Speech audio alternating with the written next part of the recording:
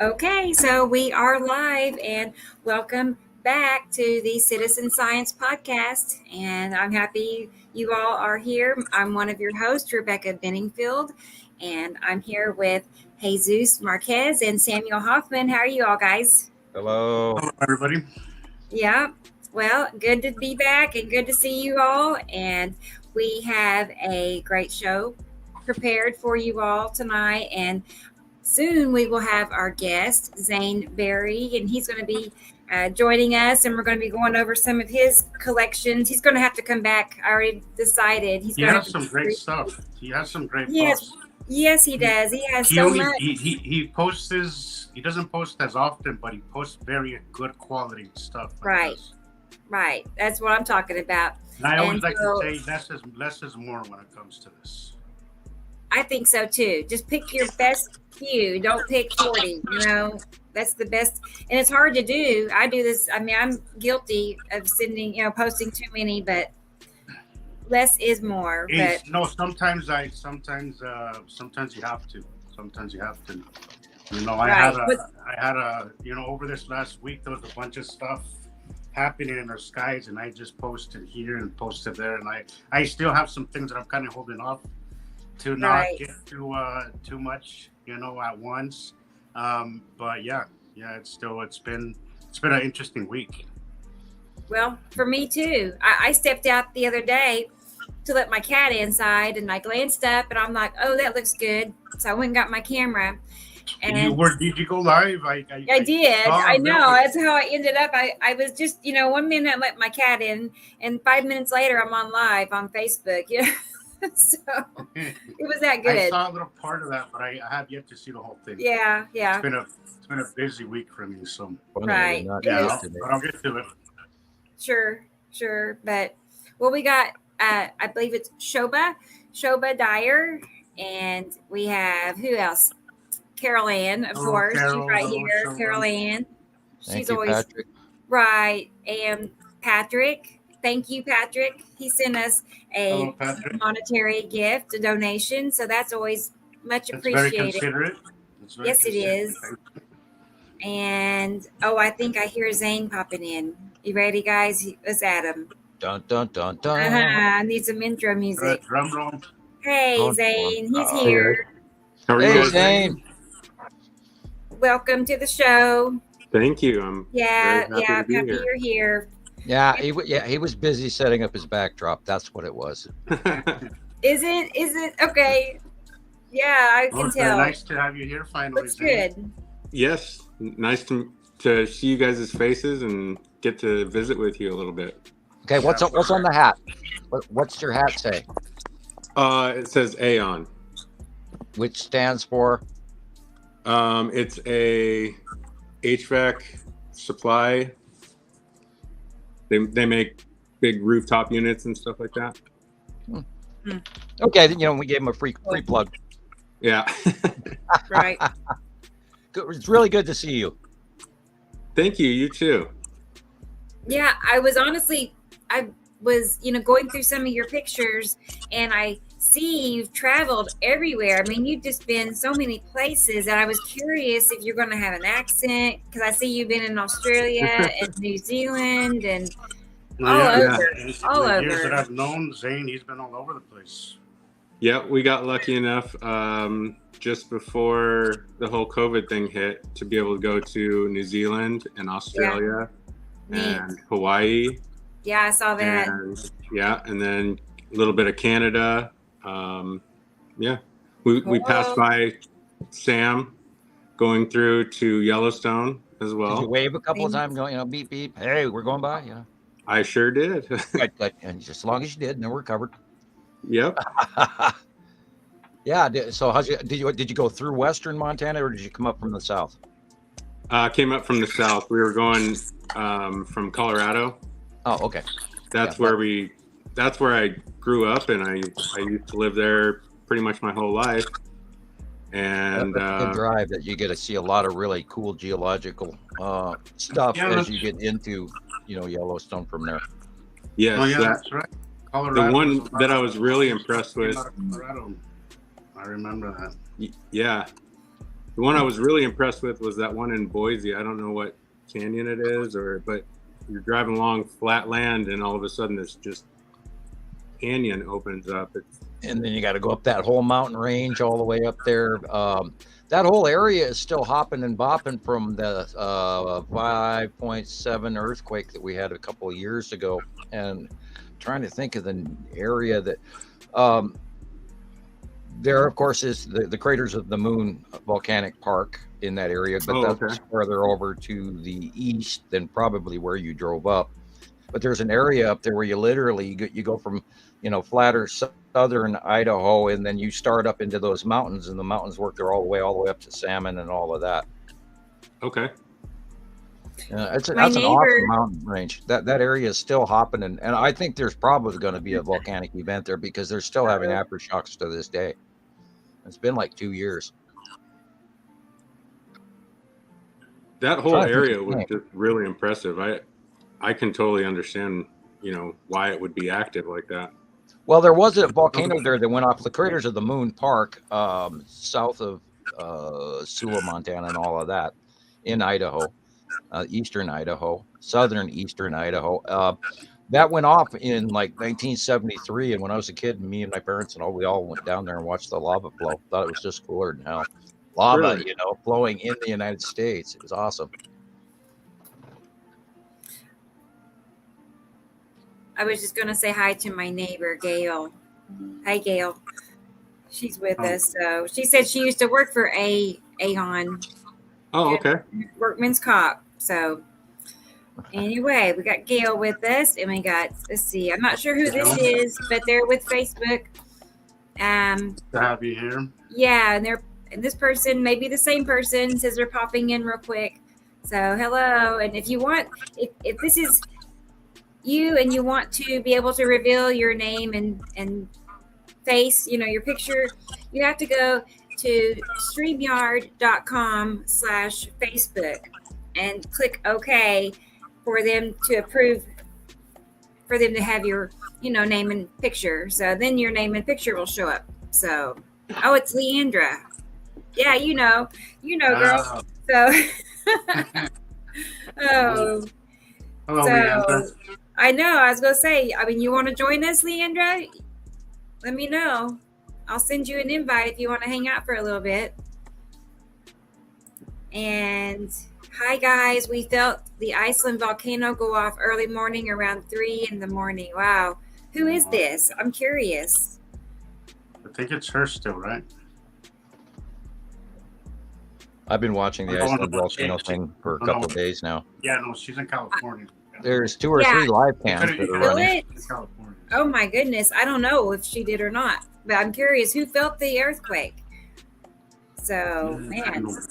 So where are you now, Zane? I'm just southeast of Tulsa. Okay. Yeah. And you guys are getting ready for the odd winter snow effect that's about to hit this year with the super El Nino?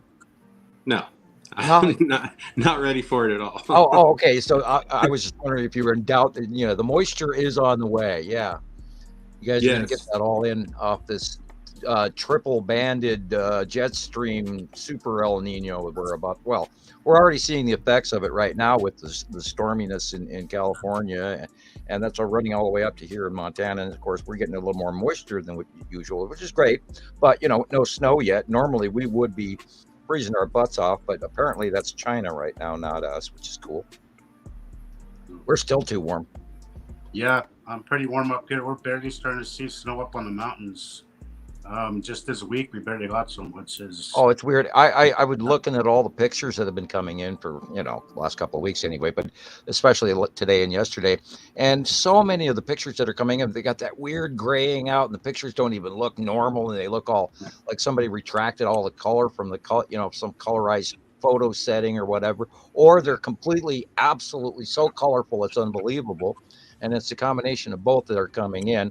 And I was out driving around this morning, and you could definitely see a cutoff of the sun. And I even asked the store clerk, I said, "Do you notice how weird looking it is outside?" And they go, "No." It's like, okay. I know. That's the end of that conversation. Pretty normal to me. Yeah. You know, that day that we were on this last time, that I was, you know, up on in my car, it got really interesting, and I was trying out a new camera, and all the footage I took was ruined, all of it. And it didn't work on me, but it was absolutely amazing. I got one still shot that I put on my profile pic. You know, that's all I was able to get out of it. But it was kind of a bummer that the camera kind of failed me. So just overexpose it or what? No, it just it gave me damaged file thing. So really, it just kind of it went bonkers on me. I've had the camera for some time, but I never use it. I always use the other one. I thought I use it this time because it gives a little bit better color, but it just none of it worked. And I tried it again, and it just kind of just went haywire on me. It takes pictures, you know, the pictures work, but the video just isn't happening for some reason. So yeah, I'll never do that again. That's such a bummer, especially when you catch something just amazing. Yeah. It was absolutely cool. And it was going all happening. I set my camera recorder while we were doing the show. I was like, this is gonna be cool. After we do the show, I'll tinker with it and see what I caught. And I was really upset about it. It really irritated me. But I got one still shot, and that was about it. It happens. There'll be other opportunities. There always is. Yeah, but you almost remember them all. So, Zane, how many pictures you got for us, or did you send a bunch in, or?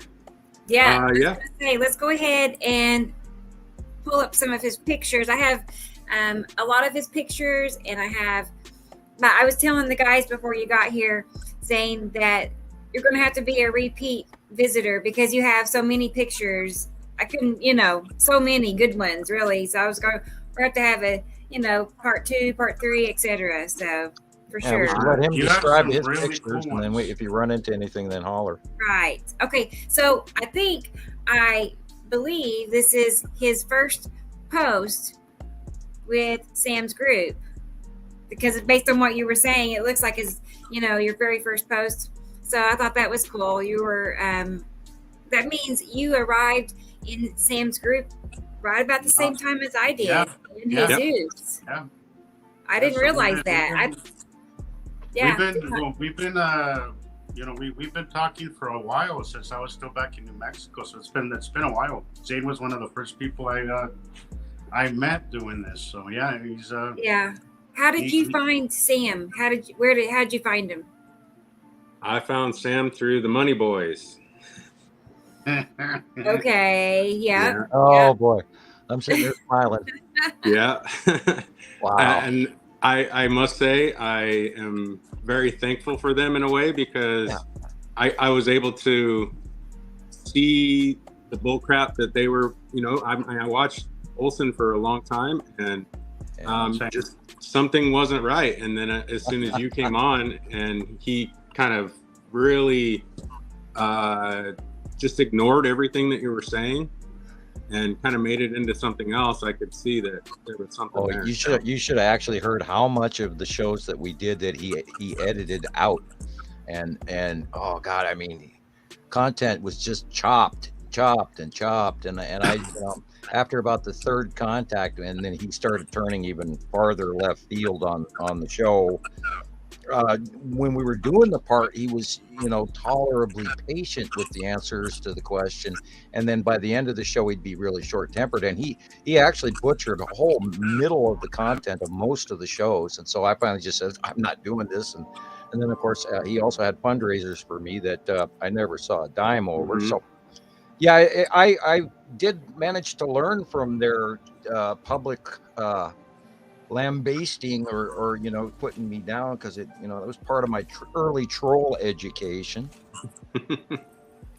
Well, it was good schooling on how much bull crap is out there and what not to follow. Is kind of so, because I followed Steve Olsen for at least a year, before I come across Sam.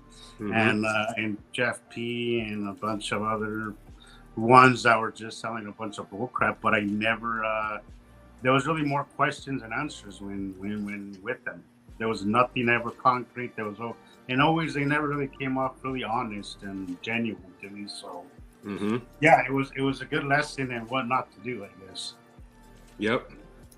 It was always the sun simulator or something to that effect, you know. Yeah, to this day we have yet to ever get even so much as one photograph of anything that even closely, remotely resembled any sun simulator. They use a lot of those red. Sometimes you get it. It's like a camera lens effect that it has like a bunch of red. Oh yeah. Lens flares around, so they call that a Fresnel lens or something. And that's the one that got me. That's the one that got me where I was like, okay, yeah, I'm done with these guys. And I kind of looked elsewhere because I had been seeing that same camera lens flare for some time.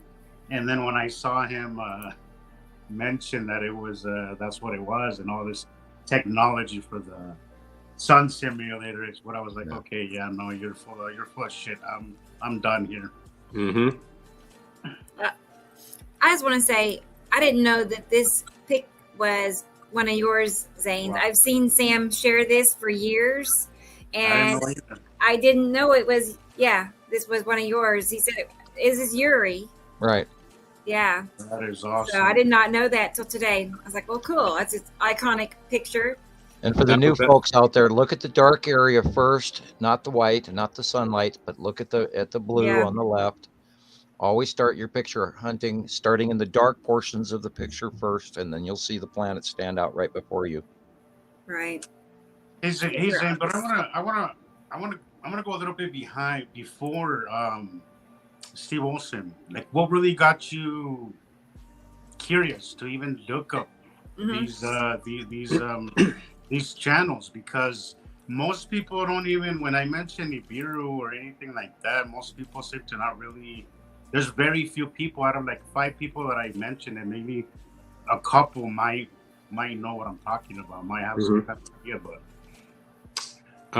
you know, I kind of ran across a lot of the conspiracy stuff on when YouTube was good, you know, and I could just binge watch all day long on so many different issues. It was so good back then. It was so good back then. So much has been lost. Yeah, and really it started with, you know, Bigfoot videos and all sorts of stuff, and it really just kind of bottlenecked right down to the whole Planet X, Zachariah Sitchin, and you know, Harrington, and I was just enthralled with it, you know. Yeah, same here. I went down all that Zachariah. That one, I think he was Peruvian, or what's his name? Ferrata. Yeah, Ferrata. Yeah, there's little bits of truth in all of it, but I think they don't have an overall understanding, which is, I think, what Sam has done here that sets him apart from a lot of people. You know? Well, and once I realized that, you know, I didn't really have to rely on their information. I could go look for myself, and it really did start as a, you know, this can't be real. I'm going to prove this thing wrong, you know, and I did everything but, you know. Yeah. Well, I kind of started out that way too, you know. I didn't absolutely want to believe what I was seeing was real either, and I just kept doing it and going, nah, yes, no, yeah.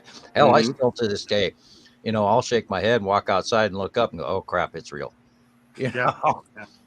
I say that all the time. I have days where nothing happens, and then I'm like, okay, yeah, I'm nuts, and then the sky's going nuts, and I'm like, okay, I guess I'm not crazy. And even to this day, I still do it. I used to do it more back then, but now it's kind of setting in more. But it's still it is a lot. You know, what's happening is pretty ridiculous. You have to really, you have to kind of think outside of the box to really accept it and understand it. So I kind of get it how some people are reluctant for it. But as I've said before, if you kind of look and you could prove it yourself. You know, as crazy as it is, you can absolutely prove it yourself. It's the best way to do it. I mean, go look for yourself. Go start taking pictures. Right. You know, I Yeah. always tell everybody trust themselves, you know, and believe what we say, but don't believe what we say. Go out and investigate, and you know, and if you know what the skies used to look like, it's a huge difference. And when you're older, the older you are, if you're in your 40s or 50s or 60s, then you kind of remember back with a lot more ease. Where people in their 30s and 20s are going to go, this kind of looks normal, but it's not. And you know, I was talking to Rebecca earlier. I posted on Montana Skywatcher Anonymous this week, like 12 different videos from God, literally from Sicily all the way to northeastern China, where they had a mass freak snowstorm. And there's been major, unbelievable weather all over the place in Europe and Central Asia and the Arab countries and everything, and flooding in Saudi Arabia, and you know, watching camels swim in flood and all of this. And it's not making the news. It's not making it to normal people's newscasts and everything. So you have to go and look at this stuff. Oh God, I'm just sitting here in awe at what's going on, and it's not making the news. It should. Well, and it's not like dinky little floods either. I mean, it's carrying cars and, you know, barges. Yeah, and ripping roofs off and displacing entire Yeah. families and killing people. Yeah. Yeah. I mean, these are extreme storms that, you know, that they showed pictures of the Hodge, and there's people blowing down the street along with, you know, furniture and motorcycles and you name it, and the stuff's just sliding sideways, you know, at 60 miles an hour. And it's wiping people out left and right. I just because that's always something that gets me is the videos of the cars, you know, washing around. I mean, I don't recall, you know, 20 years ago seeing that ever. You know, I'm and especially not something that new and often. different. Like we used to see something maybe minuscule compared to what's going on every other, you know, year or so. Something that was so uncommon that it would make the news, but it's become so common that it's, you know, it's just not making any headline. Every week there's some. Yeah, it's nonstop everywhere now, and you know, I'm thinking an awful lot lately. Imagine it just all the way through the winter period, and last year I was experiencing and they've just put out major warnings to the populace to stay indoors. So you know, there's a whole bunch of crazy crap that's not being discussed, and I'm in absolute awe that they're not warning the overall populace planet of the climate change effect that are going on right before our eyes. If this keeps going, there, you know, and I've said this 1,000 times, if you have a roof next week, you are lucky. Okay, are you guys hearing their Zane's reaction? You know, That was. He's the guest star today. Let's hear it. I want to hear your opinion. I can't believe. Smiling. I mean, you guys are right. It's like every other week, and I mean, we're talking like just the biggest monumental storms you've ever seen. I mean, and it's anything from a land hurricane. I mean, some of these so-called bomb cyclones and derechas, and I mean, we had one in Colorado that was, you know, I watched the wall come in the morning and got pictures of it, and I mean, we had probably 100-mile-an-hour sustained winds all day long. It was nuts. All right, and that's not normal at all. That's nowhere within the spectrum of normal. No. Well, and once you look on at these storms on the radar, share it around the world that this is happening. When you look at the storms on the radar too, I mean, it looks like a big hurricane over land. Right. Well, yeah, you just look at the barometric pressure, you know, and then they stop handing that out left and right. But if you go into the 950 or 955 millibars, you're looking at, a class 2 hurricane in the northern hemisphere. It literally goes from one continent across the ocean and then goes over another continent and then goes all over southern Asia and over the Mediterranean and all the way up into northeast China. And it just, that one storm, and I think we could even, it was Iran was the storm that went through, and it wiped out got the coast of Ireland, and then it got the coast of England, and then it went up into the channel there, and then it messed with people in Germany, Holland, France, it messed with people in Croatia, and it just kept going to the east, and then there was a huge storm in Sicily, and then Milan there was flooding, and then Saudi Arabia there was flooding when it got to the end of the Mediterranean, and then it India, and then all the way up to China. Flooding in Mongolia, followed by a freak snowstorm in northeastern China. Flooding in the desert. It's probably reforming and coming back again. Who knows? Yeah, it's flooding in the desert. It's been flooding in the desert for about 8 months. That's crazy. It is insane what's happening. And and I forgot to mention that South Africa is also getting pummeled by freak weather, and they had huge egg-sized hailstorms that caused a few $1 million in damage this week. I think it was like 2 days ago. So freak weather everywhere. Yep. I just wanted to answer a question that Aaliyah asked a few minutes ago, and yes, she is correct. This is correct. So yes, Nibiru is to the right and Uri is to the left, and for the time being, they're always in those locations. They don't swap sides. So, and Third Eye Cam is with us, and he's in the hospital right now from a heart attack. So sorry to hear that. Get well soon. Thanks for being here. Right. I'm happy you're with us, though. And I mean, at least you're feeling good enough to hang out with us. So I'm glad you're, just get well, feel better soon. Darn. Who else? Stephanie. So, Zane, what would you say you see more, you get more action in Colorado due to compared to Oklahoma, due to the difference in elevation? Probably. Here, just a lot more open skies like you kind of experienced in New Mexico. Yeah. I like that about here. And when it goes bonkers, it goes bonkers here. That's what it was in New Mexico, man. The colors, the clarity is everything so vibrant. But the elevation makes a huge difference. Out here, I have a ton of obstruction with the mountains. I have to pick my area as well. Mm-hmm. That used to bother me. Big open skies. So yeah. Yeah, I knew that there was something just beautiful sitting behind all those trees, or Yeah. or I get 20 minutes less of. Because you only have a little short window to get the shot. Mm-hmm. And sometimes you have this enormous obstruction that you just can't. By the time you get around it, I can't tell you how many times I've missed some pretty cool stuff here because of all the obstructions. And also, I was in a really small town, so there wasn't a whole lot of buildings and all that stuff. Mm-hmm. So, yeah, I feel you, man. I feel you. I would say, though, I mean, I have been quite a few places doing this, and I mean, you can see it everywhere, yeah. Almost daily, Everybody gets their turn. Everybody gets their turn. Yeah. That's true. This is a good question, possibly for Sam, I'm sure. But Stephanie is asking about receding seas. Do you know? Matthew's moon.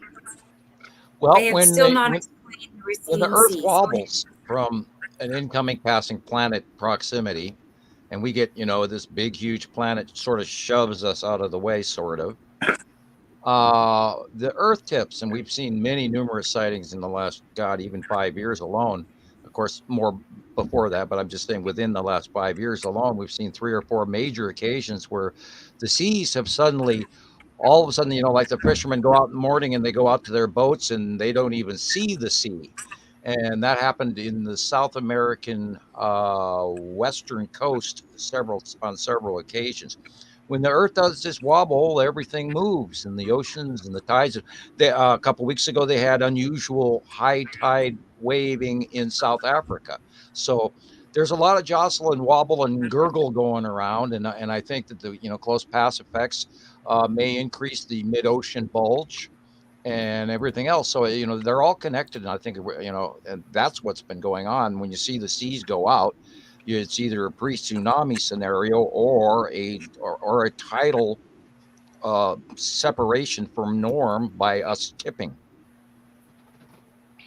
Do you think Ketu's moon has any effect on our tidal waves as well, Sam? Well, we've seen it that does have volcanic effects because during that period of time when Atu's moon was first started going directly north of the planet rather than straight across from us in the southern or the middle latitudes of the planet when it was doing side face. Once Atu's moon and Uri started going over us in 2018 and 2019, 2020, then we started seeing different effects. Yes, and that's where a lot of the people were becoming uncomfortable, as well as the new sounds in the sky, the harmonic rub of the atmosphere noises, and then all the other. I was answering questions today about people that are getting vertigo all the time and stuff like that, and I believe there's a definite effect. And we know that when Atu's moon was going over, there was all kinds of crazy things going on, including more volcanic activity and more earthquake activity.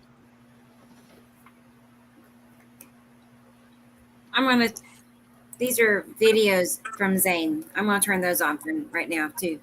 We got pictures and videos, so we'll go back and forth. I know instantly what that is just by looking at it. Yeah, look at that. That is lead asteroid going underneath Atu's moon. And we've got pictures going back on that all the way back to 2016 and 17. As a matter of fact, I reposted some old pictures today on that. And then you can see the spiral asteroid underneath holding out. That's, yeah. Same thing, Atu and Atu's moon. You can always tell because of those ripples. I don't know. It's a standard pattern. And of course, the base cloud, the bottom of it, is what really a lot of times would differentiate one or the other of the planets. But then we also know that the rotation of Atu's moon is facially visible right here in a rolling different pattern. I was going to say what really also stands out is the blue, the dark blue versus the light blue. That really is obvious too. Yeah, if you look at the lower left horizon by the roof of the house, it's light blue, and then everything else is dark planet above. You could always see those V shapes that and that's the asteroids underneath. Rotating underneath the gas giants. They kind of conform around the planet, and I heard somebody explain those away. I think I'm not sure who it was on a YouTube channel explain those away, and I didn't even listen to it because I have known better. But those anytime you see those, pay attention. Something's about to happen, or something is in progress. Zane, have you got the patterns memorized in your head, or do you still have to go back for reference material? It depends on. It really depends. Sometimes I'll get mixed up between seeing the similar patterns in, say, Nipicity and like a similar pattern that Atu's moon might make, where they have that drag effect. Right. And so, and the dance is confusing where they're blending in. Mm-hmm. When was this one that we're looking at taken? This was 2019, I believe. Okay, so that would have to be because the lighting is on the right, so this has to be Atu's moon. And see the cumulus nimbus rotational. Yeah, that has to be Atu's moon. And that was a really awesome period of time. Yeah, right there where That is so cool. That's Atu's moon. Sorry. And that was just it was a really cool close pass period. And now, of course, it's going past us, and it's also higher up. And I'm almost disappointed because the show is changing. And it is. It really is. I'm interested to see what they're going to look like once they go past us and they're more fully illuminated, so we can see them in the daytime when they're smaller. But I wonder if that's when they're going to finally be seen, as after three-quarters of the show is already over and everybody missed all the good, I'm going to chuckle at them going, I told you so. And I'll say it probably 5,000 times in a row. I can't wait. I can't wait to see what's going to happen once they go past us. That's really going to be interesting. Really want to see what how they're going to manage it then, because up until now it's been really easy to up until now it's been really easy to write it off as craziness, because they're barely visible, with the being that we're seeing their dark side. But once they become more illuminated, I really want to see what that's going to be like. I want to see the reaction of the people trying to keep this from going public. I want to see what they're going to do. And we got some forward coronal mass ejections this week as well. So we're going to be, there's big time for sure, Uri. And that the illuminated white area is the Tan asteroid and all of her little sisters.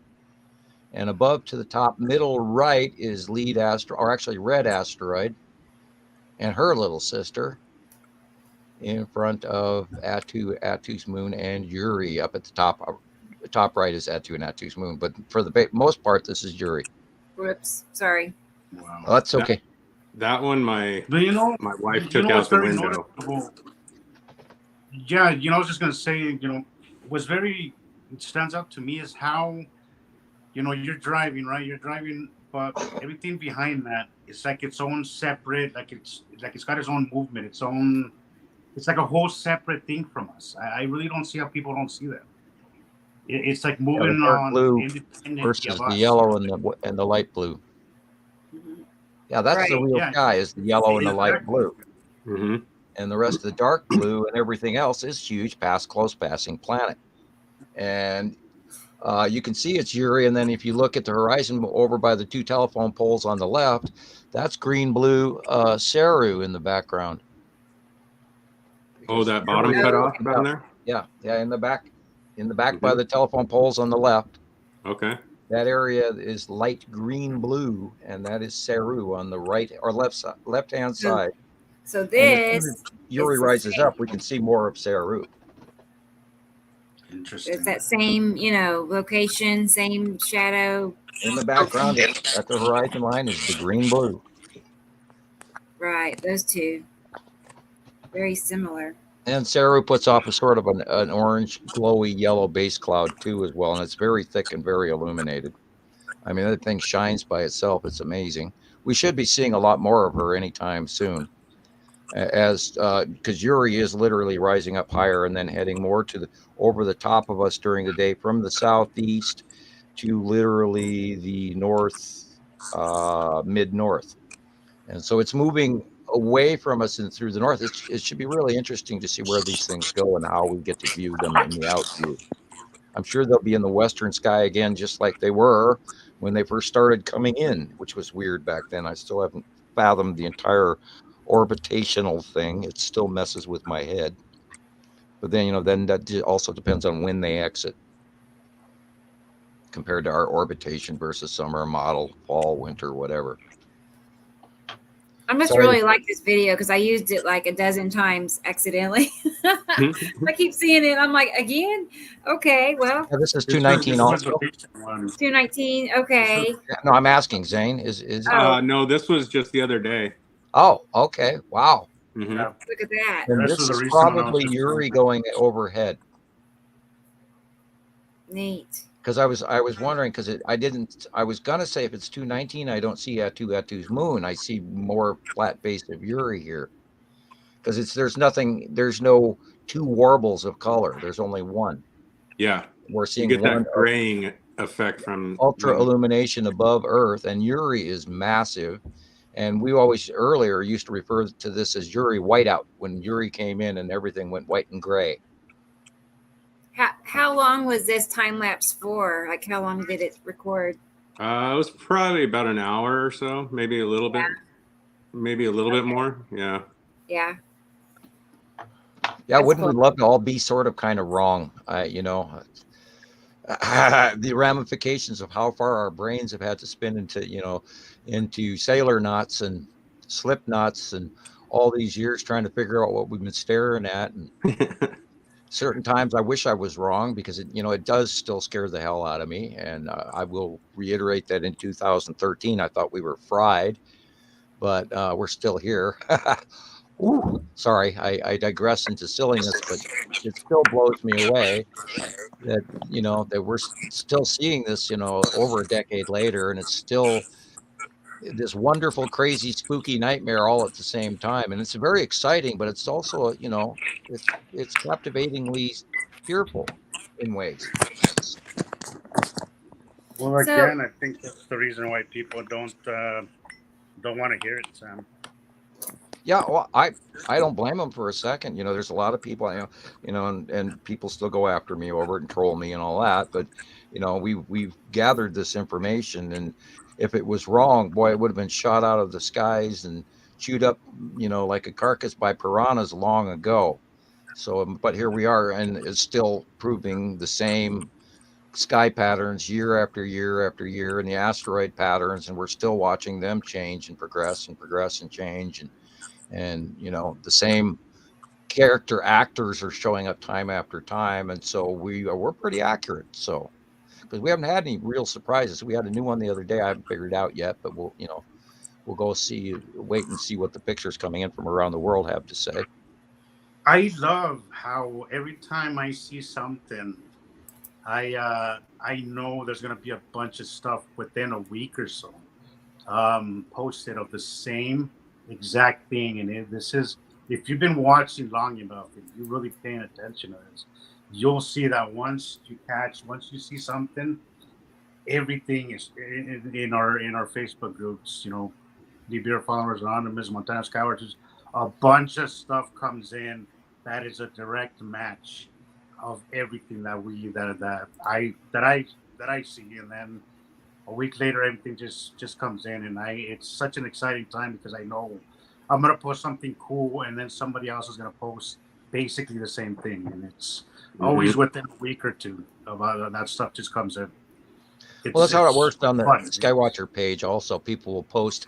I'll get 10, 20 people posting down the page, and literally 5, 7 of them are going to post the same sighting, and then the other 7 of them or whatever are going to post something in the other side of the sky on the opposite side that also match. And and I'll post the drawings to people literally time after time after time for a couple of days in a row, and then we move on to another progression about what we're seeing, and especially with the really cool stuff that's coming in with the Saturn's yellow moon currently. Wow, and that's awesome. I'm still waiting for another base cloud vortex multi thing there, but I haven't seen any yet. I can't wait to get confirmation of that one, of that picture we saw. Yeah. We've that only close got that one pass, series.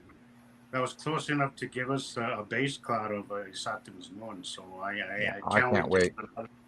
Another similar, because I saw a lot of people try to down it as AI, but I was like, okay, let's just be quiet for now and see what see it repeat itself, because we know that these things repeat itself, and it will. It's just a matter of time. Yeah, there's been a couple of posts that were similar, but the ground base was on or behind the horizon and not visible to see if there was the 6 fingers or whatever we could call it. Careful what I'm going to, catalog a new tag. But anyway.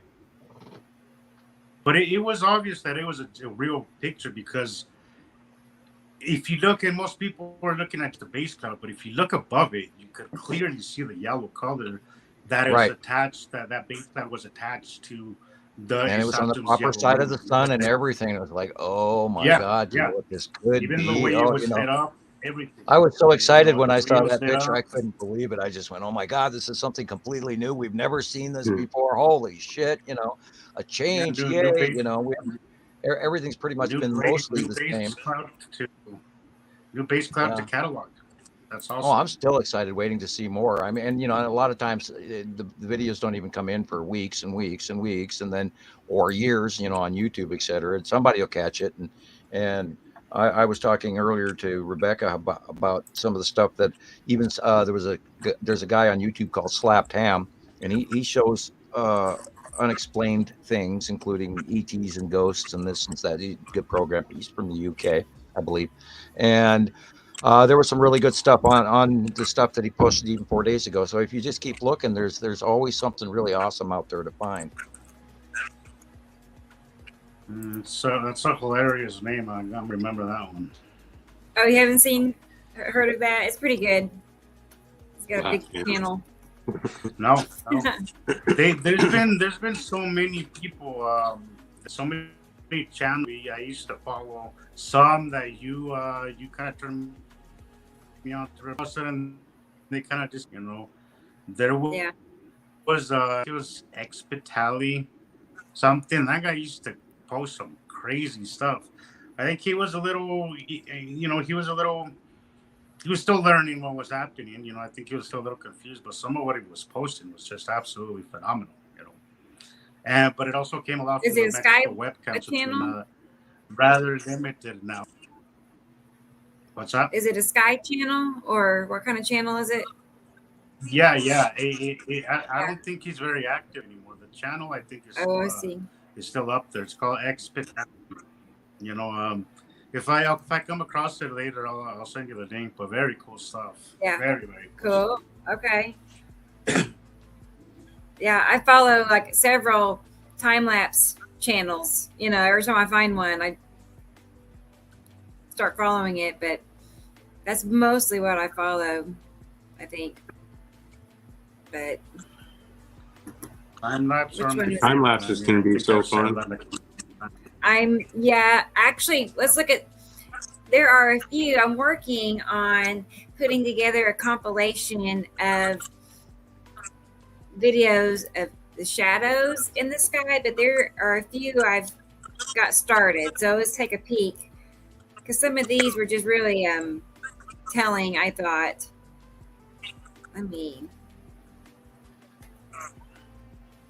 See if it's going to show it as well as it did in the video player.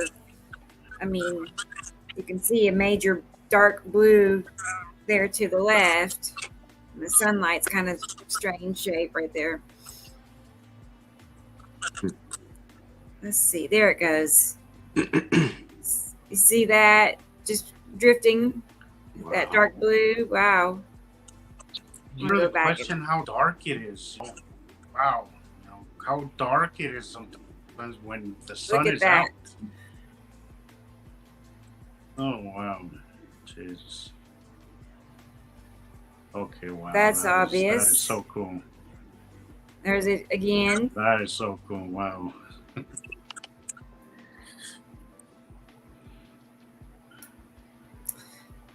Yeah. I don't see how people deny some of this stuff. I don't understand it.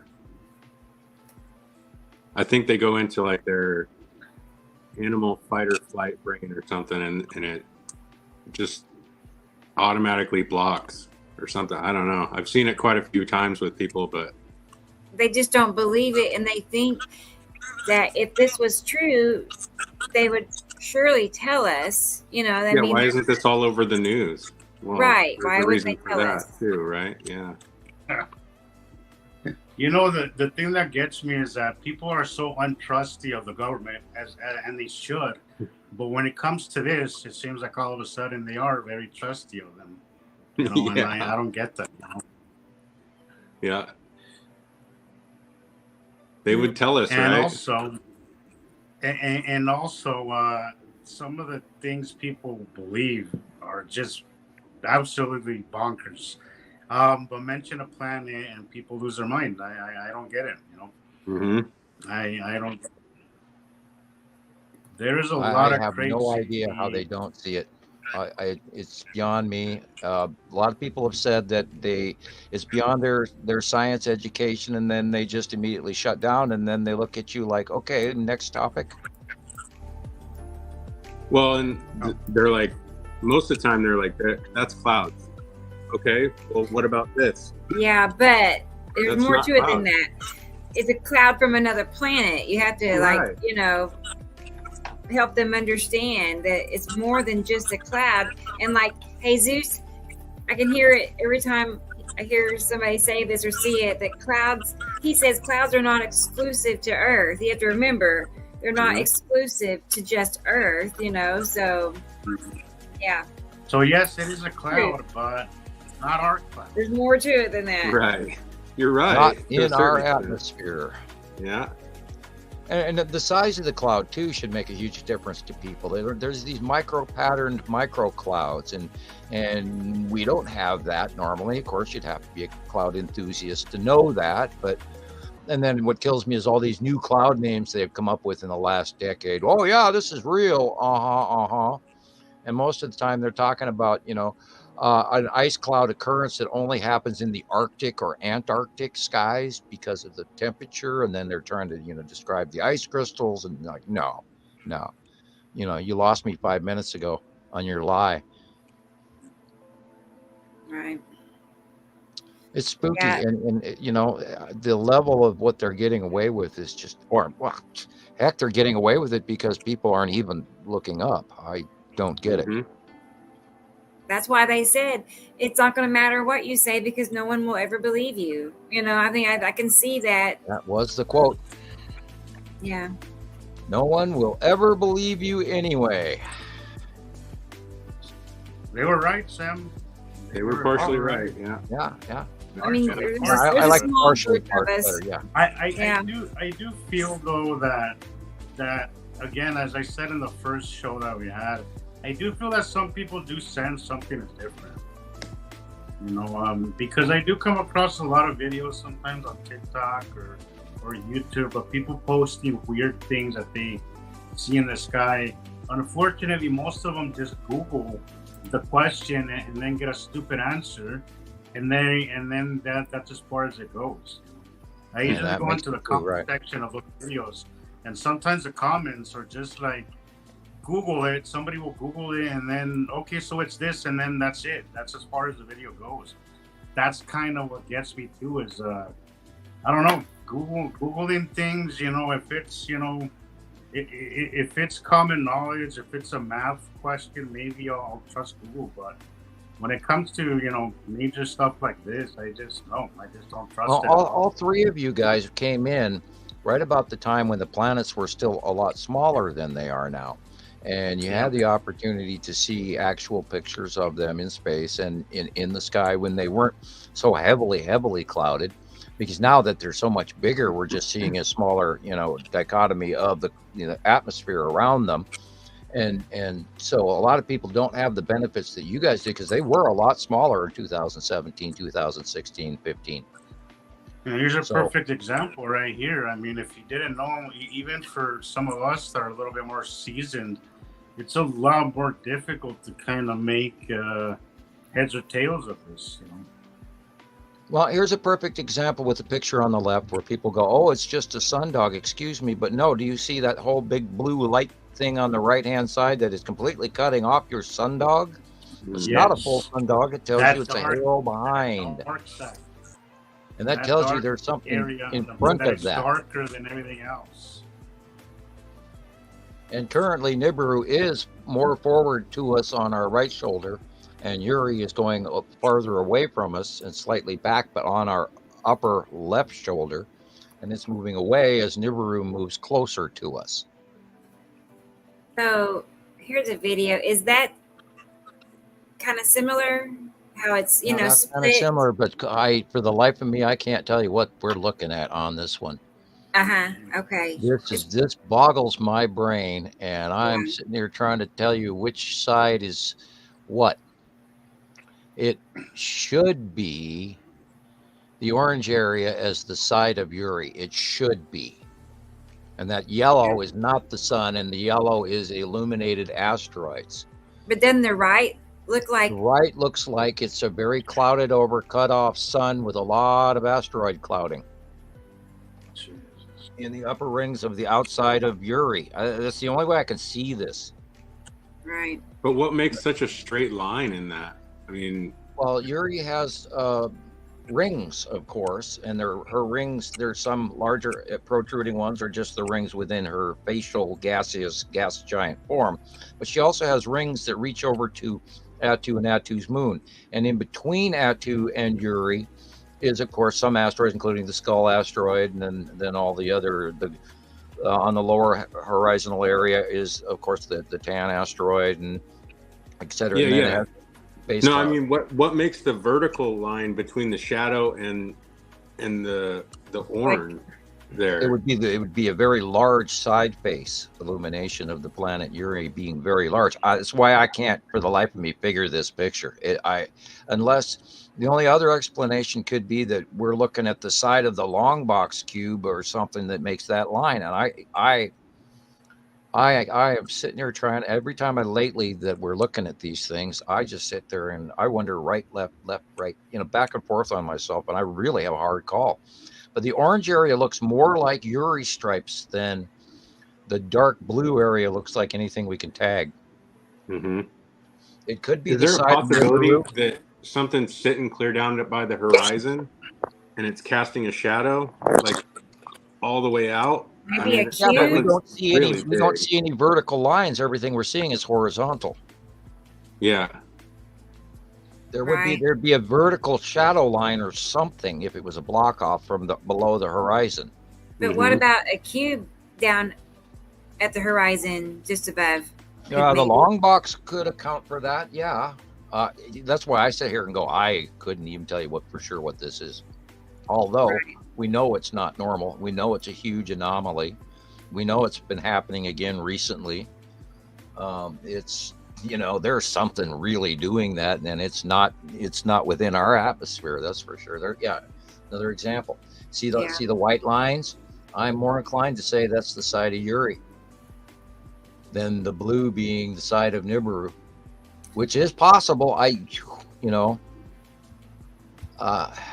But the sun is, I think, behind us here in this shot. So that would be side face illuminated Uri before Nibiru, because Nibiru couldn't be there if the sun is behind us. So that has to be the side face of Uri.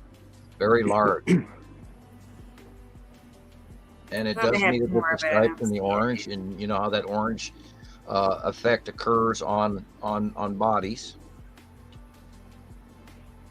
Yeah, that's why it spins me in circles when I see these. That's why I always try to tell everybody, take as wide a shot as you can get. Mm-hmm. And then, then take some smaller right and left shots of either side of the sun if you're, going for a centering down, and then a shot of the asteroid groups you're watching or whatever. But usually try to start out with a very, very wide angle shot if possible, and then see what you see in that shot, and then center down from there if you have the availability to do so while on the fly. Hey guys, I got that error that I got a couple shows ago with the little robot on it. Anyway, I know now I can just close out my window and reopen it and it will be okay. But if I go off camera for a moment, it's because I'm doing that, okay? Okay, no, Katrina, Uri is not Jupiter. Oh, I'll be right back. I gotta close this out. I think we lost Jesus. Yeah, he's been gone for a minute or two now, huh? Well, I'm sorry, I was looking down at other things like my cough drop here, I get to talking too long and have no voice left. So Jesus and I were talking about, you were talking last show about the bottom part of the yellow moon for Isatum, and how it makes that like squared off. Flat, yeah. Yeah, what did you call that again? It's like a push down face plate. It's like it's almost like a soft shell crab body that it's pushing into it's a push in, and when it's like jamming into our atmosphere above or whatever, and there's this notable circular face plate, and if you like in the one that the videos where she was showing and it turned, it looks like a small shield, and that's odd. I don't, and that might have to do with the movement ratio of Isatum being it's also one of the smaller planets in comparison to Nibiru or Uri or Atu and Saru. They're small. I mean, Nibiru is massive and Isatum is big, but and I think perhaps bigger than Earth, but not that big in comparison. And then Nepacity is smaller. So I think that might have to do with the, with rotating speed factor and the fact that it's got the ion tail that does sort of, around the planet Isatum wake on both sides. And I think, and proximity push plate. And then there's also a lot of the time we're getting a lot of captures where the long box cube is always right there. And sometimes I'm wondering if the long box cube is the push plate, because we see those 3 or 4 lines on some shots. And so I've been, tossing between it. Maybe that wake plate comes from the long box cube being parked right in front of the yellow moon or whatever, trying to blend in. So it's not a full onset thing. And that's what was so cool about that snorkel Isatom's yellow moon drop tail picture that I don't know if you saw it or not, but it had those centrifugal fingers in the middle of the core snorkel that we've never seen from Nepesity or anything like that, or Saru. So it had like 4 different vortices or something, didn't it? I was thinking 4, 5, 6. I didn't stop to actually count them, but I was looking at that, just drooling over that picture, going, "Oh my God!" And I'm still, 2 weeks later, I'm still excited to see it coming in another capture somewhere. So Yvonne is asking about punch holes, Sam. Yeah, punch holes are literally a pressurization of a larger body coming in outside our atmosphere, our ionosphere, or our stratosphere, and it punches a wake pattern into the stratosphere, and it makes this visible transitional hole from the bottom of these passing planets and asteroids and moons. I was going to say, yeah, I've seen it happen. Yeah, we in the patterns, we've got a couple of thousand pictures of it today. Yes. I was going to say, I've seen punch holes in square shapes, round shapes, all kinds, Of course, the square shape, of course, is at the bottom of the Texas cube, enveloping or stopping or cushioning into our upper stratus clouds in the misty clouds above us. Now, our regular normal weather goes up to 35,000, 40,000 feet, which is where air traffic is, and military traffic only goes in about 60,000 feet. And then above that, we have a bunch of thin ionosphere clouds, etc. And you need to study your layers of clouds. Those things are available on YouTube. Type it in. But above that, something pushing in actually is a very large body that is enveloping or adjusting our upper atmosphere. I just love this one. I was just going to tell Zane. Yep, that's pretty recent. Attu's moon. Yeah, a few days ago, wasn't it, Zane? Yeah, two nights ago or so. So you're in Oklahoma mostly. I just see you travel around, but it seems like you get the same thing I get almost. It's pretty cool. Yeah. That's one of my favorite things to do is when somebody, posts something and I have the exact same photo, post it as a collaboration in their comments or something, to where we have 2 or 3 of the same exact photo, Yeah, and that's what I do too. I've just collected them from everybody around the world, and you do exactly what I do. And I go, if that's just clouds, well then how come? Here's 12 examples, and then I give, the year. Well, this was taken in 2016. This was 2017. This was 2018. This was, and I think some people probably think I'm a really big pain in the ass, but I do bomb sometimes to people and to try to inform them. Well, that's what it takes, though, isn't it? I mean, it's a repetition where the brain actually finally gets it, Right. Oh, I've seen that pattern before. Oh, I've seen that pattern before. Like this, for example, we know what this is automatically because we've seen the open illuminated core of the planet Nepesity straight on for like 3 or 4 years now, because she's been doing the nonstop small planet run over the top of us, and the rain bombs and the snorkel and the lightning storms and the push winds and the derecho winds and the rain, or what do they call that? The cyclone bomb. Yeah. Which I always say, cyclone bomb my ass. I have a picture that says it and I post it all the time. It's like, excuse me, a cyclone bomb does not have stabilized 80-mile-an-hour winds, which is class 1 hurricane. And northern, in the northern hemisphere, going over land. I'm sorry, I try to emphasize that word because those don't exist in normal, and yet they're standing there going, oh yeah, it's a derecho. But a derecho has to do only with the southwest desert, and it's a straight line wind, not a bowed wind. And these bowed wind pattern storms we've documented since literally 2019, where the close passes were coming in at the 180-day cycle. And one occasion was San Francisco storm. One occasion was the South Dakota storm. One occasion was a Minnesota storm. One occasion was the Ohio storm. And there was one in Iowa. And year after year after year, they've been cited. And I, of course, one went over Montana, and Rebecca had gone through that footage for a while, and that's a phenomenal storm. I've never seen the like of. The one that I share on here, that one. No, that was the recent one. I'm talking about that 2021. I believe it was 2021. Could have been 2020. Storm that I found, and that it took me 2 years to get a copy of. Oh yeah. And I posted it to you, and then you posted it in one of your videos. You chose the last tail end where the nonstop. Yeah. Like, I'll see if I can get that. That was a good one. Yeah, I've never seen a storm like that in my entire life, except for in 2018 when it went over the top of us here, and it literally ripped up half my house. It tore the roof up a little bit, and I had to go up there and work on it and refold metal and hammer shit down and get bigger screws. And I'm still fixing my roof 5 years later. I believe it. It takes time and money to repair stuff like that. It's just a big job for one person. Well, you think you got it done, and then you find a new leak. It's not been a bad leak, but it's been, you get the little tiny colored stain on your ceiling tile, and you go, oops, there's a leak. There it is. And then you got to go in there and tar it up and spray it up and glue it up and put a taller screw, because I have a metal roof, thank God. And if I didn't have a metal roof, I'd be in a lot worse. Anyway. Right. Oh, Rebecca, did you get hit by that storm that we had a couple of months back? Oh yeah, yes I did. It was really big. It was,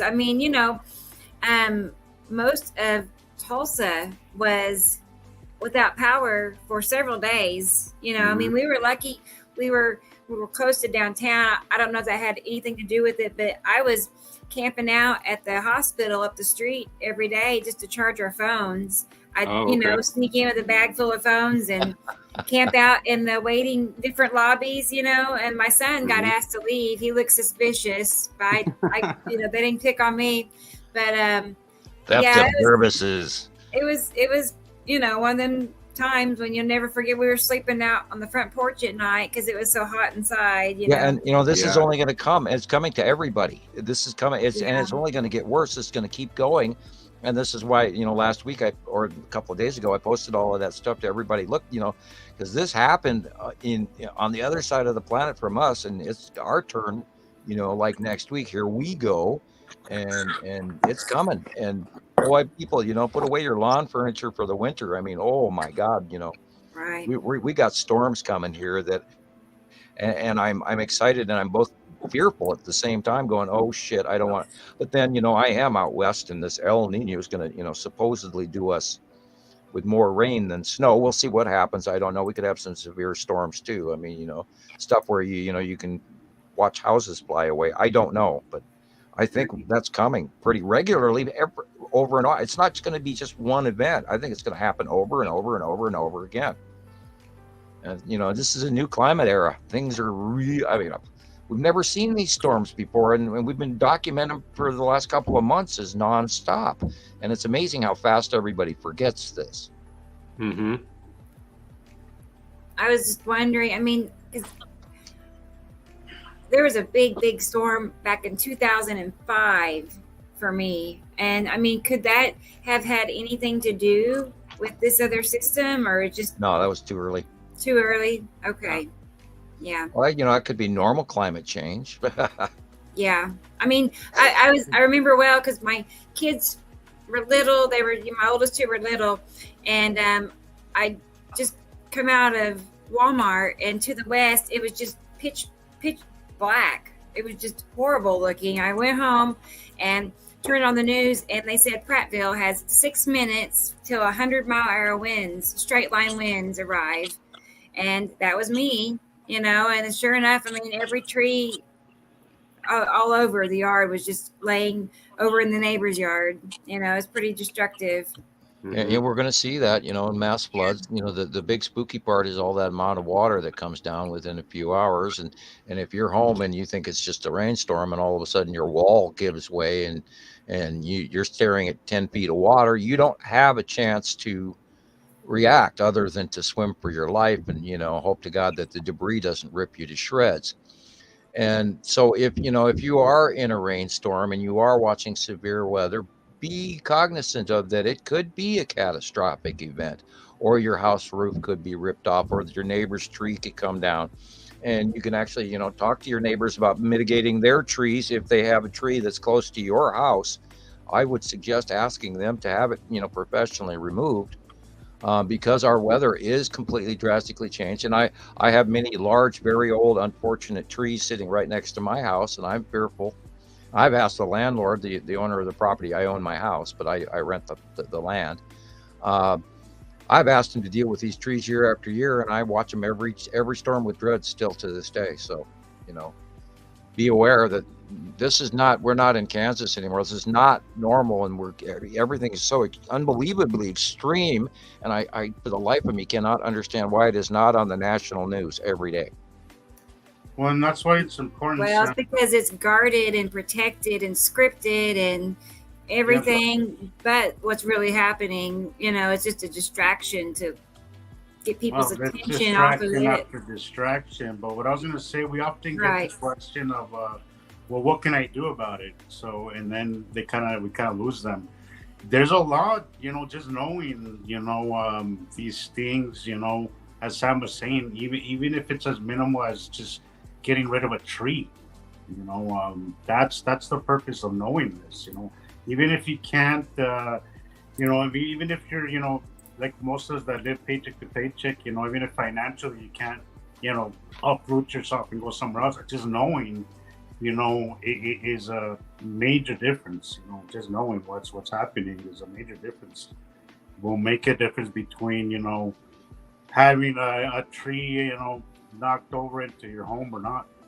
Remove those hanging flower pots that can fly loose and go through your window. And, if your window manages to be fortunate enough to stay intact through a major storm, you're great. But if your window's broken, you're going to have that major storm inside your house. And that's not cool. And that's where the water damage and everything else. And this can happen. I mean, the crazy shit can happen in about 15 minutes. Boom, gone, no house. And we've watched it. I always recommend to everybody to watch SOTT Weather on YouTube. That's SOTT.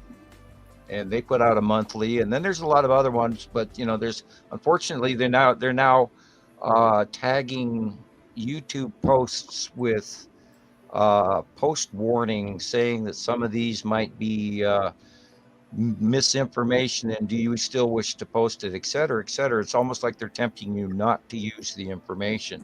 So you have to be careful of what you're using, the date that it was filmed.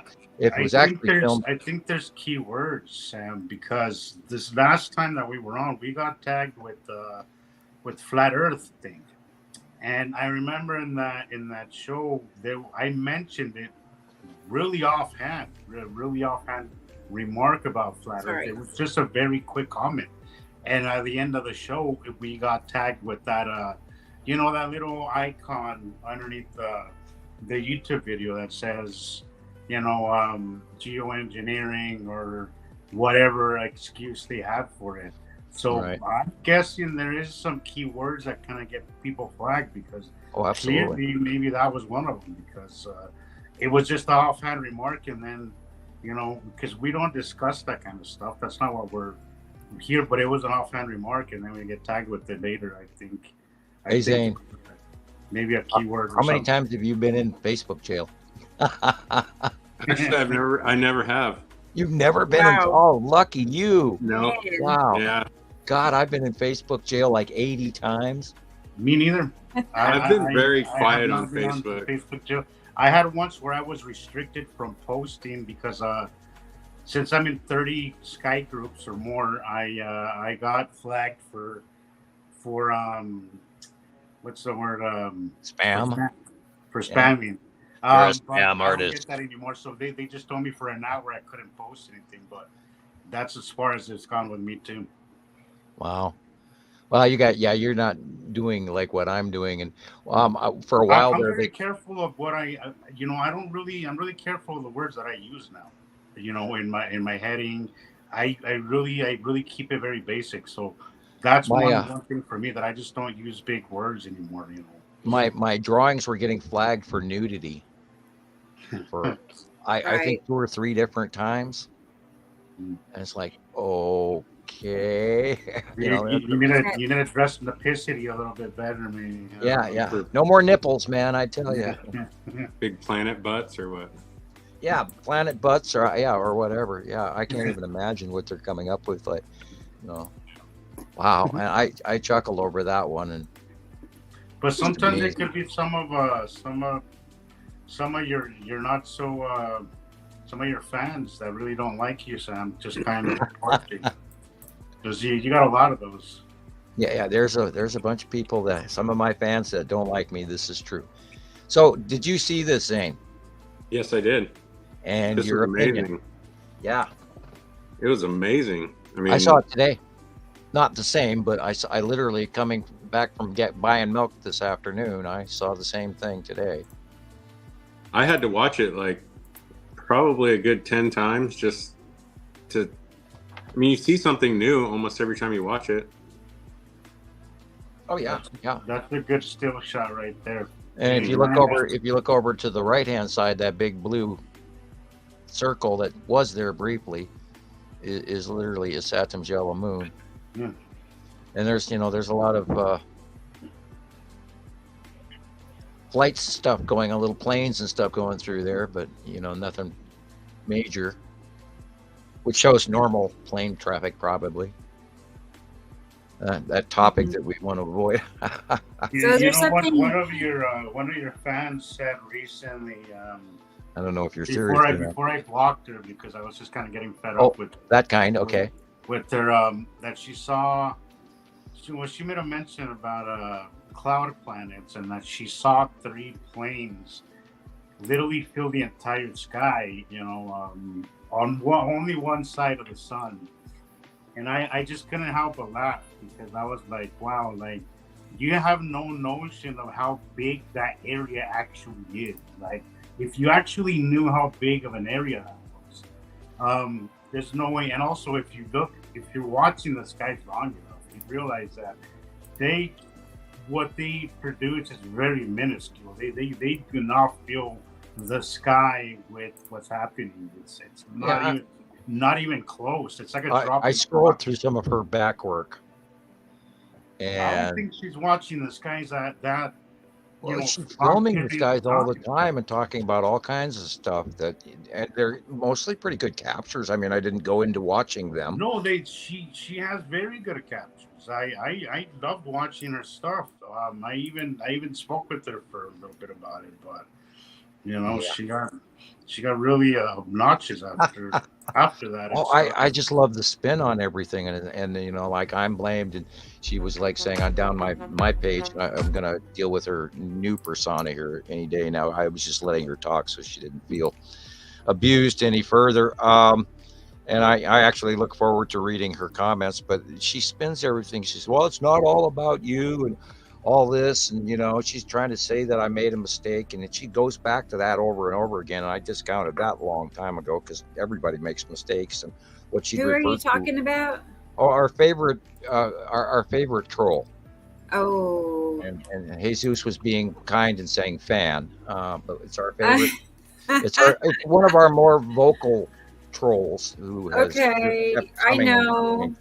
And great. I respect your intensity ratio. I read sometimes. I really wish you would kind of get with the program because she's a really good skywatcher. Yeah, I love her work. I think she does really good. I think a lot of it had to do with a membership at one point in time where some part of her head said, I can't believe this, and she went off angry. I don't know what. I don't know either. I have yet to discern what her real issue is because it's always spun in these other stories. Oh, I'm doing this wrong or I'm that, or it's kind of hard to weed the facts out of the insults.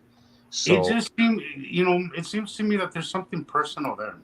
Yeah, I don't think it's based on facts or lack of. It just sounds like I you did believe she's been something that really cited in some bothered way. you. Some Here's one of her. unknown. That's the one that she shared a couple of years This ago. one was hers, really? Maybe last year. That was a cool one. And whoever edited it brought out the craters. The craters. Moon, yeah. So cool. So that reminds me. But I remember when this was posted, I was seeing it in the night sky as well. I saw it in the night sky, but not anywhere near this close. But I remember the night sky, the afternoon into the night sky was just absolutely cool. And I later saw this post, and it was right the same day that I saw that, and I was like, holy crap, it's so cool. Really something. Wow. Undeniable, really. You can't make that up. And this was the one I was kind of wondering about whether or not she'd photoshopped it. No, because it was edited by somebody else. Somebody else edited to bring out those craters. That's the reason why I was like, okay, this one is definitely legit, because she didn't post it this way. It was an interesting picture, but whoever edited it, I don't know if it was you, Rebecca, or who it was who edited it. It wasn't me, no. I don't know. Somebody edited it, and it came, it brought out the craters, and I was like, holy crap, wow. Right, and the lighting is accurate because of placement at this area of time when this was turned in. So, but I did wonder, I thought, wow, if this isn't Photoshop, this is a holy shit moment. No, the original was not like this. It was this. Right, I remember. Smoother. That it brought out all the details. I didn't know if it came in a series. Sometimes people put one color and then another color and then the real photo. Right. Somewhere I have the real one in my Google photos. There's a post here where Jermaine Brooks says the pole shift is coming. We're already tipped. I don't believe in a full pole shift. That's only happened 15 times in 6 billion years or so. So I don't see a full shift coming. I do think that maybe our latitude and longitude has already changed. It may change for the worse when the planets leave and let go. I don't know if we're going to roll a little bit, but I don't believe the planets are going to, both series of planets are going to change polarity to have a full pole shift. So therefore, I believe that a huge portion of that may be internet gossip. And I apologize for that, but I do not believe in a full pole shift. I don't think we're where we originally used to be already. I think, and we know that all the normal planets tipped when the second star got here. And when the second star got here, everything, all of our out views of the normal planets, even the rings, changed axis tip. And we noticed it, we documented it years and years ago. Anyway, I had to get that off my chest. Right. So the poles. So James always used to say, Sam, that his concern was really not asteroids, not any of that, but his concern was discharges and also maybe one of these planets coming close enough to kind of to one of our poles and kind of have some kind of magnetic connection of some sorts. We know Nepacity has done, and Attu's moon and Attu have done close passes to have discharges between them, and we've seen that for years. And it's not as catastrophic an event that we assume through gravitational means. We are not a gravitational solar system. We're an electric universe, and so this is electrical. We know about the breakup and the story and the rumor of Tiamat and how supposedly parts of the top of Mars were burned off, and we see the electrical scarring pattern, and we see that same thing in the Grand Canyon and Earth, and that could have been quite a few million years ago. I don't foresee any major catastrophic events like that other than a smaller asteroid or an asteroid debris breakup or something that's even out of the Kuiper belt that's been dragged in, that's not attached to the Nibiru system, but something that in its passing may have been brought forth closer to us or out of orbit path from what it used to be. And there are rumors about that, as a matter of fact, in just a few short days. And I don't know all of the details about what's going on there, but I do recommend people actually take a look at the NEO list. That's the Near Earth Object List, and keep an eye on that. If there was any major announcements, that might be a higher level first place that you may not hear from. And then again, they may be aware that something's on its way in and they're just not telling us. And so we could be in far deeper shit, right? And I hate to get into that panic freakout mode, but we don't really know what's coming. And we know there's an awful lot of shit going on right now that's very catastrophic. And I can hardly wait to see how hot we're going to get. Look at the weather today, world record heat temperature for November for 2023, first time ever worldwide. Yeah, there was somebody in the comment section of the last show saying that we could give them a date, of a time frame, and I'm like, no, well, I haven't answered them, but I do want to. If they're watching now, it's like nobody really knows, man. Like that whole giving a date time, that's for the money boys or somebody else, because there's really no telling, man. All there is just watching and then kind of going day to day, man, and just kind of paying attention to it. But do we know something's going to happen in any specific time frame? No, not at all. Well, there are some strong rumors for this week, but I'm not going to go, be henny penny and scream the sky is falling. But I need to think about it. I do think that if NASA or somebody says something, we should pay attention, because we should take it with a grain of salt, but also pay attention because they also Speaking of they which, give us little tad bits of truth. I did watch something on it was an Asian YouTube video that they put out, and it was during the discussion of the winter snowstorm in northeastern China, the northern province. I mean, they had one hell of a blizzard hit last week, and then Mongolia also flooded. And I don't have full reports on that, but I think the week before or during the same time period. But there was a backside slip of the translation from Chinese to English, where it spoke about they were discussing climate change. And they said some people think it's due to climate change and other people think it's due to objects approaching Earth. And that's the first time I've heard anything like that. Yeah. And that was this week, and I heard it come from a Chinese translation on a Chinese video about the Chinese freak snowstorm. Interesting. Wow. And if you think about it, if you really sit down and think about it, let's go to Hollywood. Let's talk about what would you do if you showed this week's weather. Those 12 postings that I posted on Montana Skywatcher 2, and I believe I also posted something similar on Montana Skywatcher Anonymous, which is Rebecca's and my co-page. I think I posted it there. Sometimes it blends. I can't remember. But anyway, I showed 12 different occasions around the planet where just drastic, immense weather happened within a 1 week pattern. Now, if you stuck that all in a Hollywood movie and started telling people that there were nearby close asteroids that were affecting our planet, including close passing planets and moons, it would be a hell of a movie, and it would be totally believable. And that's exactly what we're having happen right now. Speaking of that, have you guys ever seen the movie Don't Look Up? I was just thinking. I haven't that's exactly what came to mind. Was that movie. I haven't either. I've heard of it, but I have not seen it. There's no way that was not somebody laughing their ass off while they were writing that movie, because I had to have been. Yeah, whoever wrote that movie, whoever made that movie, they must have been addressing this, because there's just no way that was just a coincidence. That movie was, and it was so accurate. It was so accurate when I saw it. And the way that it portrays society is, I think that's exactly what you would see. Is absolutely. They would try to find a way to make money off of it instead of saving us. That movie was something. The whole movie, I was like, this is just more of what we see every day. It's definitely one to go search out.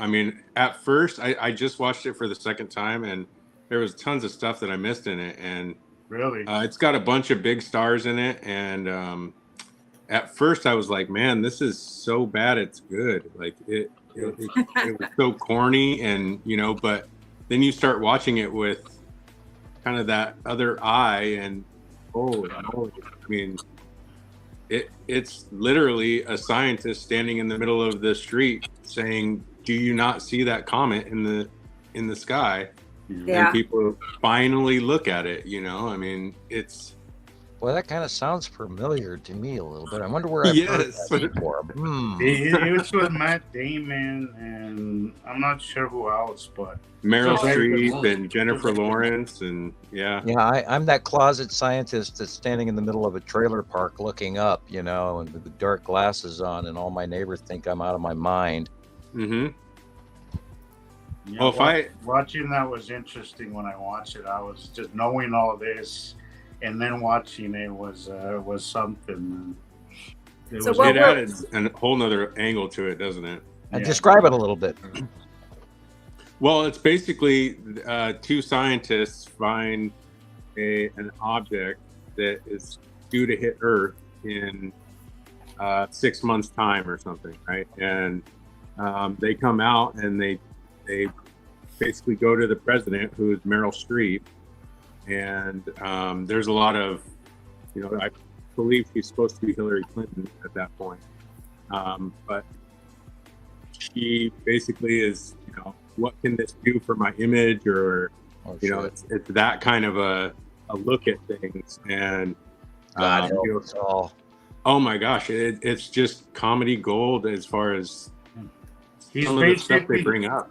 He goes on shows where he's practically begging people to pay attention, to believe him, and everybody's like, he gets a few minutes and then they move on to whatever. I've heard that before. Whatever other crap, and he's throughout the whole movie, Matt Damon is just in awe and disbelief of how nobody is paying attention to what they have to say, and that's basically what we see every day here.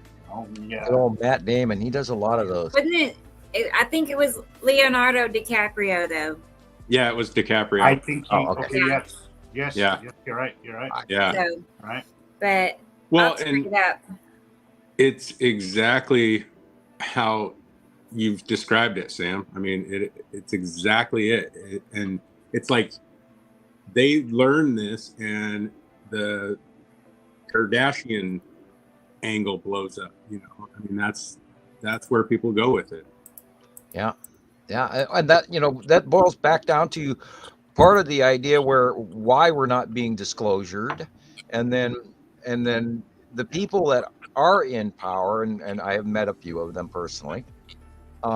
They develop, because I read people pretty well. They develop that I'm in a position of power, so I have to make a decision attitude, and then they sort of raise themselves above the little guy and think, well, I have to make this decision, so I'm unfortunately going to have to choose, this. And it's unfortunate, but it's also semi-understandable that if you did tell people that something drastic was going to come in, you'd probably see a really catastrophic reaction from one of 10 different factional points of view. No, sure. Unfortunately, yes, absolutely. I mean, society is just... they wouldn't be as cool-headed. Could you imagine your average person knowing or seeing half of the shit we've seen? Could you imagine what they would behave like? I mean, and then there's the movie Knowing, and then and there's all these other movies that we can reference to. Yeah, right. Look at how this story has gone. We first sighted the lead asteroid of the object cluster group literally before we did see the actual planets. They were hidden because they weren't illuminating like the lead asteroid was in deep space, because it does that between the planets. And we also saw planetary discharge between them on a regular basis as they were first approaching from 211, 212, 213. And that's where we started seeing the illumination of the planets, best of all, during these discharges, where the lightning would literally surround the side edges of the planet. And you'd see the whole damn planet creep out of the darkness briefly for a microsecond, showing its space colors and land masses and all that. And in the early days, we saw land masses on Nibiru. We saw, the illumination of the side stripes of Uri. We saw the land masses in the side of Saru as the discharge from the asteroids. And it was weird, even though it was, millions of or thousands, hundreds of thousands of miles apart from whatever these planets, however their distance is. And yet the illumination of the lead asteroid and all of the asteroid electron illumination did refract up all the other planets. And it was an amazing sight when they first started coming in, and they were much smaller, which is how we got to catalog them and understand the orbit that we're looking at today. Yeah, I love your description of that. I'll now have to go out and find that movie and find a copy of it. It was a Netflix movie, I believe. Mm-hmm. Yeah. Money. I don't have Netflix, dang it. I'm sure it's, I don't know. I'm sure you might it might even be on YouTube. It might be on YouTube. Yeah, but it was it is definitely a must watch, because it's sometimes really, they take them out. it was really, again, watching it through our point of view. Right. It was really something to watch. And, I just couldn't help but keep watching while I was watching it. It's like yes, that's exactly, like, I just felt so, I can relate. It just identify a lot with Leonardo DiCaprio's frustration. Some of those movies I have trouble watching. There was parts of it that I was, that kind of infuriated me, but it was just all so real. Were they implying that anything that was happening was man-made, or? No, I don't. Not really, no. I don't think no. I don't think they went with that angle at all. No. It wasn't like they were pushing that agenda or something. Nope. No. Everybody's just more interested in keeping society going. Like, even the president, Meryl Streep, she's like, but we need a guarantee that this is going to happen. And when he says there's like a 99% chance that it will happen, he's like, well, that's not 100%. So he kind of just ignores it. Oh, great. She completely dismisses him, even though he's like basically guaranteeing that it's not a matter of if, but when. So right. It is a very interesting movie. I just wanted to say hi to Jermaine again, because he says, thank you for saying my name. I love this podcast. Hi, Jermaine. Nice to, happy to have you here. Really nice, Jermaine. I'm happy you're with us. He's with us most of the shows, it seems like. So here's Sam. He dropped out. He's back. I got bumped. He's back. I was just showing them. Jermaine said he loves this podcast, Sam. So I'm very happy that you like this. I know, I am too. It's nice. Please keep listening, Right. Oh, Met 11. Whatever. I'm being silly. Yeah, I'm glad everybody is watching this. I hope this becomes a thing that is functional for everyone. I am very happy that Zane is here. I wish he had one more cup of coffee this evening so he'd be out talking me. But I have a tendency to do that. And Nobody out-talks you, Sam. Come on. Yeah, I was just going to say that because I did actually have a cup of coffee before the show, and 300 miles. That is a hell of a challenge there, I got to say. I do believe that was probably why I got kicked out of every school I went to. Hyperactivity? Yeah. Hey, Sam, I could listen to you talk for hours, man, and sometimes I do. Well, cool. I'm glad I go back through your old interviews, and I still hear them. I listen to them while I'm at work driving. And, every day time we do a show, the next day I listen to the pieces of it and I go, "Oh, shut up, dude!" And I don't watch the ones with me in it. The other day that I was on for 2 hours, and then you guys continued for like another 3. I just fast forwarded till I was out of the show, and then I watched the rest. I've gotten to the point where I'm missing when we're not talking, and I don't want to see myself, because I'm just going to discourage myself from continuing doing this, and I don't want to do that. Oh, I still think sometimes you could be your own worst enemy, So I think since you're out on your breaks, you should do Man About Town interviews just for the hilarity of it, Yeah. I probably should. Tell me what you know about Nibiru. Have you seen the asteroids today? Mm-hmm. Are you aware of the binary solar system?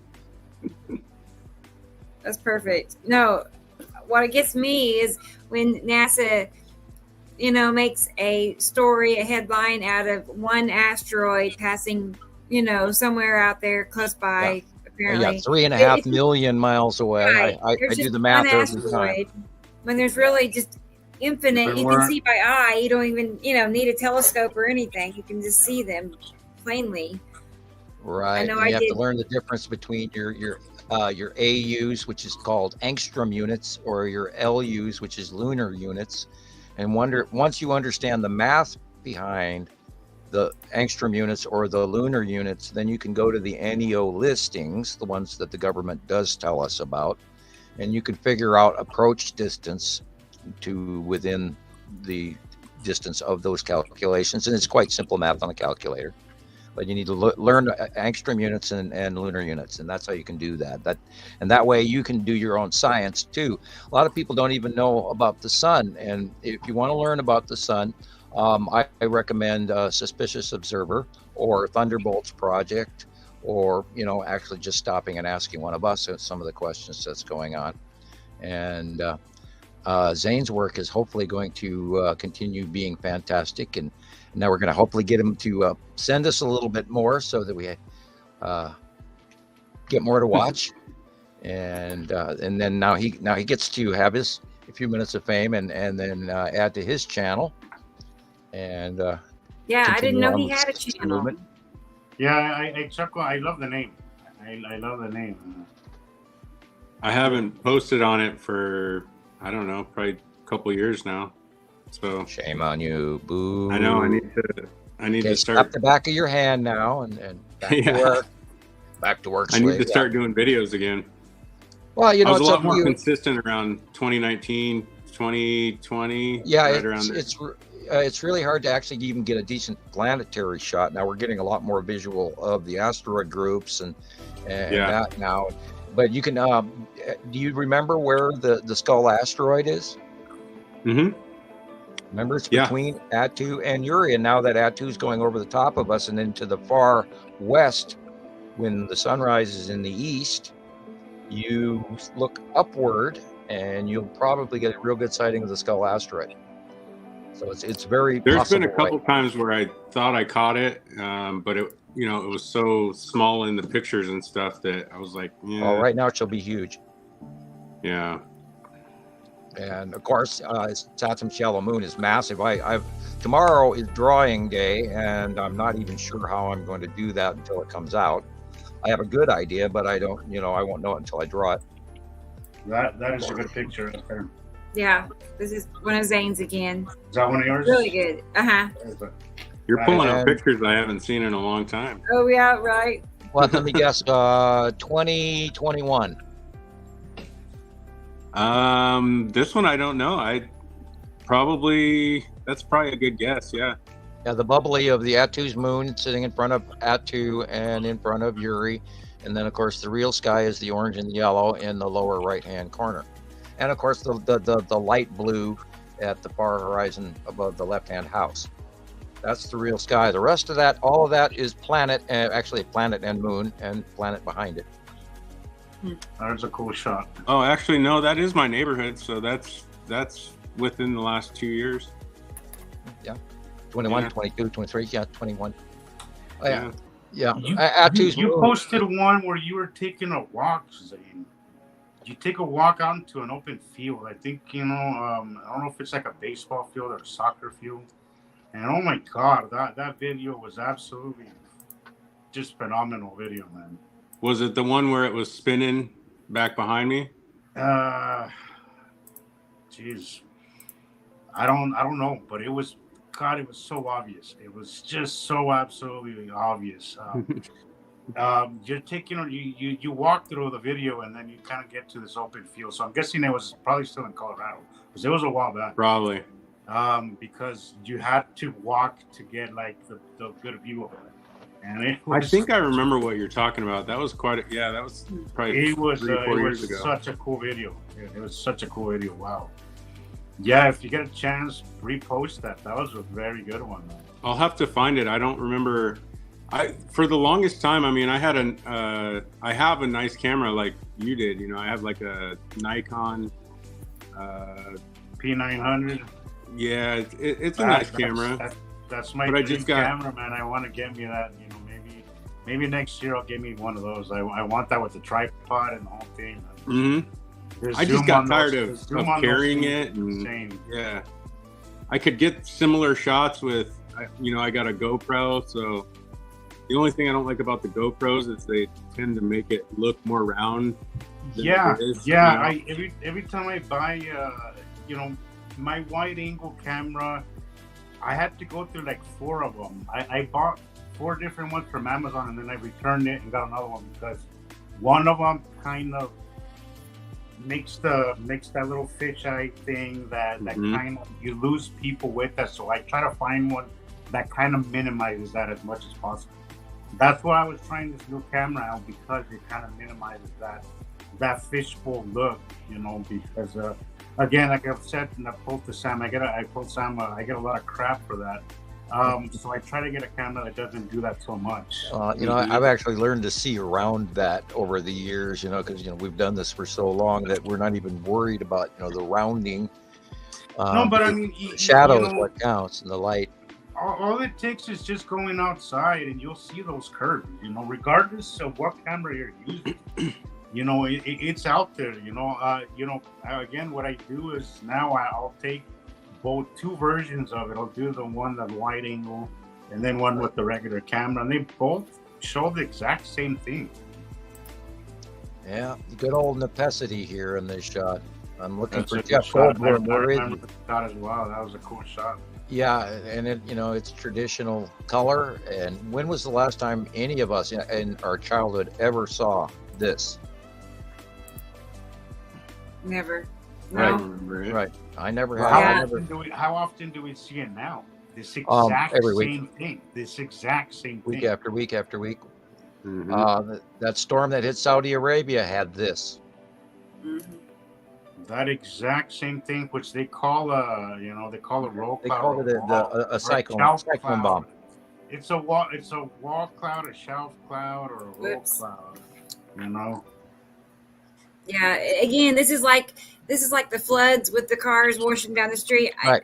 This is the same thing. I don't remember this, you know, as a young person, child, whatever. This is base cloud of necessity, and it drops the snorkel, and that snorkel comes down and it sucks up all kinds of moisture and atmosphere, and then as it rolls past Earth and then goes to the far end of its run, creating huge weather and excruciating tree droppings and everything, and telephone poles and loss of houses and roofs and everything, and they call it a supercell.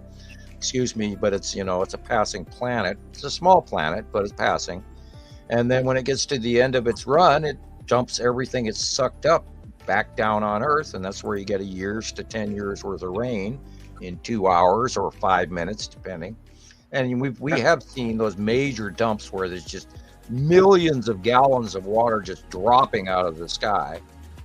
And, you know, somebody was asking earlier, where does the weather come from? There's your answer. Yeah.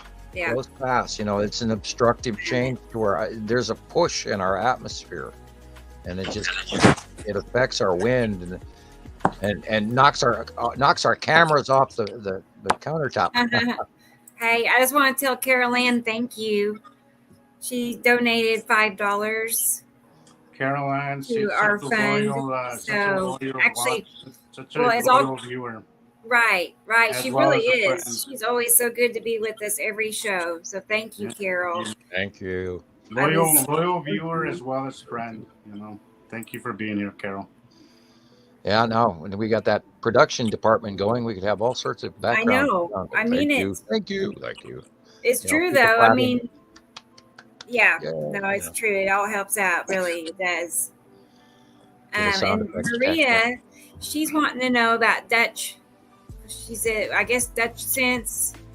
Was he shut down recently? I didn't even, you know, as a matter of fact, I didn't even realize that he had been. I hadn't heard him in quite a while. Yeah. Oh, DL says Dutch is back.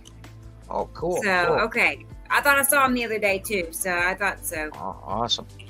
I had not talked to Dutch in years, but anyhow. I agree, Carol. She says just a reminder to click like on the videos because that helps us out. Helps. That's amazing, the number of people that have been around, and we counted on them, and they were dear friends. And over time, we lose one here, and we lose one there, and we lose one here. Sometimes you don't even notice, but other times you do. And there used to be a lot of comments. The likes and the comments are what get the algorithm going. I'm just going to also acknowledge Jermaine. He made the comment that he's seen a planet behind the moon here in Fort Wayne, Indiana, and what reminded me of that was these pictures, this drawing from Sam. Yeah, we've seen the yellow body behind our white moon for many years now, and they've been talking about the supermoon, the supermoon, the supermoon, the supermoon. And as Jesus even reminds us, we haven't seen the cycles or normal cycles of the moon, the crescent, the half, the quarter, the 3/4 moon, the full moon. We haven't seen that in years. And they even have a name for it now, the wet moon. Well, what do they call it? The wet moon. Oh, well, yeah, that's where, the crescent's on the bottom, and other people call it which is the crescent drawing on the left. The dipping moon, like it's dipping into the ocean and all, like a cookie. Yeah, they come up with all this crap to lie to us, and that's the picture I wanted. I sent you last show. Right, the face I wanted to show moon. people. Look at this happened since I was a kid up until this whole thing started. This was very, very common every week for and you'd realize you'd be able to plot the moon in your own head, because you'd look up and go, okay, it's a crescent. You look up, okay, it's a half. And we didn't have 2 or 3 full moons in a row. Right? Never happened. This was 219 and 220 and all of that. We had a lot of full moons that lasted for 3 days. We may still be having 3-day full moons. But also think about this. If you were to tilt this picture, then you would see what we're seeing now. Right, and that's why I say Earth is tipped. Our axis is tipped because our out view of our tidal lock moon has never changed throughout the history of mankind. And if you look in a lot of pictures, you can see some people call it the paw print on the side of the moon. It's how some people recognize the facial patterns of our view of the moon. There's also the Tycho Sea and these other places if you study. And on numerous occasions over the last 8 years, we've seen it tip back and forth where the out view and the paw print changed. The paw print went like 15 degrees to the left and then sprang back and then went 2 or 3 or 5 degrees to the right on occasion as well. So we've seen the out view of the moon change and roll back and forth and jump from the northern part of the sky, which is farther than I've ever seen it north this year, and then in the southern sky. And when it's supposed to be in my normal Montana out view, it's supposed to be east to west like usual, with small variations, but nothing like we've seen in the last 5 years alone. I mean, it's totally screwed up, and that's another thing, and then you can talk about the tidal earlier, the mentioning of where the tidal sea is being pulled way out, and people come out and then there's no ocean next to their oceanfront property. Well, that's part of that too. So we're being jostled and pulled and pushed and joggled around. And of course, after the word Nibiru means planet of passing, and oh boy, is it passing. Right. So we have this last eclipse. They said we weren't supposed to have another one for like 40 years, and they keep saying that, don't they? We're scheduled to have another one next year, actually. And then they go, the annual eclipse. Yeah. It's like, excuse me, you told me, Well, yeah, we're catching them in lies all the time, the time. Yeah. Because they know that people they forget. A week from now, people aren't going to remember the storms that happened. Mm-hmm. And then 2 weeks ago, there was that massive typhoon that went over Taiwan that everybody's already forgotten, where that they had the highest recorded land speed typhoon wind on Earth's record, with the exception of 2 mountaintops somewhere in different parts of the world. And we're talking, 12,000, 13,000 feet mountains versus sea level, and that 220 miles, 235 mile an hour storms. And then we're seeing all these other storms that just wiped out Saudi Arabia and Sicily. Check out the flooding in Sicily. Check out the storm in Croatia. Check out the storm in Germany and Holland and France and England and Ireland. All that happened last week alone. And then and then we go back to the fire season. As we had that close pass, Yeah, we had a close pass, and then we had all this weather. So there's a correlation always. Between close passes and pretty weather. If you start writing down the date, when did it happen, and then you find later on, and I have a little notebook where I keep some of that, and you go back and then you get the video from that part of the world on YouTube, and hey, that was 3 weeks ago, and look, it matches the date, and boom, there's their answer. And because they're not being posted around the world, they're not being culminated. There's nobody telling everybody, holy shit, we're in debt, head for the hills, your house isn't going to be there next week, kind of thing. And I hate to say that, but batten down the hatches, because we're in for one hell of a storm season. And I'm trying not to be, any penny the sky is falling, but compared to what we're seeing going on the other side of the planet currently, this is going to be over here before you know it. Hey, Zane. Over here as in Hi, Maria. the United States, or? Yeah, we see it every 2 weeks. It's this part of the planet, and it's that part of the planet. It's this part of the planet, it's that part of the planet. And then there's also the away period where every couple of weeks we see nothing, and then we have a mild period, and then our weather sort of settles down, and then it ramps right back up. Right. And of course, we are in the 180-day end. And so that's when the closest pass and the last freak out and the lightning and all that. On much longer this year. Right. Well, we can see it all the way through December. Mm-hmm. I want to ask Zane what we usually ask. We've all had this question. What does the wife think about all this, or your family? What? Or do you even share any of this with them? Do they know what's the deal there? That's. Well, my wife, it's very mixed sometimes. It's strange, sometimes I'll have a great sunset outside or something, and she'll say, wow, like, did you see that? Or,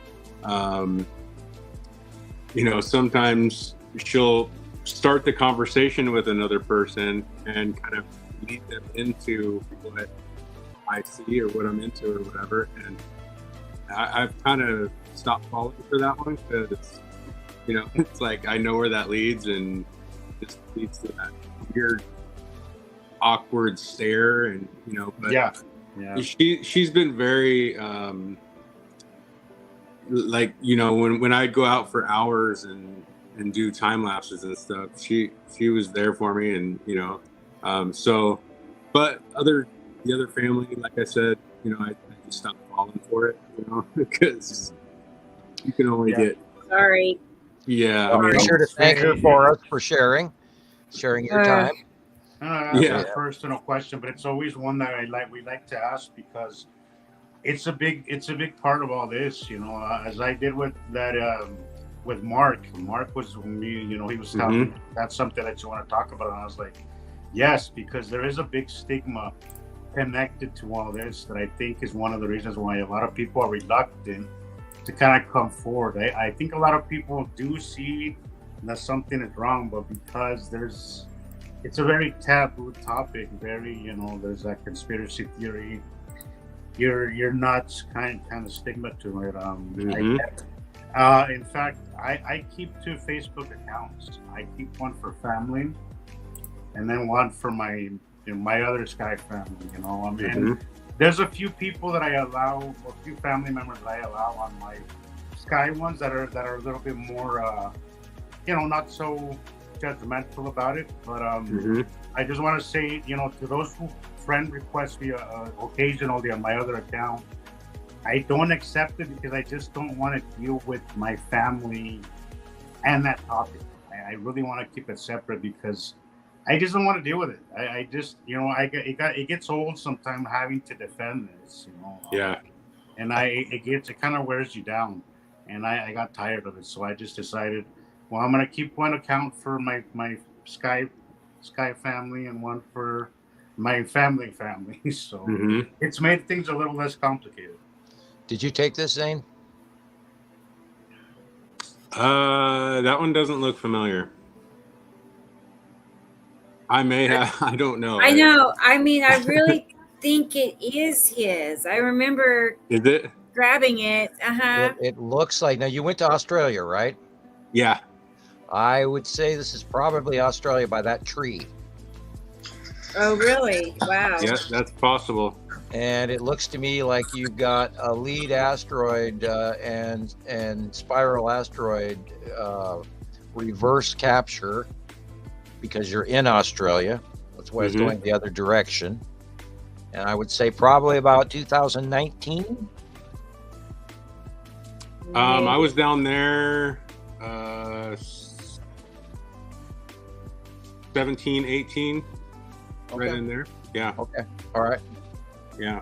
Yeah. Okay. Did you say that was what was that, Sam? The ion tail? If you look at the dark body behind the white line, Yeah. the dark body and the shape of it looks like the lead asteroid in a deep shadow. But the white line is the spiral asteroid running next to the lead asteroid.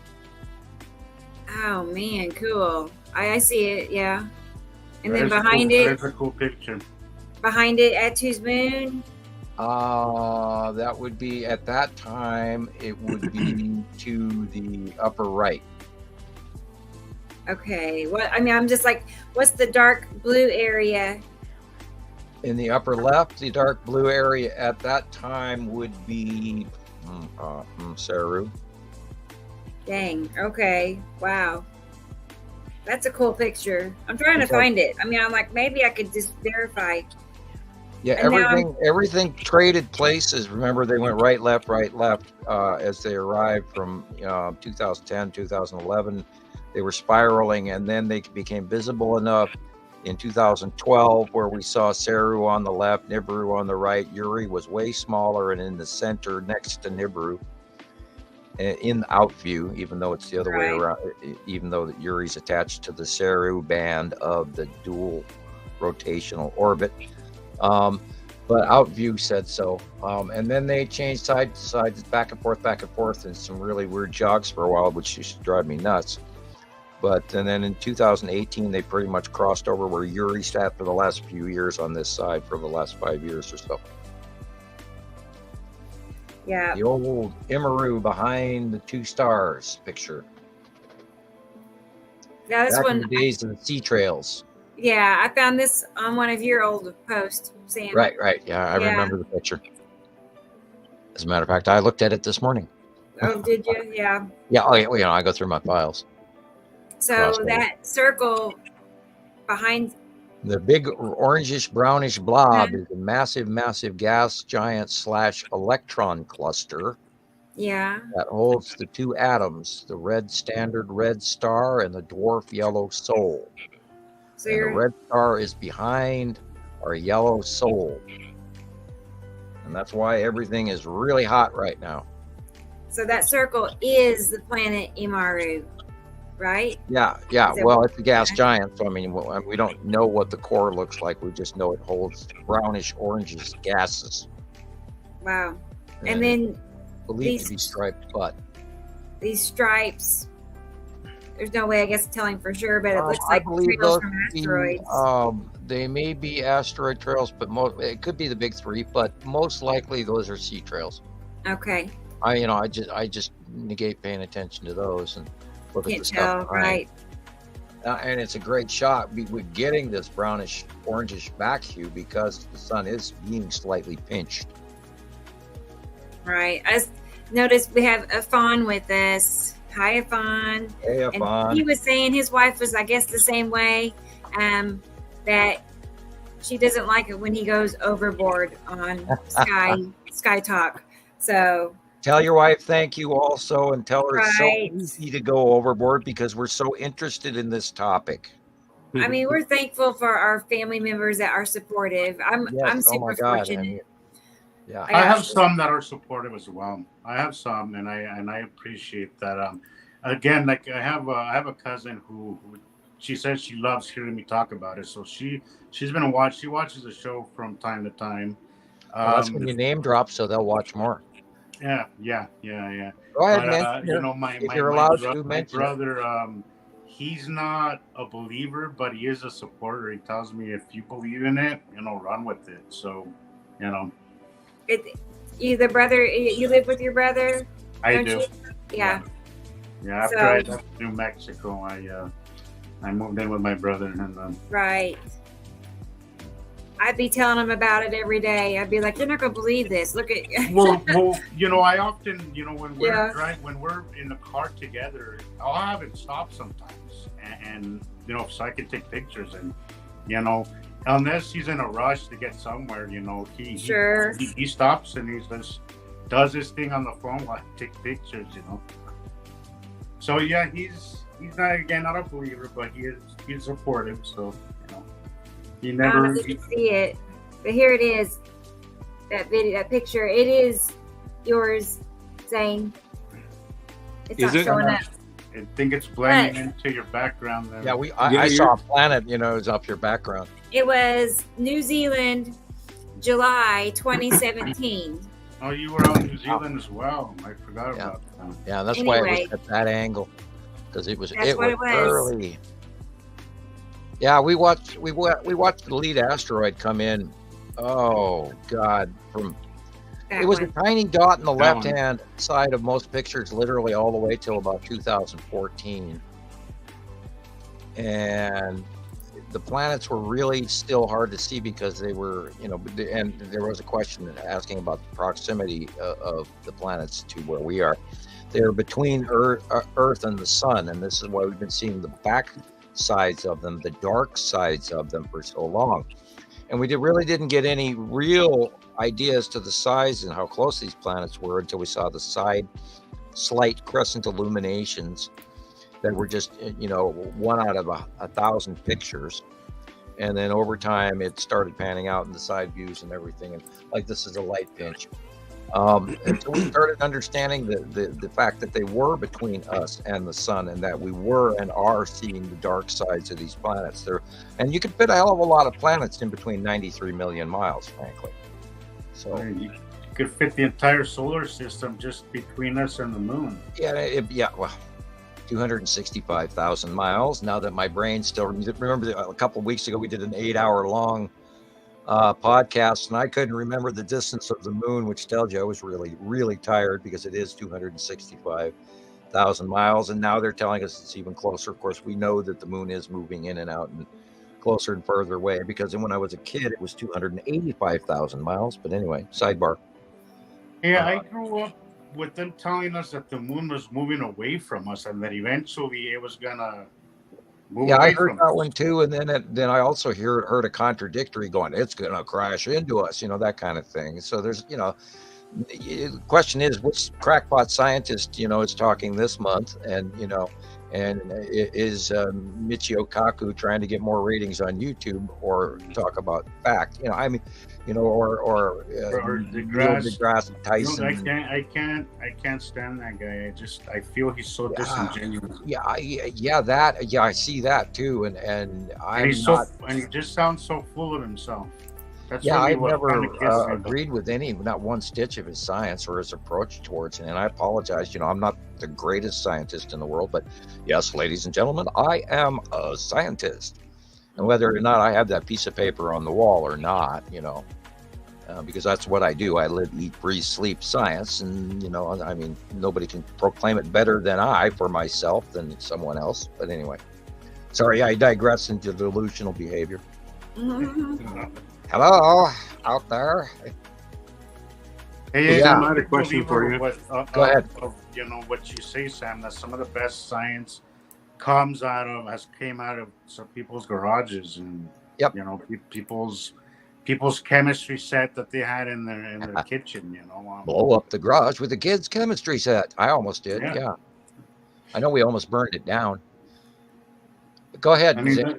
look at how much just Montana Skywatch just has amassed it, in science, just Oh, over what 10, 11 years now. yeah, It's 13. We're insane. going on 14 in April. Yeah, it blows me away what we've compiled by and I'm not even doubting a good huge majority of the facts that we've accumulated. I have some questions on some stuff, and I have some minor regrets from time to time as to thinking maybe I've reached a little bit on some things, but generically, I totally think that we're proving this very, very well. But Zane was going to ask something, and you go ahead while you still can think of it.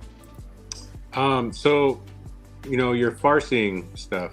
Traditionally, I've watched a couple things on it, and a lot of times they'll just give the guy or the farseer a tag, right? Just a number that means that person has to go through their mind and go find whatever that saying or number or letters or that's whatever yeah, it is. You're given a target. With the government, how they do it is they give you the target, and then they put you in a room with a couple of other farseers in the same room, but at different tables, separate of each other.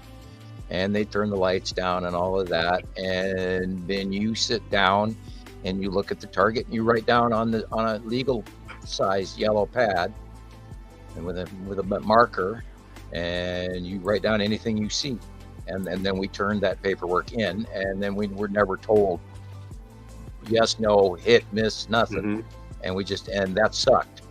That's gotta be terrible, man. I would hate to. When I was work a young adult, environment like that. When I was a young adult living on 3rd Street in Missoula, in my next to the river, really cool, very bohemian 2-bedroom apartment or 2-room apartment. Didn't even have a bathroom and shower down the hall kind of thing. It sucked for that, but it was a great hippie place, and it was really cheap. And it had a great view, and I could mountain bike all the time from there. Anyway, I was right next to the major trails. But when we'd have coffee or parties or stuff like that, people would hand me their car keys. And they'd always go, "Hey, let Sam have your car keys, man. He'll tell your future and shit like this." And so I used to do that too all the time. And it's just so you could get information just off of their. Yeah, I have psychometry, and sometimes when people hand me other people's money, that's why I have an issue with cash. Quarters especially retain things from people. I walk into stores and I read people in the next aisle when I don't want to, or I read mass groups of people all at the same time, and I'm walking through Walmart and vegetable section and almost being driven out of my mind by the numerous patent places that have just suddenly decided to spark off in my subconscious all at the same time. And it gets overwhelming, and you almost start shaking because there's so many. It's like standing in an elevator with a whole bunch of people talking really loud all at the same time, and you don't want it, but that's how it comes. Or other times it doesn't come at all. But when it's working, it's just blah, there it is. And then you have to fish through all of these pictures that fly at you at 3,000 miles an hour, and you can grab this one, 10 out of the 100, and then you have to make a summation of it. And so it gets confusing and it gets stressful. And if you reach into somebody, because you're looking at them at the store, like, is this guy going to rob the store or not rob the store or whatever, it can later on go home with you, and you have to wait for that whatever you found to go away. It can be residual and uncomfortable. So it's not something I look forward to doing, but sometimes it's overwhelming. So how does that process of gaining a target, how does that differ from how you view space right now? Because you already know what the target is, right? But how do you differentiate that in your brain? Well, it's a focus of attention. You either try to ignore it, and then every once in a while, it's like somebody drops a big old water balloon in your living room, and there it is. Okay. Wow! Oh crap! Look at that!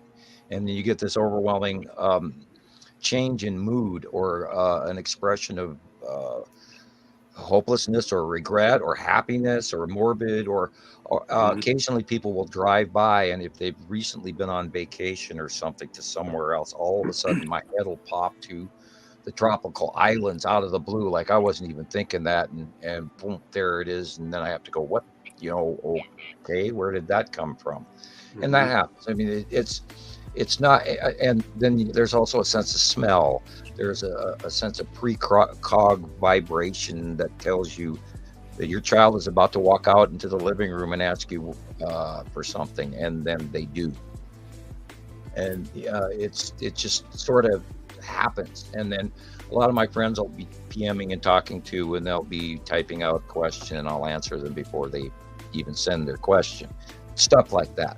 Or I'm completely fascinated by this. Like I used to watch, I think it was Dick Algire, and how don't know he would do them, right on camera. Right. And I show you the I'm exact not process. Great at it in so many ways, but I'm generally very accurate. There's an old saying that indigos don't do tests. We don't test well. My tarot card reading is absolute. I mean, I am very rarely wrong with my tarot cards. My psychometry, if I'm looking into the person whose car keys, I'm probably 65-75% accurate. Wow. You get impressions, and it doesn't always work. I've tried it with Andy Pohl, tried to look into Andy's life a little bit, and I didn't get a lot from some people, and then there's other people I get so heavily that I can't get them out of my head for 3 days. And so there's variance on it. And I've seen events while I'm talking to people on the phone in my mind, and I mentioned it to them that was what was occurring, and the next day they went and looked, and boy, by God, you were right, and I'm not even there. So and they recruited me for it, so I was more inclined to believe in the possibility that there was a level of accuracy and reason to that premise. If you follow me, I was more inclined to believe that I did have far-seeing skills. And so therefore, over time, especially after I started on the internet, I got to see the answers that I never got before. So I was handing my paper up, but this way, with a lot of people, they have told me, God, you're exactly right. And so the level of belief has increased, and therefore I've become actually better at it. Plus, in 2010, a whole bunch of weird, crazy shit happened, and so it's led me to new levels of understanding and new science and new knowledge and new awarenesses, and unfortunately a stronger sense of smell and a stronger sense of hearing, and and stages of enlightenment. And I finished my paper in my head, and all kinds of other things that I'm fully aware of that sometimes are overwhelming and very stressful and hard to deal with and fathom and wade through. And then there's also what I'm sure a lot of people are feeling when the planetary effects make you have that hopelessness and the scattered energy, like the other shoe's about to drop and you don't know why. That's been bothering me a lot. So did you teach yourself to do the remote viewing? I mean, what gave you that idea? Well, that was part of what I was recruited for.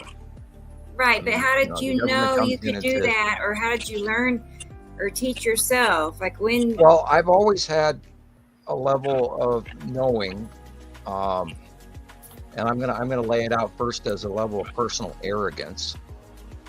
I'm a Dutch child, and I've always had a level of knowing things since childhood. My mother used to refer to me as Mr. Know-It-All.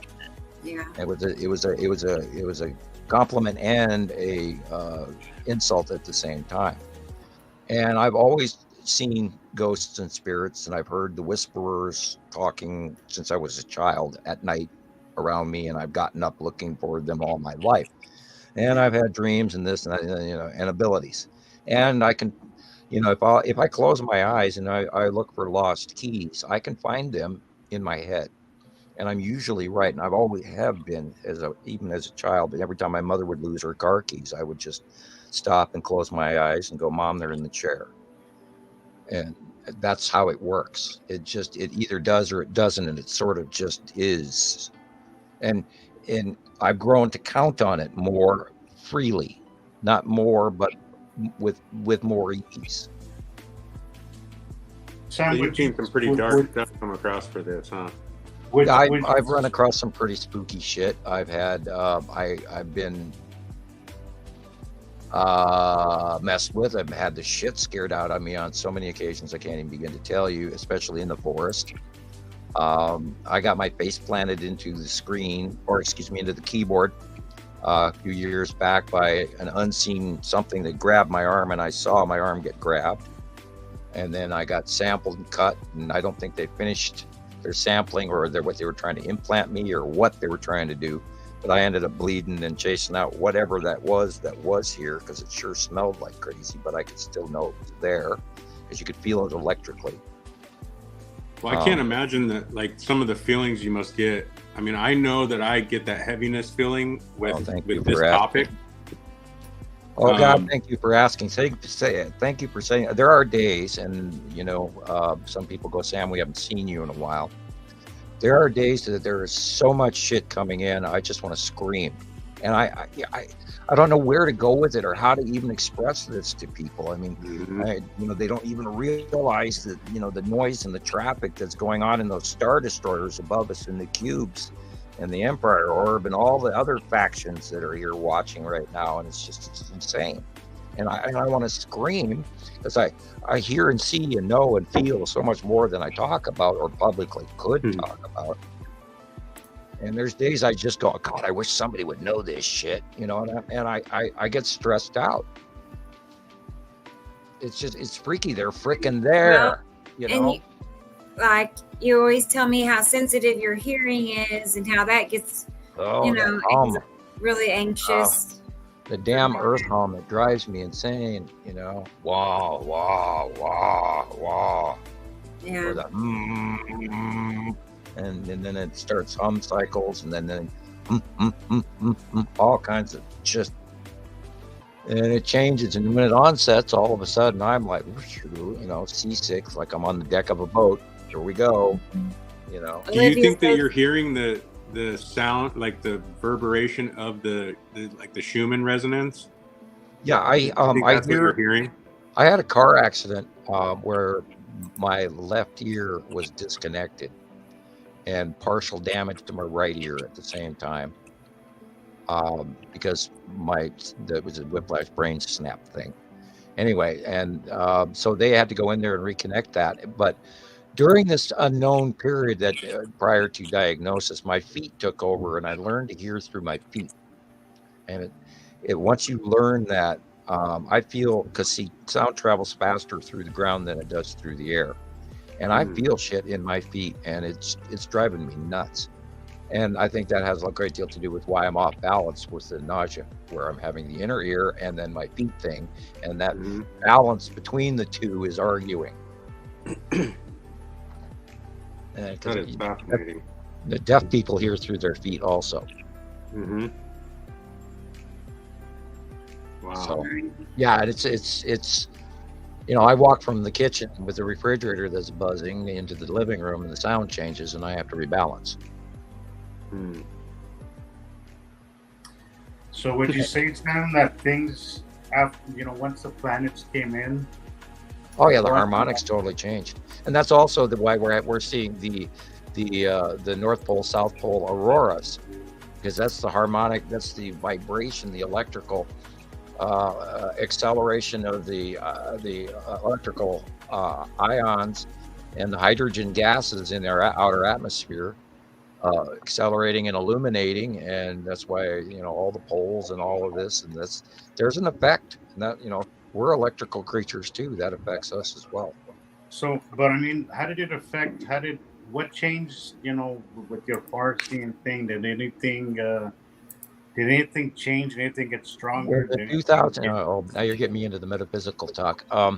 In the 2010 ascension change, as of 2010, God, it was like somebody from going in a hobbit door to somebody opened the garage door, and it was just all of a sudden, everything became easier. I understood more. All of a sudden, I was listening to people talking Italian and French and Russian, and sort of like catching every other word, like better than I ever did before. And it just stuff meant more, and I saw more, and I see those flying blobs past me more, and I know things more, including teachings of Buddhism and his religious, and I just remember all of the studying and all this stuff sort of paid off better. I just understood more. 2010 on, all of a sudden things changed. It was like, wow. And I think a lot of people out there, if they've done their studies or if they're supposed to be better, have become better since. I really believe there's like a strong change has occurred. Has already occurred, like. Oh yeah, it's growing daily.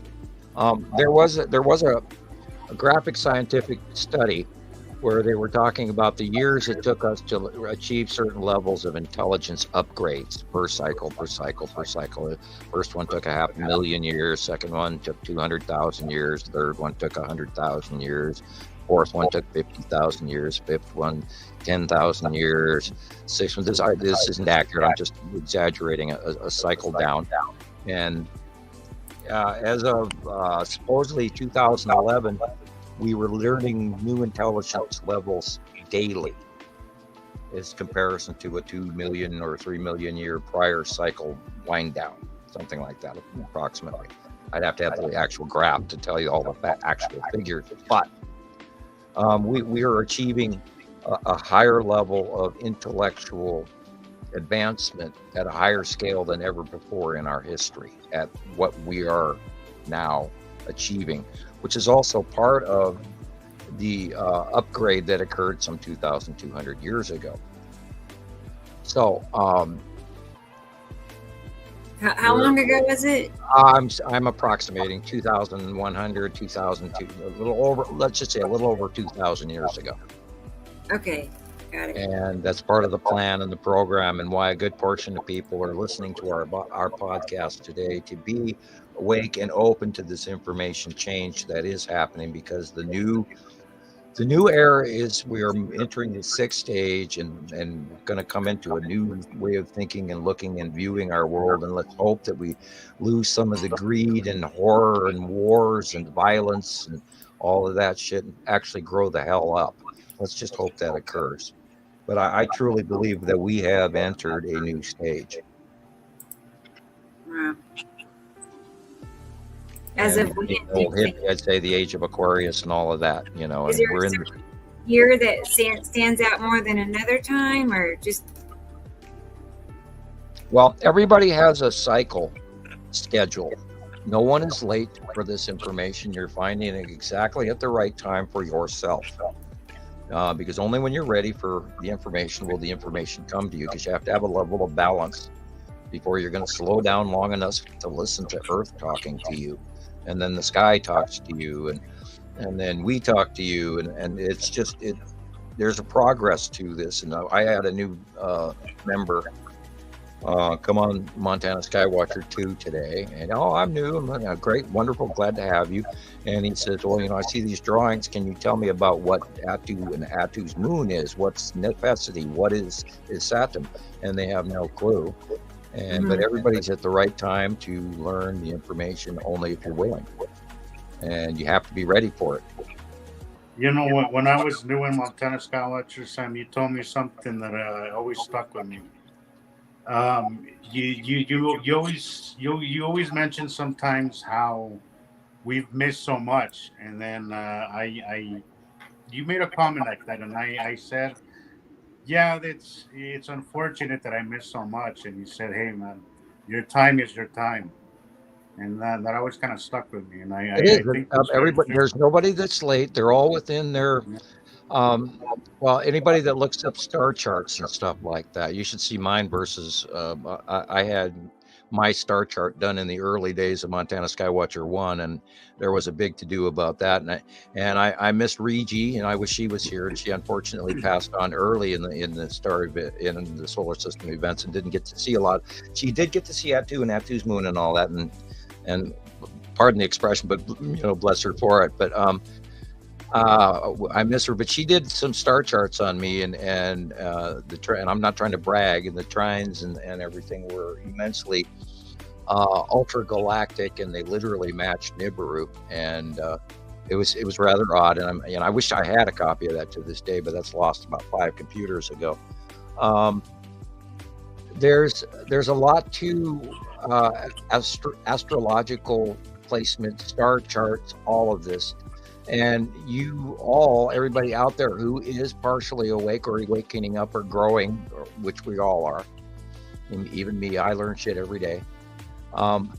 It's up to you to guide yourself in your passion and let go of some of the negativity and the mundane crap that blocks your view.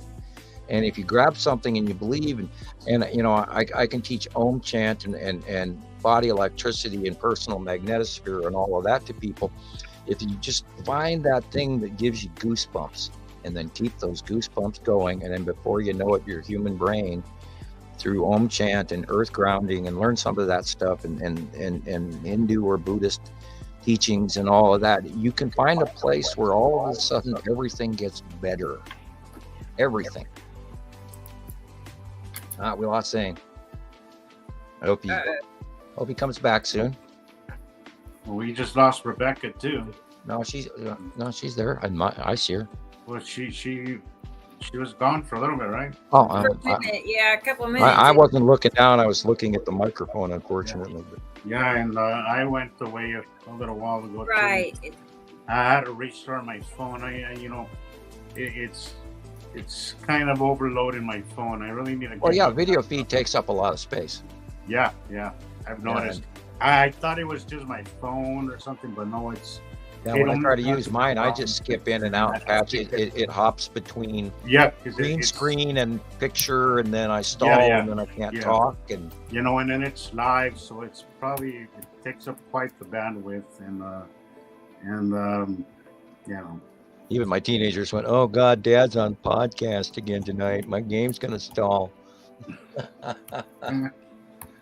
Oh, okay. We can have pizza, though, right? Yeah, okay. It's okay. They like podcast night, though, don't they?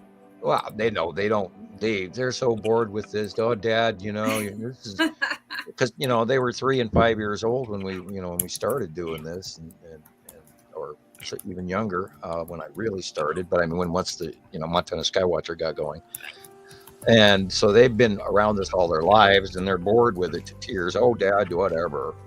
Yeah. Of course. But they've had a level of science teaching that's probably way above everybody because they just take it so generally for granted, and that's all I talk about is physics or chemistry or or architecture or archaeology, or as my youngest daughter says, all the oleologies. And that's I'm going to remember that until the day I die. She said, "Oh yeah, Dad, you're talking about the oleologies." Okay, I was like, okay, then I don't have to list them for you again. Because they get bored with me, and they said, "Dad, you've said this 100 times. Will you please go to another topic?" And I'm like, okay. Please. Dad, we've heard that story. You've told us what house you were born in every time we drive through this neighborhood. Give it a rest. It's funny though. Some of us could listen to you forever, but they've been doing that since forever. And teenagers, it's part of their adulthood where they're learning to grow away from their parents' grasp. And their daughters, and God save me the day that happens. I dread the thought of it, and I hope they live with me forever and are safe and sound and all of that. But anyway, of course, there's the same thing with my father. He said, "Good morning, happy birthday, happy 18th birthday. You have till 5 o'clock p.m. to move out. Have a nice day." And he turned and walked away. You didn't have any or hint that no clue it was coming. No, I didn't even have a car at the time because he wouldn't allow me to have a car, because while I was living under his roof, I was not going to drive a car. And so I had cars, but I wasn't allowed to drive them. And wow. I had a 65 GTO and a 1967 Pontiac Tempest at the time. and I had to move those as well, and that sucked also because they weren't ready to be moved, and a whole garage full of equipment, tools, and engine parts, and mufflers, and headers, and tires. And so all that had to move, and I had till 5 o'clock in the afternoon to do it after having a teenage bedroom for, most of my teenage high school life in that one bedroom. It's like, okay, how am I going to move all this by 5 p.m.? But I did. One big truckload and a couple of hauls of the cars over to a rental lot that cost me a fortune to park those cars in which I ended up selling them later. But anyway, that's another story. Yeah. Yeah, I had a 65 GTO and I had to sell the damn thing, man. Oh, I'm still kicking myself to this day. Oh, would you imagine what it's worth now? Oh, it priced $50,000 to $100,000 right now. Yeah. Easy, because it was awesome. It had a 400 dual quad carb. It had a dually that we had found a Chevy dual carburetor manifold, header manifold that was actually re-welded and honed down to a Pontiac, because at that time that engine, like something like a 402 Chevy engine versus a 400 Pontiac engine, we found it in a junkyard, and that thing drank gas like you wouldn't believe, but oh god, it was fast. Anyway, dual turbo hydraulic rear end, all kinds of awesome stuff in that car you don't even find today. And the interior was even nice and clean. Unfortunately, it was red, and I did not like how red that interior was, because it was a black car with red interior. What kind of car was it? 65 Pontiac GTO, worth probably anywhere from $50,000 to $100,000 today. Really? Wow. One of the best muscle cars ever made. And of course, there's Plymouth and Dodge people out there that will argue for that same time period, like a 73 GTO or GTX. No, I'm a big fan of Dodge Chevelle. Is it Dodge or is it? Yeah, it's Dodge Chevelle, right? The old 440 Magnum engine. Yeah, I worked on a lot of older engines and stuff, and we put glass packs on headers on engines, and big quad carburetors, and turbo hydromatic this and that, and all kinds of stuff on even cold canning and alcohol gassing when we were teenagers. But then literally about the 80s is when I stopped working on cars, because they were a nightmare and you couldn't get your hands in there anymore, so I quit doing it. I'm glad too. I don't like busting my knuckles on cars anymore. I'm just too old for that shit. Right. Did Andy leave? Did he have to go? We may have lost him, or he may have. Or did he? I didn't hear. Okay, I want to make sure I didn't miss something while I was disconnected. Yeah, I didn't know if he left or not. I knew. Or maybe I said something that offended him. I hope not. No, it's just. Well, we were right in the middle of discussing. You know who I meant. I meant Zane. Zane. But I do know he has to get up at 6:30 or 6 in the morning. So maybe he got real tired and just found himself fading, and he was quiet already. But I do appreciate him being here too. Yeah, very much. Me too, good for to sure. See, maybe he'll see everybody and learn about them. Right. We'll for sure have him back and have Andy back. And I do talk too much. So. Do what, Sam? I said I do talk too much. Well, at least you acknowledge it. You're not in denial. Oh well, I wish I had. Who else do we need to get on here? Oh, I'm still, Dave's Robert Waffle has House. some really interesting pictures. Right. Let me make a list. So we want. I don't know if he still goes by Planet X Hunter. Yeah, Dave's Waffle House. But we know who we're right. I wonder if he still, responds to that. Yeah, well, yeah. But we want everybody who's, anybody who's enthusiastic enough and has actually seen the, you don't even have to have actually seen the planets. If you're trying to see the planets, you can come on and we could probably even share a little, tutoring lesson. And I wish we had like Show More and stuff like that, where I could actually use a cursor, or Rebecca could use a cursor willingly. But this live podcast works for good conversation, and we actually hit wider range of subjects a lot of the time that I'm sure that a lot of our listeners probably highly interested in. And then it's just us, sharing our normal day like we're talking on the phone. So it's like, and we do keep going, and we never want to quit. We'll do a 5-hour podcast, and put it under our belt with no problem, with ease, It goes by really quick, doesn't it? Yeah, it goes by really fast. And I think, 2 hours, and we've done 5. Several. I know. Yeah, no, somebody made a comment the other day that we didn't keep the shows a little shorter. I don't know how. I responded and I told them, we kind of we're new at this, so we kind of get carried away talking about it because we've never had an outlet like this. This is our time to vent here. We can't keep it under on. I can't do an hour-long show. I want to talk for the next 5. Wow. But, we have to do that literally to catch up on what the week happened. They were saying, the 6-hour podcast was a little much for them, and I was like, as we do this more often, maybe we'll, get the shows a little shorter. But right now, we're just kind of enjoying, Zane's back talk because we've never had this kind of outlet, so we could just, talk about it. You had to go sneak a pizza. I lost my Wi-Fi. Somebody unplugged my router. Sorry. Took some figuring out. I'm like, what the hell happened? I'm right in the middle of a podcast. It was blame the cat. Blame the cat. It was one of them. There you go. It was lagging really bad.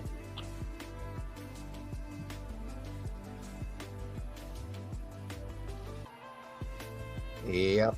There was one that I was going to share. Look how gray and weirdly illuminated everything is. And now it's starting to come back to normal. Look at those streaks. I like these kind of videos so much because it shows streaks just appearing out of nowhere, out of thin air. So it helps support the idea that they're not all man-made.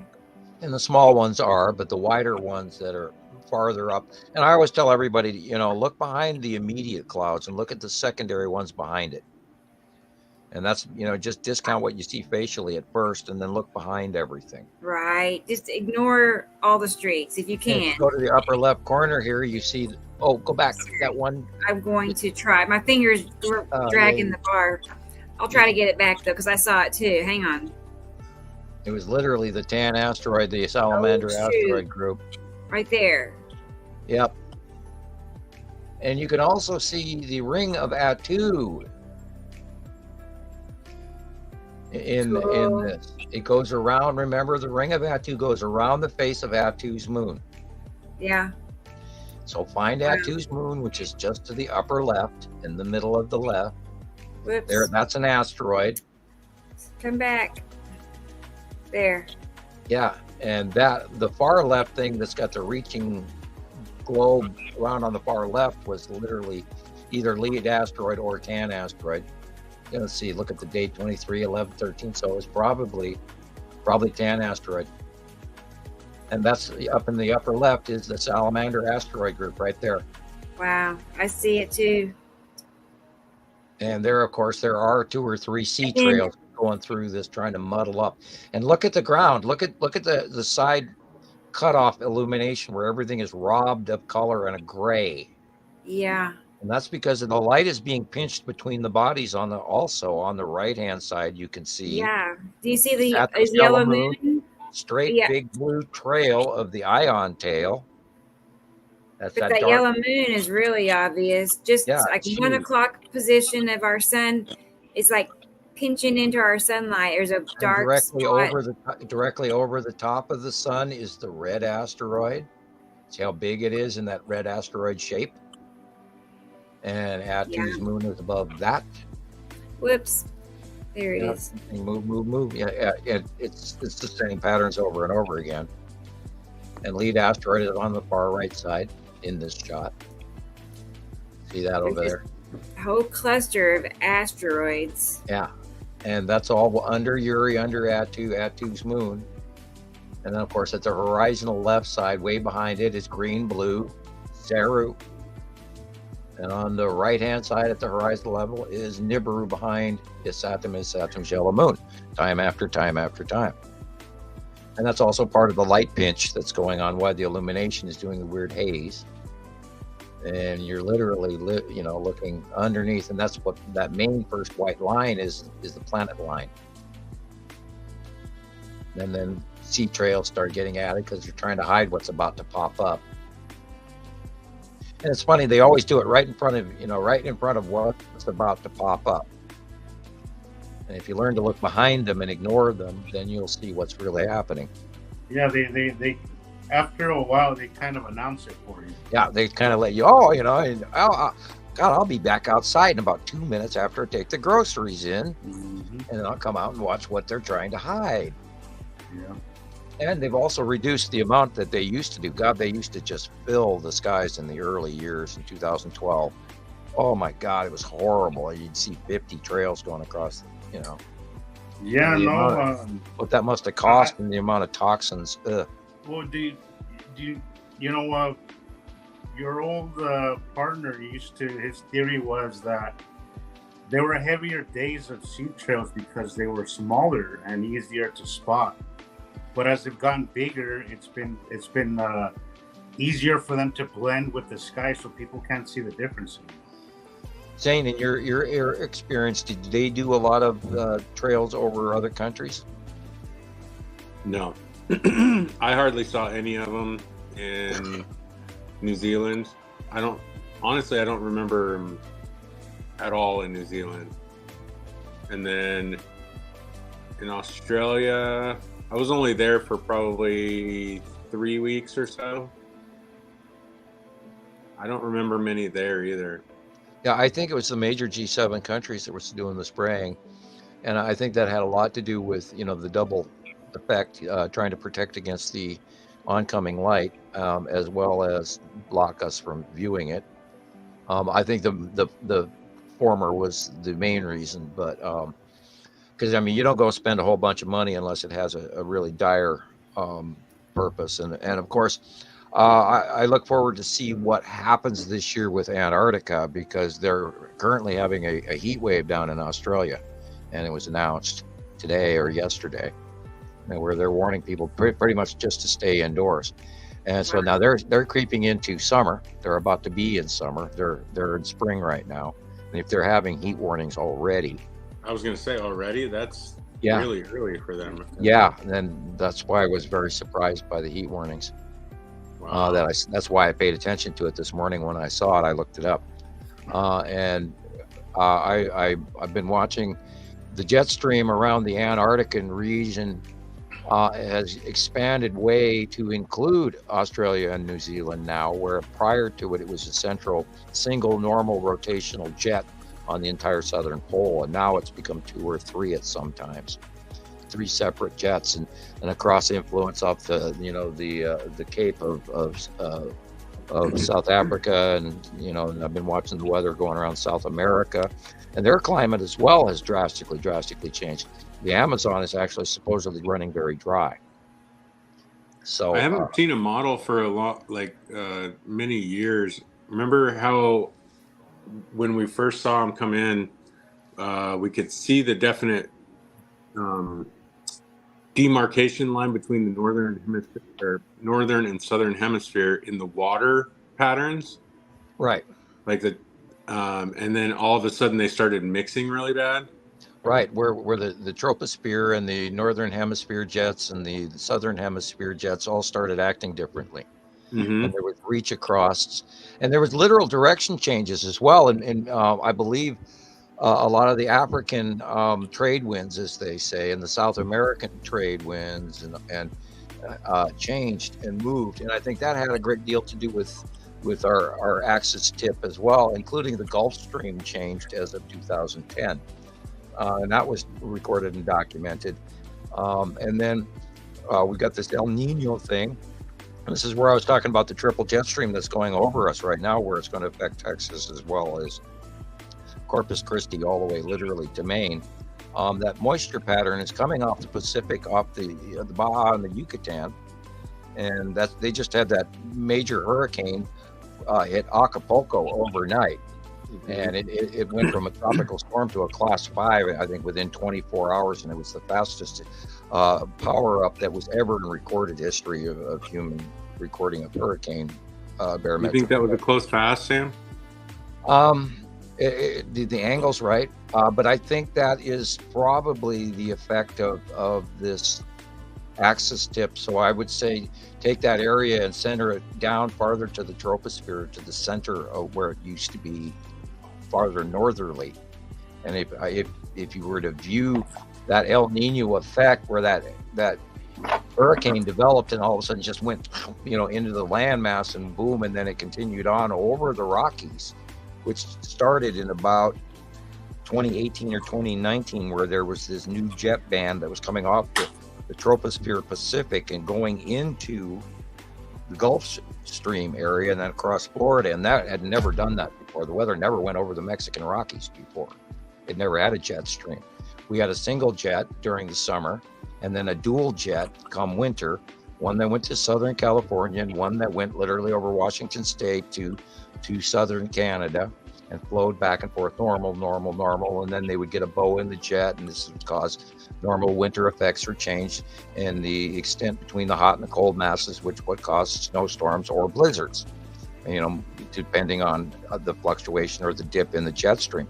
Well, now all of a sudden we've got this three-pronged thing coming across the United States, mixing, going up to the New York area off Newfoundland, going across the Atlantic Ocean and slapping into the bottom of Iceland and Scotland and England. And so that whole pattern of the Atlantic flow that used to be just sort of kind of a weird Gulf Stream, warm water sneaking up past South Carolina has now become a superhighway for more weather than it ever was before. And I think that has something to do with the tip as well. So there's a whole weather pattern change. So we are seeing, and of course, that would also account for why our major rivers last year all around the world dried up. And if we had tip and change of focal angling of the sun, it would cause a more dense boil off into our upper atmosphere, which would also account for why we've got all these low pressure, high pressure systems all over the world with these freaky jostle eddying, almost radio wave jet streams rather than straight flow jet streams, and all these centrifuge lows everywhere, but normally there'd be two. At one point in time, a month ago, there were 3 typhoons in the Indian Ocean all at the same time, and that never ever happened before either. So we're seeing more whirlpool, centrifuge weather because there's far more moisture in the atmosphere, which would also account for why Australia is super hot warning now, because the refractive angle of how the sun shines off the planet Earth, because remember, in winter we are closer to the sun, but our refractive Earth axis angle changes in the latitudes, so we retain less heat, which is why we have winter and why Australia and the South Pole become summer. And that's the angle of the axis tip on how we are shined upon. Our planet crescent axis changes. And then in our hot summer, we are farthest away from our star, but the face of our planet is showing in the northern hemisphere, and that's why we have summer up here. And I think it seems like our seasons are starting later and later. Yeah, it's like it's all goofed up. Like the time has changed. It's literally like somebody spun the clock a month or 2 or 3 ahead. It's weird. It was like we used to get our real deep frost, sub-zero, 20 to 40 below in Montana in early to mid-February, if not at the end of February. And then as of 2012 and 13 and 14, 15, etc., that all started tipping easier and easier and earlier. We had a major cold snap here like 2-3 weeks ago, and it just dropped really, really cold. We had a bunch of snow, and then it melted off. Now it's still warm and rainy in the 40s and 50s, which is weird. Is that, you said that's a lot warmer than usual? It's way more. Yeah, we're supposed to be in our 30s right now. We're supposed to have snow by now. Right. And we don't. I mean, it's up in the higher areas, but we don't have it here. And which, literally, the kids always just say, "Well, I pray it snows the day after Halloween," and that's always been the joke. story. And this time it snowed 2 days before Halloween, so, and then it melted off. Yeah, it's been nice here, but my mid-60s, so no complaints. This is where my dire warning comes to everybody to pay attention to this weather, because if you own a house, if you own a roof, if you own a car, and think about what can I do in a major hailstorm so that I don't lose my back window or my front window. Get some padding, those camping sleeping pads, slap 2 of them together and put some suction cups on them for each window, and then you can just suction cup them up to your car, and protect your front window. You got to have 2, and if not, even put a piece of tin in between the 2 of them. That way it'll hopefully stop it from breaking. I mean, because golf ball to egg sized. That's what happened in South Africa this week. Millions of dollars in damage from hail. Oh shoot! I didn't know that was already off. Yeah, big time, big time damage. And yeah, I saw that too. And if you keep looking at how this is affecting our economy and the fact that we're having to replace millions of dollars worth of cars and infrastructures and home roofing and all this over and over around the world, it's already begun a very huge budget. I mean, there's destruction everywhere, and it's like, and nobody's getting the news. And it's like, you've got to be kidding me. That cost $5, $6, $8, $10, $20, $30 million to this town, and all those poor people have no home. And you wonder why we have a used car shortage. Well, because cars are getting destroyed, washed downstream, broken, smashed, and the lumber shortage because we're rebuilding our roofs and our houses. Try to buy plywood right before a hurricane. Good luck. Right. You got to think about these things, and the houses you build for tomorrow. If you're building a house, I would think maybe semi-subdermal, Hobbit, with a good sod roof, that can take the hail and the wind.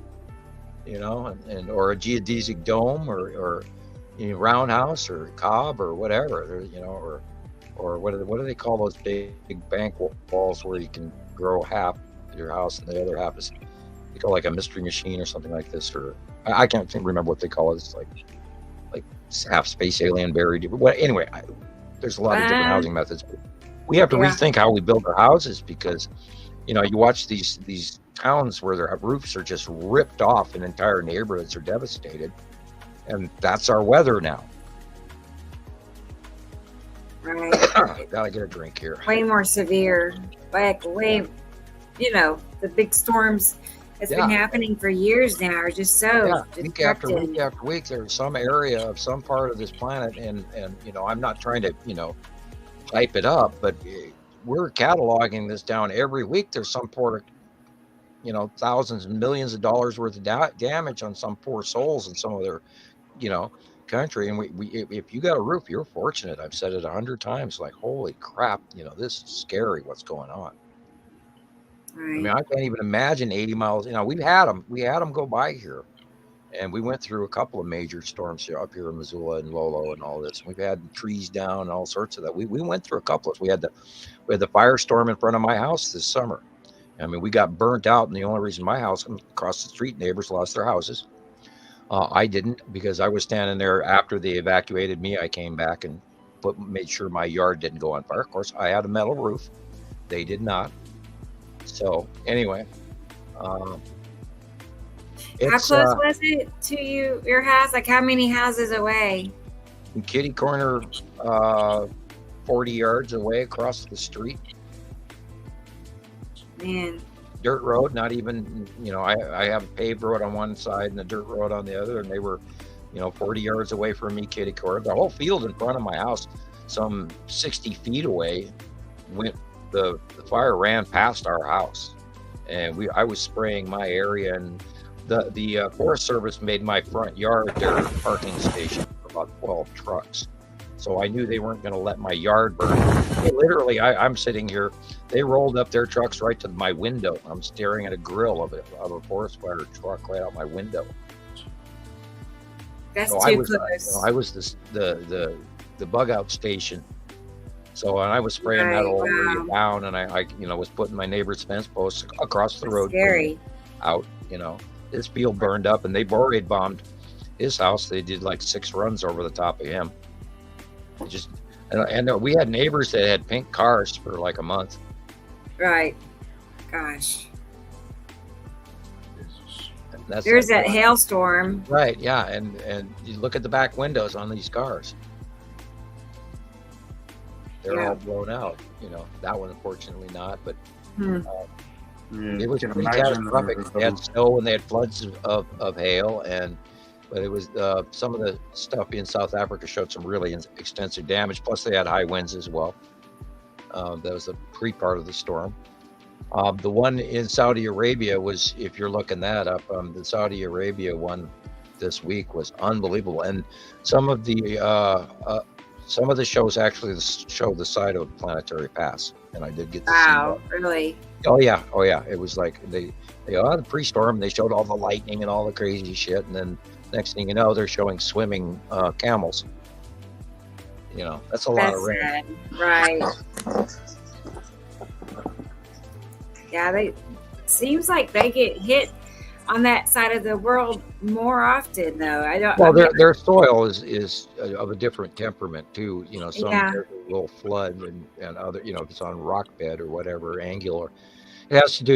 If it rains up in the mountains and it all filters down through one valley and one village, then they're gonna go bye because you're putting a large volume of water into a small area, and that happens. I've watched a lot of those, and that's been going on in India and Afghanistan, and there's a lot of villages over the last 2 years even that have lost good portions of their homes, and you name it, they've all had to rebuild in different ways higher up. And that's what somebody earlier said, I live at such at 60 feet off at sea level. Do I need to move inland? And I'm in England. I'm going, yeah. Well, even if the storms don't get you now, we know that the sea level rise is going to rise a great deal in a very short time, because it's melting far faster than they even calculated for. And Zane is yawning. Am I boring you, sir? I know Zane has to get up early too. Yeah, you have to go to work. I've been up since 5:30 this morning. Yeah. Me too. I got up at 4 something, but then I always do. And I did have coffee. He gets up about the time I go to bed. It seems like I go to bed about 3 in the morning. It's strange, and then I sleep till like 8. So that's how I used to be too. Yeah, really. I've never been like this, but it's because after 10 o'clock, the house is really quiet, and I just start working on stuff, and time flies by. But it's just so nice and peaceful, and I enjoy it. So I stay up late. Yeah, I've been seeing you post things later and later, Rebecca. Yeah, I know, in the middle of the night. But I'm on when all the people from Europe are on at that time, so it's cool. Oh, they got you now. Yeah, that's why I used to get up really, really early and start posting literally 4:30, 5 o'clock in the morning. That way I would get all the news stories that I had looked up out before anybody else. And then I, after time, relaxed, finding out that I post stuff nobody else posts. So I don't have to beat anybody. I'm already doing it, It's kind of I kind of laughed at myself, thinking, oh, I have to do this. Well, nobody else is anyway. So when you do it, you can wait until 8 a.m. It's okay. I recently changed my. I usually work graveyard, and now with the time change, I don't know what happened. It just kind of messed with my sleep cycle. So I've been getting up at 7 a.m. and I can't go back to sleep. So I was like, well, I'm not going to fight it. I might as well just go back to working the day shift. So my clock has been off too. I've been feeling like a zombie this last week or so, because that transition from going from working nights to Jet working lag, days man. Jet lag. is a little bit rough, man. Which part was that, Jesus? I didn't catch that last part. You know, that transition from working graveyard to going back to Oh, working sure. morning is a little rough on the body. So it's been Okay, I didn't know you were doing that. Yeah. Remember I told you? I mean, I was gonna try to go back to working days. Yeah. Okay. And I have been, but it's been it's just my my body's still kind of adjusting to it. Give yourself a Sunday where you try to stay in bed all day and give yourself an excuse Well, that's what to I roll did over. last Sunday. That's exactly when it happened. Not last Sunday, the Sunday before that. I was I think it was the same day the time changed. I couldn't sleep. I got up at 3 a.m. and I was like, well, I might as well go to work. And I went to work and I worked all morning. And then ever since then, my sleep cycle has just been all morning. But it's like I get up and I I'm wide awake, but I also kind of right around the afternoon I start feeling like a zombie. Like I'm tired, but my body's still kind of fighting it. Yep. You know, because it's used to doing the graveyard shift. So, but I do like the morning better. I'm getting more sunlight, and I've been, the skies in the day have been more interesting than they are at night. So it's been fun. It's been fun doing that. So plus I can't wait kind to see what it does. Yeah, at least you get to see the skies more. Yeah. If you're working out, driving around. Yeah, I've been able to post more often now that I've been doing just in the week that the week and a half that I've been doing the day shift. So Yeah, just remember that at sunrise that we need to occasionally look to the west because that's where the past planets will illuminate. And you'll get those better shots as sunrise and all of that immediately after. All of my posts lately were facing west. You're absolutely right. And because they're past us now and over the top of us, and we're going to get some northwest, more west than north, but mostly northwest is where I'm expecting some skull shots. I'm expecting some lightning discharge storms yet. There's rumors, and I'm still bated breath on those, and going, okay, I'm paying attention, but what can you say? We'll see what happens. And I can't wait to see what's coming. And it's just like, and you keep thinking, well, all right, it's slowing down, but things couldn't get any better. Look what we've done. And it's like, oh, I know there's more. It's coming. Yeah. I'm smiling, and yet, leery as hell, and yet, oh God, here it comes.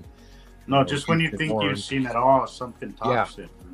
Oh yeah, and I saw something really weird the other day that I still can't account for, and I'm hoping to see some more comebacks. But there was like a new player thing going on from this last passing. I took some video that I'm still. I was getting ready to say, I'm still weird about it. I'll probably send you. I've been meaning to send it to you.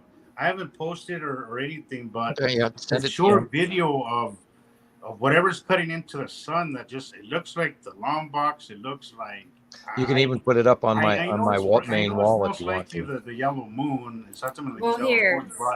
But there's just a lot of weird shapes and stuff in there that I just can't really so much has changed now that they're going up above us that it's kind of confusing. It's kind of like a learning curve again. Right. Yeah. Every time we figure it out, it changes, and that just blows me away. I just realized that I have your videos here that we haven't shared yet. Yeah. Do you want to do that tonight, or do you want to wait till next week? Whatever you. I mean, it's probably like 5 minutes long, but I didn't know if you wanted to. Yeah, we saw. I totally forgot to share it. Zane's captures, but I think we ran out of those. I don't know how much he sent you, but I'm out of video. I think I did go through all of his pictures too. Yes, yeah. Right, everybody. So you tell me what you prefer. Yeah, let's do it. Go ahead. All right, let me get it. Because they are recent. The first two that I sent you were from this week. Okay, let's see. I think it's this one.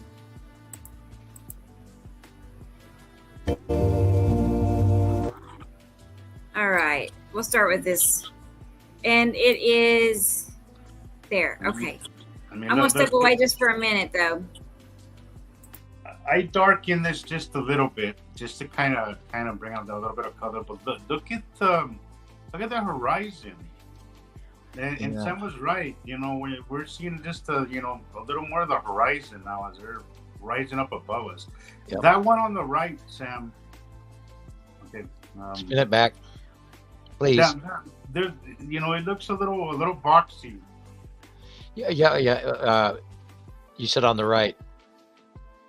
This is on the right here. The first part was different. Yeah. Well, so Rebecca, can you run that back? Oh, she's gone. Oh, I think she got up from her chair. Oh, okay. Yeah, you got the mix of Atu's moon that goes with Saturn, and now this is of course Atu and Atu's moon again. Yeah, this one's a little older, but those two were from last week, the first two. But yeah, that's Atu's moon in the video, red.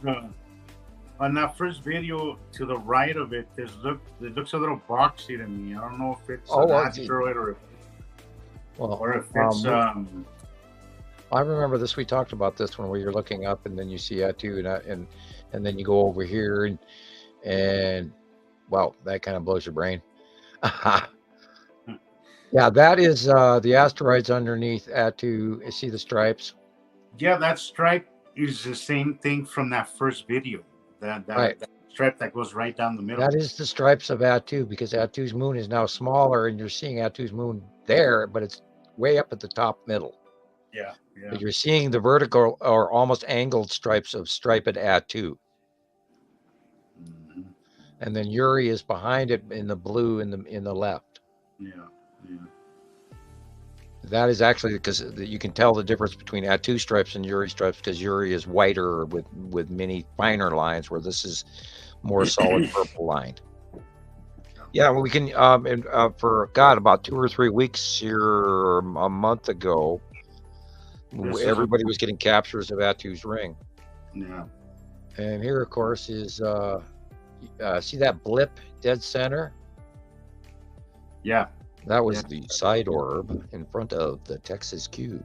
Yes, I was thinking asteroid when I first saw it, but I mean, well, the lead asteroid is in front of the Texas cube, but you do see that's right. The side orb peeking out ahead, and it was so definitely pockmarked in the clouds that you couldn't miss it. Yeah. And it is the greatest show on earth, and I noticed that was posted on the stuff. I shared one of your videos today from I believe your YouTube channel on to Skywatcher 2 and Skywatcher 1, and I may have even shared it on my page. I don't remember exactly, but I believe I did.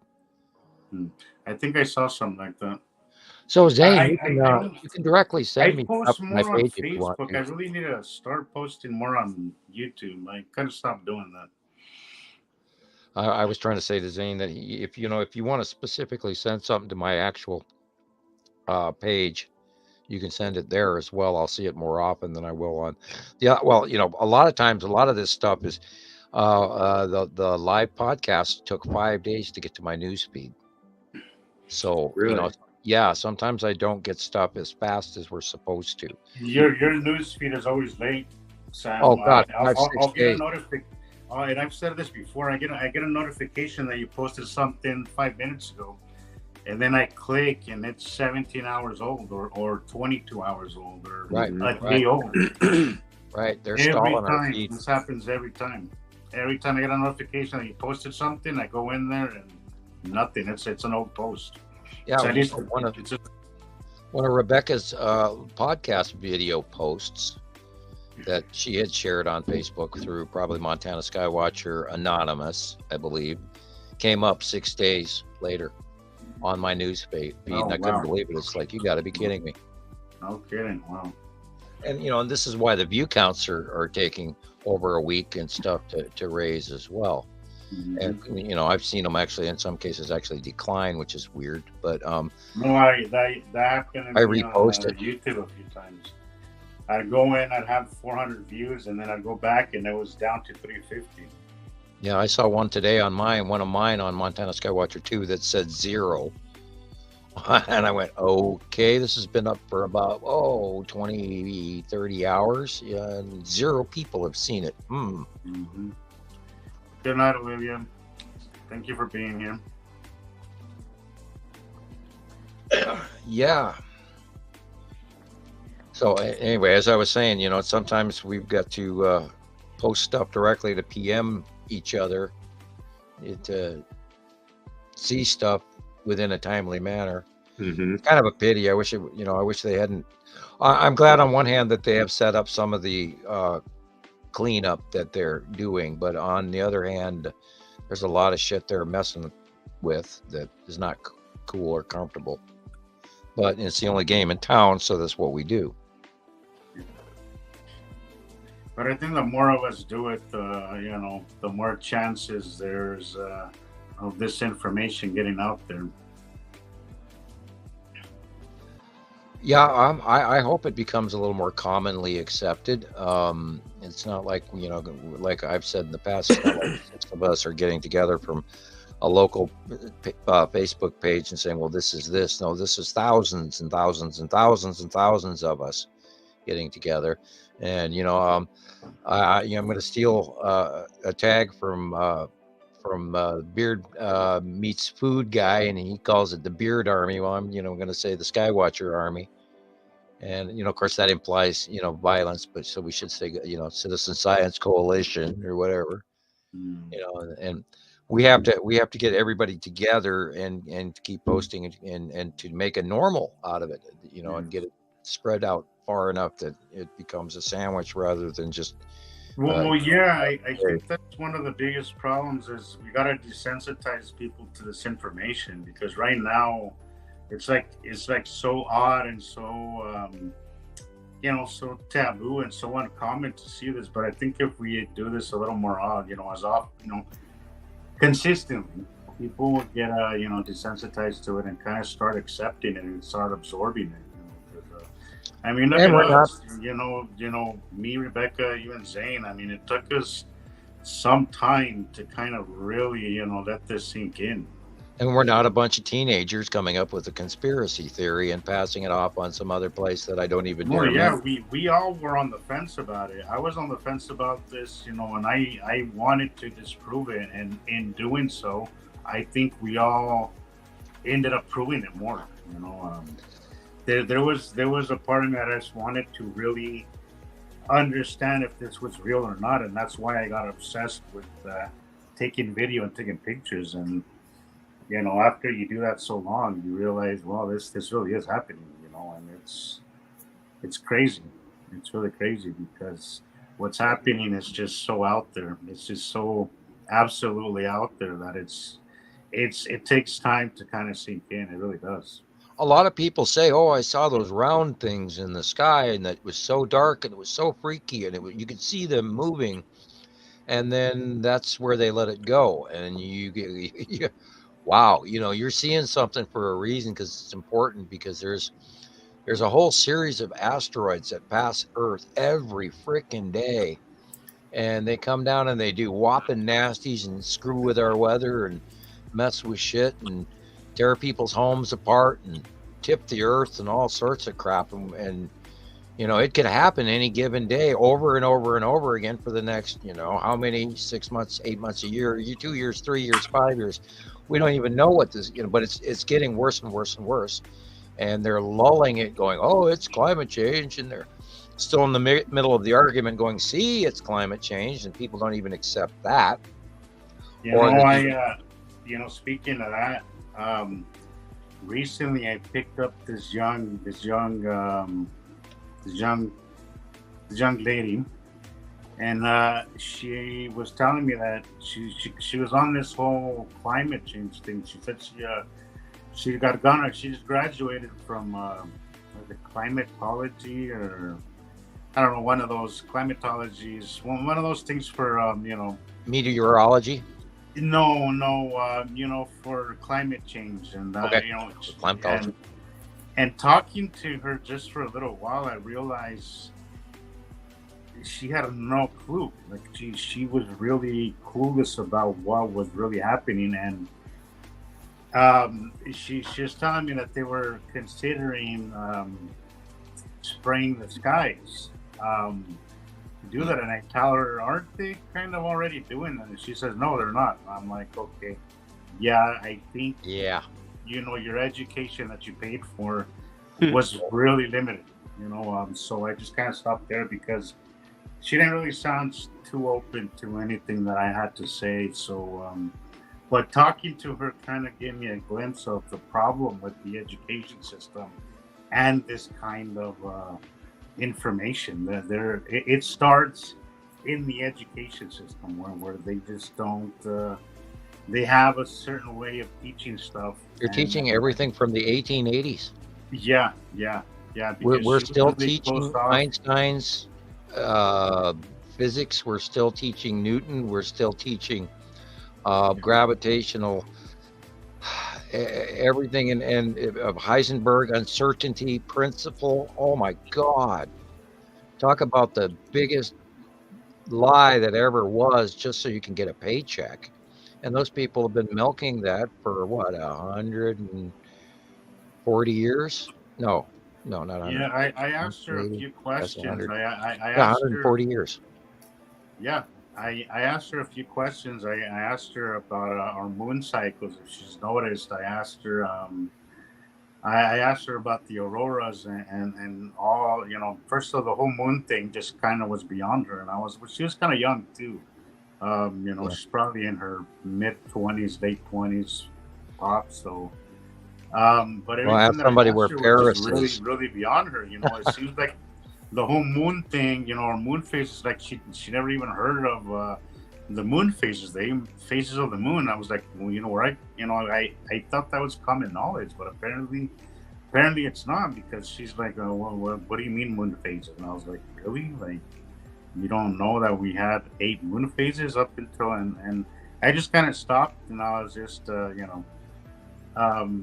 just kind of stopped, because I really didn't want to. She didn't seem very open, so I just kind of stopped, but.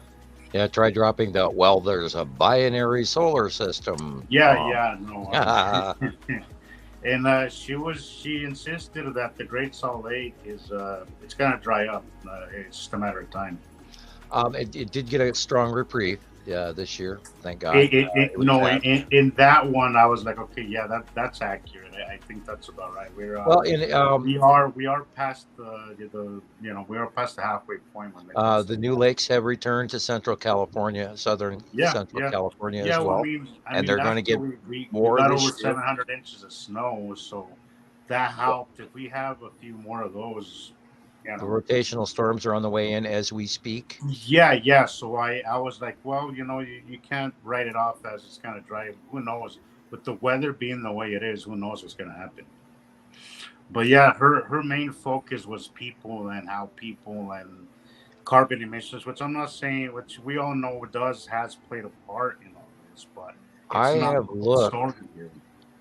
I have been occasionally looking at the CO2 levels and everything else, and I am still not completely sold. It is, well, granted, if they quit flying the damn planes for a week, like they did during 9/11, how clean our atmosphere would be, you wouldn't believe it.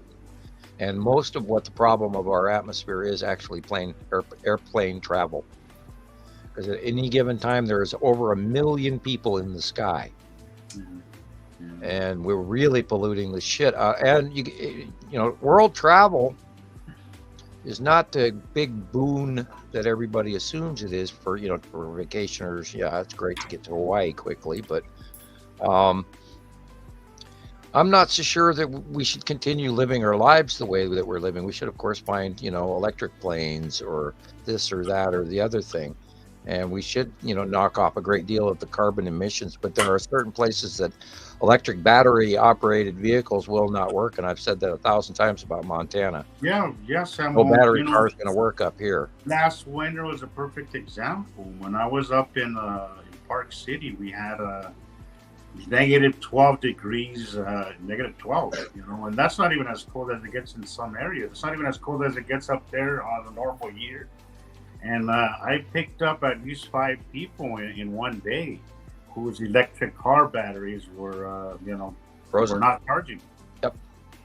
Yeah, because you cannot charge a frozen battery. It will not take a charge.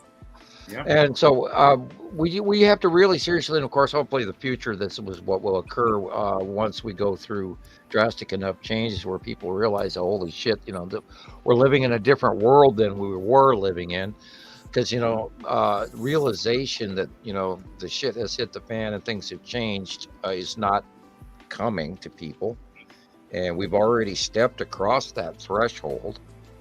And I think people are very resistant to change and not willing to go in scare lane. And I don't blame them for a second. And I'm not trying to, reiterate any penny in the sky is falling.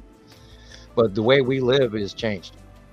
And well, but people are resilient to change, or people hate change, right? But at the same time, they're really quick to adjust to the changes. Right. Only through happening. They say only at the edge of destruction does man change. And that's been in numerous. I think even Shakespeare commented on that one. I listen to a lot of the Stoic Greek stoicisms pretty regularly. We've gone through a lot of cycles. We're going to go through a lot of cycles, and we know that every cycle of the Nibiru passings, that the number of people on the planet changes drastically. But we also know that we rebound back every cycle. And so point of view has to do with what you're going to do with it. I mean, are you going to let it defeat you? Are you going to live in fear of it? Or are you going to hopelessly just wait for it to happen? Or are you going to actually be proactive and go for the right direction of the movement and use up your time for positive gain rather than the negative? And, be part of this, citizen science army. And let's change it for a positive future and actually do something for good rather than out of fear, hatred, greed, whatever. I hope. Not a time you too. I hope we're heading that direction too. I mean, I see younger people on TikTok, and I see that they are really fed up already at a very young age of how this system is. They can pretty much see right through it already. And so they're, I feel like because of that reason, it could steer us into a change, a significant change. I feel like they're just not wanting to continue as it has been going for the last several decades. They can't even afford to buy a home. Right. Like kids, the younger generation has stepped into the world that is so difficult and so so unwelcoming. They say, oh, they don't want to work, but they're stepping into an environment where they're drowning in debt. Depressing. Everything is outpriced. They're outpriced everywhere they go. That's where I personally talked about us stepping back a little bit. We've gotten a little. Now, if you look at some of the Asian cities or the Arab cities, Dubai, and this, where they have these super cities that are way advanced compared to ours. Yeah. And we don't even get to see their, videos. We've gotten pretty opulent, and in that opulence, we've gotten pretty out of control. The money has gone the wrong direction, and look at our infrastructures, our roads, our bridges, our schools. Oh God, especially our schools. And the Chinese economy, for instance, is having a huge thing, even though it has not been let out yet because they've been lying on their GDP, etc. And they're having a major structural issue, and they've got a lot of damage because they've got a lot of floods throughout this year and a lot of really bad buildings for everywhere. And they've had this massive building boom that was a false thing, just like ours was in 2008. Now it's going to be hitting them now. It is hitting them now. So our entire economy and also the GDP of many other countries since COVID, and our growth rate on stock and food supplies and grain output is all down. So we're at a cycle spot where shit's not going to get better, shit's going to get worse. And I hate to say that. I don't want to say that. I want to believe in the better and the good. But right now we are in deep, doo-doo, caca, whatever. And it's just, and I saw a report today that we have the lowest cattle stock in history. And it's like, wait, we're supposed to be feeding people, and our grain output is, Have you seen the price of beef lately? Jesus Christ. Yeah, and the price of beef ever since COVID, and then like I was talking last week, $6, $5.99, $5.50, $5 for a loaf of bread. Hello? You're lucky if you find any kind of beef for less than, $5. $5 a pound, if you're lucky. New York's have gone from $7 a pound to now $8 and $9 and $10 a pound for a New York steak, and that's only at a cheap place. The other places are charging you $20. I saw go from $8, $9 to about $15 a pound now. I always say, know your butcher, know where you're getting your meat from, what state. There's lowest chicken populace, lowest pork populace, lowest sheep populace, lowest we're low on leather, we're low on this, we're low on that, we're low, and America used to make all of this stuff. And if you bought a hammer that you made in the United States of America, if my father bought that hammer, I would still be using that hammer to this day. Whereas if you buy a hammer made in China, it's not going to last you more than 3 years and it'll break. But that goes for everything now. Yeah, everything has a life cycle now. That's right. It's called standard obsolescence, and they blame it on the to keep the economy going. But right, every 3 years. Let me tell you, in Mexico, homes are built to last. Most of it is made out of concrete. Everything is made out of concrete, and you keep all the all the piping, everything is above ground and much easier to work on, and you have homes that last without having to do much maintenance to them for much longer over there. And here, and my dad recently visited from El Paso. He was in El Paso, and he goes to Juarez often and gets groceries, and he came with brought us a bunch of stuff, and I was looking at the prices, and I was like, holy crap, it's just much cheaper, and it's because, their economy is based a little bit more on longer lasting things. This is, they make things, I was seeing a construction guy say that they build things to only last for so long. That way, they put other people to work, but I don't think that system is really working. It's not working. It's not to mention that it's keeping resources. We're using up resources much faster than we should have been. We could have greater recycling. We could deal with this plastic issue, which is killing our oceans as well as our landfills and well as us, because we're all eating plastic, and there's nothing being done about that. Yeah, no, I recently gave a ride also to atmospheric scientists. They were talking about how microplastics are a big driver of of people's bad health in not just America but around the world now. People don't realize that it's in our system. It's in our we literally need to walk around with bodies. We literally need to walk around with an N95 mask on pretty much 24 hours a day now. Yeah. To keep the crap that you're breathing out, down to a microscopic level, so at least you have a better chance. Very true. Let's talk about the arsenic in the air just alone from diesel fuel. Mm-hmm. If you live in a truck stop town, you are adding a huge amount of arsenic to your body every time you take a breath.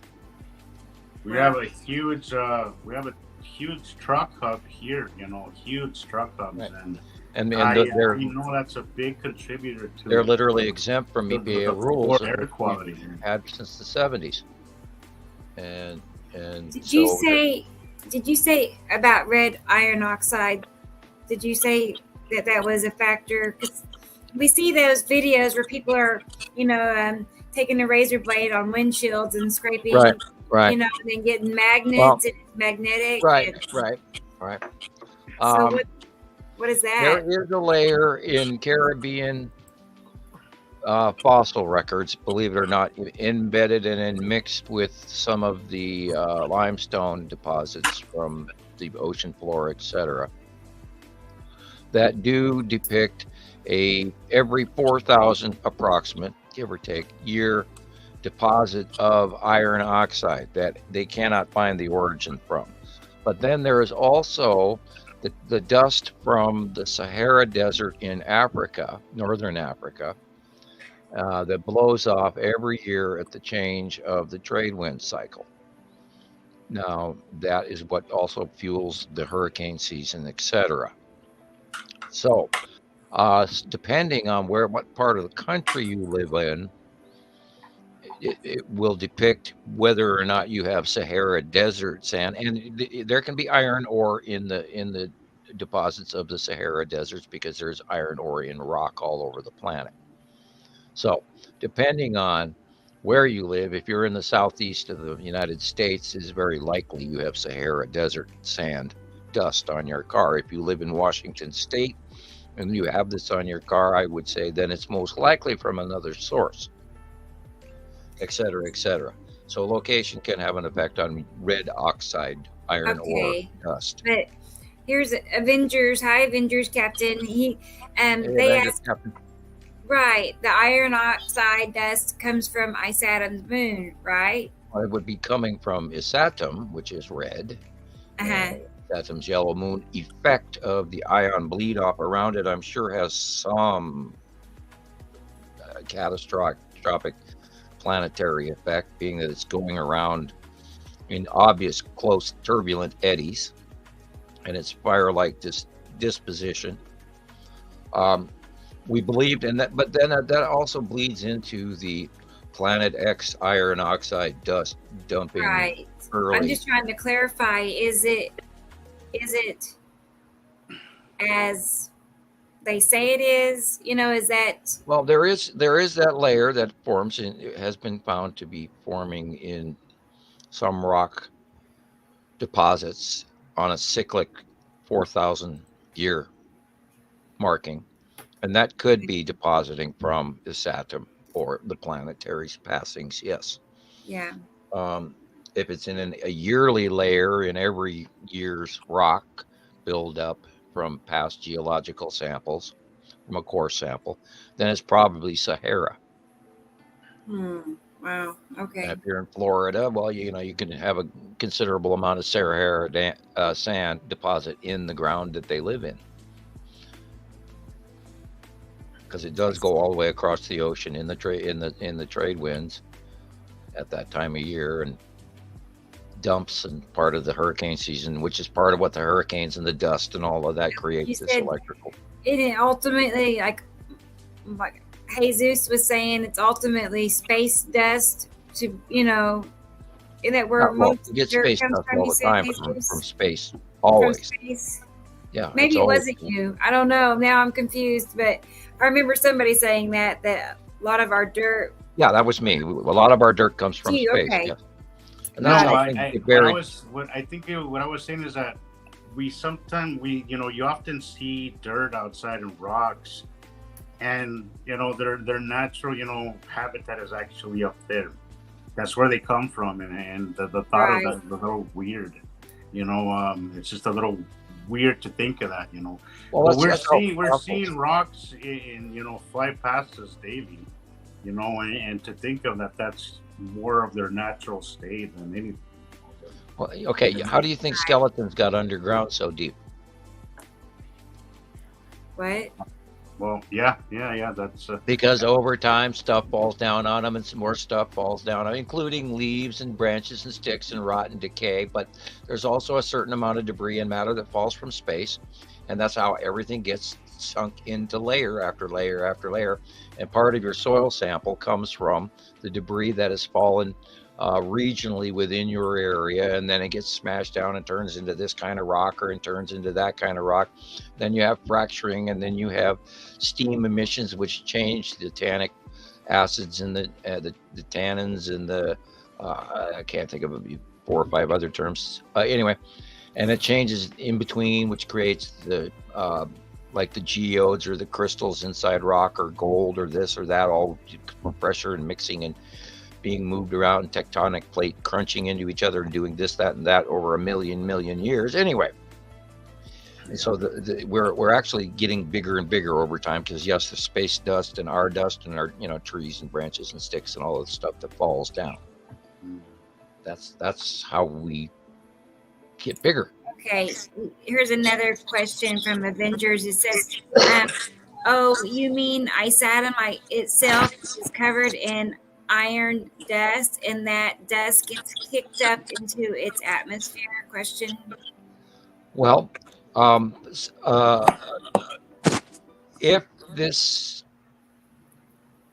anomaly is correct, then we would assume that the red material is of a metallic iron rust like substance from the color. And we haven't had anything to show us otherwise facially on the facial captures, other than it seems like a big sandy rust ball.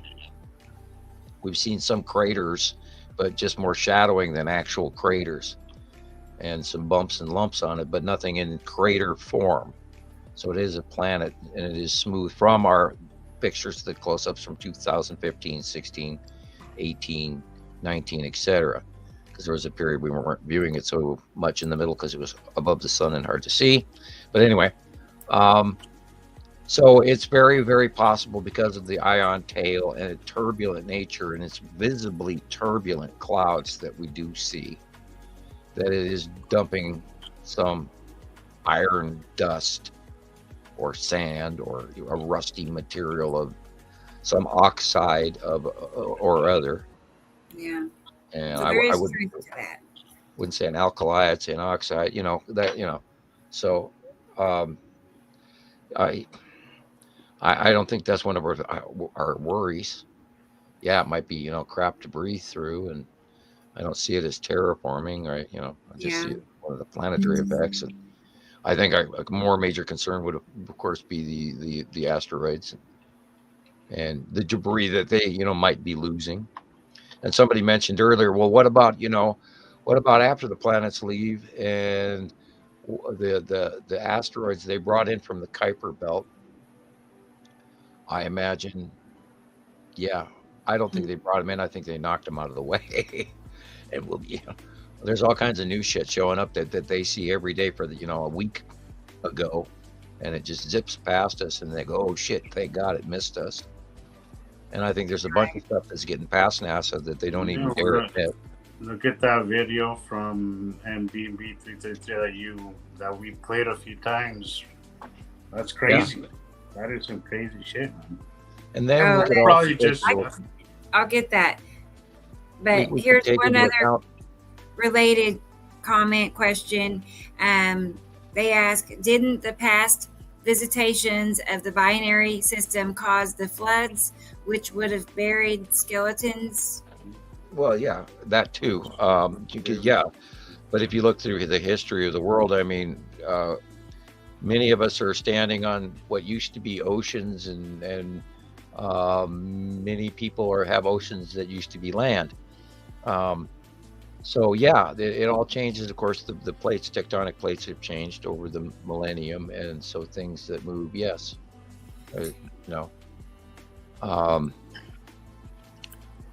lots of things can occur, and ocean temperature or ocean levels can rise quickly. The Great Flood was literally 8,000 years ago, 7,000 some odd. And that would be 2 cycles ago, yes. Right. And that I goes think also, that also mixes in with the Enki and Elil story from the Anunnaki tales. So, right. and as well as Noah's Ark, etc. And then there's different versions of Noah's Ark. And I'd love to see what other artifacts there is that we're not able to see. I mean, there's so much probably older, even older, temples built upon temples built upon temples. Right. The early kingdom of Ur and all of that, and the early Sumerian major heartland of their civilization is currently underwater, far south of Iran and Iraq, in the ocean, because sea level, and a lot of Roman cities, and including Alexandria, the Egyptian city, quite a few settlements along Jerusalem, all the way up into Greece, and there, Italy and Sicily and Libya. No, there's the oceans have risen. Even the Mediterranean's deeper than it used to be, and there was an introduction to a great flood in the Black Sea, or was it the Red Sea? There's been drastic sea level changes since these periods of time, since the last cycle, and people don't take that into account either. So a lot of archaeology is underwater, and man has also built dams all over the place, which is buried archaeology as well. An example is in Iran, when they built a whole bunch of stuff and wiped out a whole bunch of early king burial plots and stuff. Some really cool archaeology was lost in many countries. Right. Even It's this like, country. sometimes it's unavoidable, and then other times it's like purposeful. Yeah, we lost a lot of archaeology in the Hoover Dam and all of that, and everything behind that was probably some really cool stuff. And they're finding a whole bunch of stuff in Southern America and down in Texas, and there's lots of really cool mythical.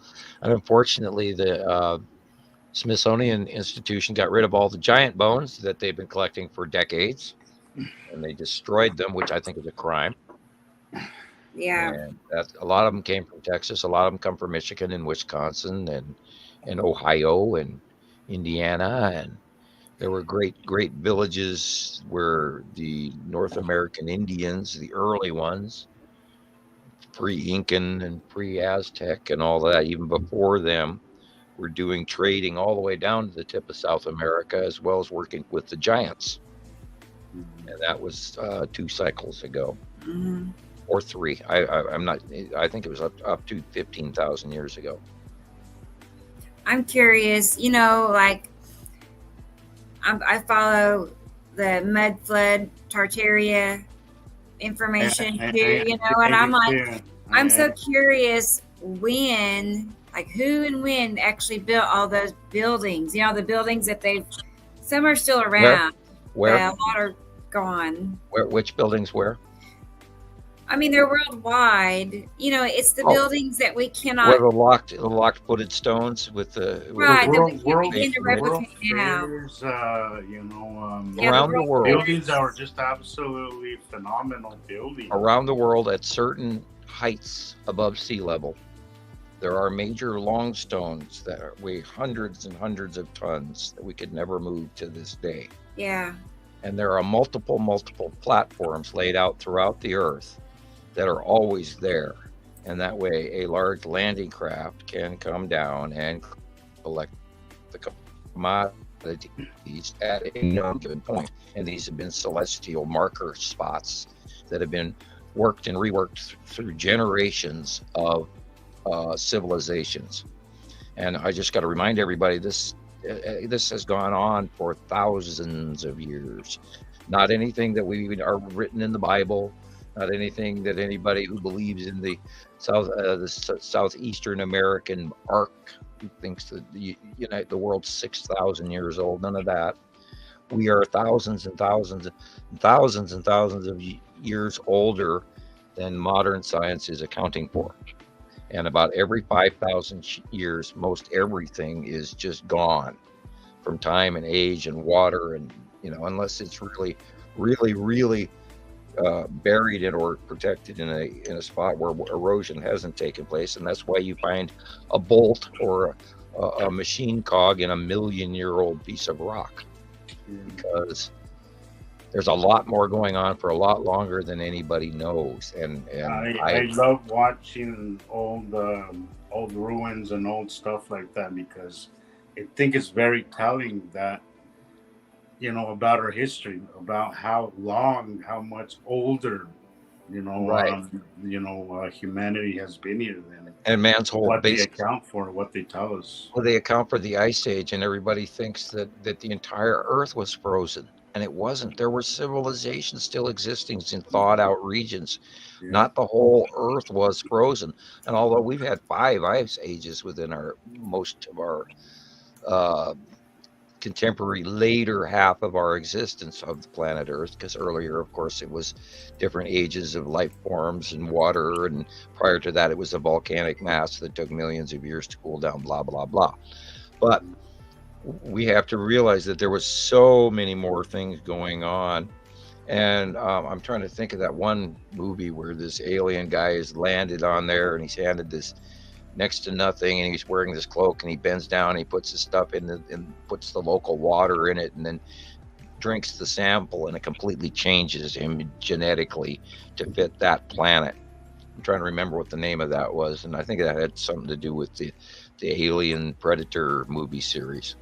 And I can't remember the tip of the name of that movie, but anyway, it's the original. Prometheus, maybe? Is it Prometheus? Prometheus. Yeah. That was it. Yeah. Yeah, Prometheus. And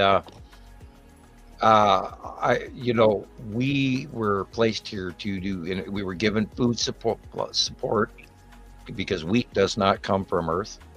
It is a hybrid plant that comes from the Nibiru system, and that is to feed the workforce. And the workforce is here to mine the commodities, because they drastically need the commodities in order for to heighten their economic existence and maintain their technology level. And they're small fries compared to the Federation, for an example, or the nearby other visiting factions. And so that's why they're all here, to sort of oversee the overseers. And there's a lot more going on. And if man directly knew that how limited his existence is and how shortchanged we actually are by this equation, we would have a real huge issue. And it's not fair, and I don't agree with it, but then again, I don't have a choice, because I can't fight it. I can only be an emissary for a positive way forward, and beyond that, I can't fight the system, because I know the system is so much more advanced than what we know, because I was shown it. And we don't have a chance at arguing with the system that's been in place for longer than we were ever thought of. This version of us, because we're our independence is not really in reach of us, and our independence is if we earn it. We have to earn it. By being a better person, by being a less prejudiced. Now I'm not fully sure, but I'm under the assumption that we have to share our future, and we have to be a whole hell of a lot less prejudicial or prejudice, and we're gonna have to be far more accepting. I can't see that happening, Sam. Yes, well, right. I see it happening. What I don't see is we can't even tolerate each other. Bingo. We can't even tolerate each other because we have different belief systems, or different skin color, or different sexual preferences. And how does one learn and earn tolerance? We have to grow and earn tolerance in ourselves, and acceptance for others. And a lot of people have said to me, "Oh God, Sam, I can't believe your patience level." Let's really hope that I've earned my tolerance level. I have known since I was 17 and 18 years old that everything we're told can be spun on a dime and used against you, and you can be blackmailed by the government.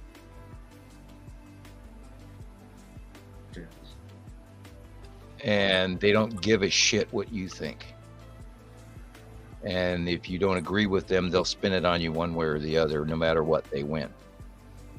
And then you find out that some guy can fly over the top of you and turn a little light beam on you and a little sound wave at you, and there isn't anything you can do about that either. And then I wasn't going to take it, so I sat up on the table, and this is where the whole damn story of where I found out what off-world information means. I knew bits and pieces before, but boy, afterwards it's like, wow. And I'm hoping I've learned patience from that, because I couldn't live with it then. And I had to sit here for 40 years. And now all of a sudden it's erupting in my face like, wow, this is really, really, really real. And it's just weird. Oh my God, you've got to be kidding me. It's like 3 sci-fis all in one. So I'm elated and insane at the same time. It's like, well, yeah. I every day I run 360-degree full circle on how the hell do I deal with this, and yet here it is. And the problem is knowing that there's so much more going on. And have we had the opportunity to scream it? We were, what, 8 years ago telling everybody about the Empire Orb? And I think what makes it even more fascinating, though, is that not only is this happening, right, but that you are like the center of it all. You know, you're just, there you are, like in the whole world. You know, here you are. There's nobody else. It just kind of blows my mind that we're just sitting here casually talking about it. I only feel like I'm one of many. Okay. I know that I know of an early indigo, and yeah, that's me, because my age group doesn't fit with standard indigo either. But then I am from Europe. I have the Dutch bloodline and all of that, and et cetera, and the other bloodline pieces. And I'm not going to go into major detail. And I don't want to come off like I'm bragging or anything like this, but this is part of how I see what I see, or know what I know, or why I was, got my government test scores matched something they were looking for, or where the far-seeing and why they, chose me from whatever, or maybe they were intentionally looking for European offspring children, whatever. That's where the rocket scientists come from, Einstein, etc., German scientists, etc. So that said, I don't see myself as a focal, but I do see myself as having a job and a responsibility to follow through with what I know is right. And I look down, and now Zane's gone. He's there, but he's not. It's like in and out, yeah. Okay, hi Zane. I'm sorry, I was looking down, trying to, think rather than pay attention to what was going on in front of me. I don't think I'm the central focal point, but I am on one hand, but I don't want to do it that way. I want to have it where everybody's, this is why I didn't write 5 books and sell you, the series or something like this, but I wasn't trying to sell it. I was trying to grow it and share it. And I think that works better for everybody. Right. And I think that adds to the credibility factor too. Like, what's your motive? Well, I'm just trying to help people. I think that makes it even more believable, as if there's not enough proof already. So Zane's back. There he is. Yeah, I was going to give him the opportunity to leave if you want to, Zane. I mean, I just didn't know if you. Yeah, whatever you want to do. I don't know. Yeah, just letting you know. I know he had to get up I've been early. sitting here quietly listening all evening and smiling, and Yeah. We enjoy your company. And if you need to go to work in the morning and all that, please do help yourself. And we've already been running 357. Me, I'll talk an hour just for the close off. Thank you guys for having me. I appreciate it. Yeah, Come on again. Really if you get something great. Finally, do the face-to-face thing, Zane. It was really nice to, have you here. Really, I would have to appreciate you being open to all this. So. Yeah. Let me know when you want to do it again. I will, for sure. Tell the wife thanks for sparing you for a while. Yeah. Yeah, it's been fun. Thank you. Aloha from tropical Montana and all that. Thank you, guys. Have a good night. Okay. Talk to you later. Good night. Bye. Thank you.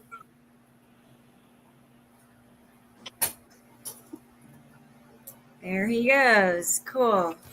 We did it. We had a guest, y'all. That was nice. Yeah, it was. But I'm gonna call it a night here soon too, guys. I kind of had a long day. I know, right? I had a hard time keeping my eyes open. Me, I could talk forever, and we know that. No, and I can too. It's just, again, like I said, my days and my nights have been, all screwed up. So it's like he's ready to go to bed now. Yeah. My body's just, usually this is the time where I would be going out to work. Now it's the time I'm going to sleep, and it's just that adjusting has been very tough on me. It takes about 7 to 10 days to rechange your. Yeah, it does.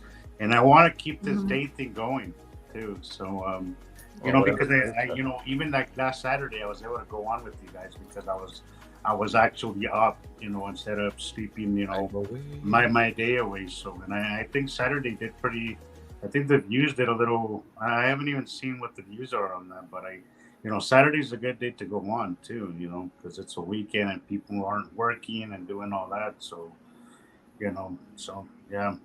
I was amazed how fast Tuesday came around, and it's show day again.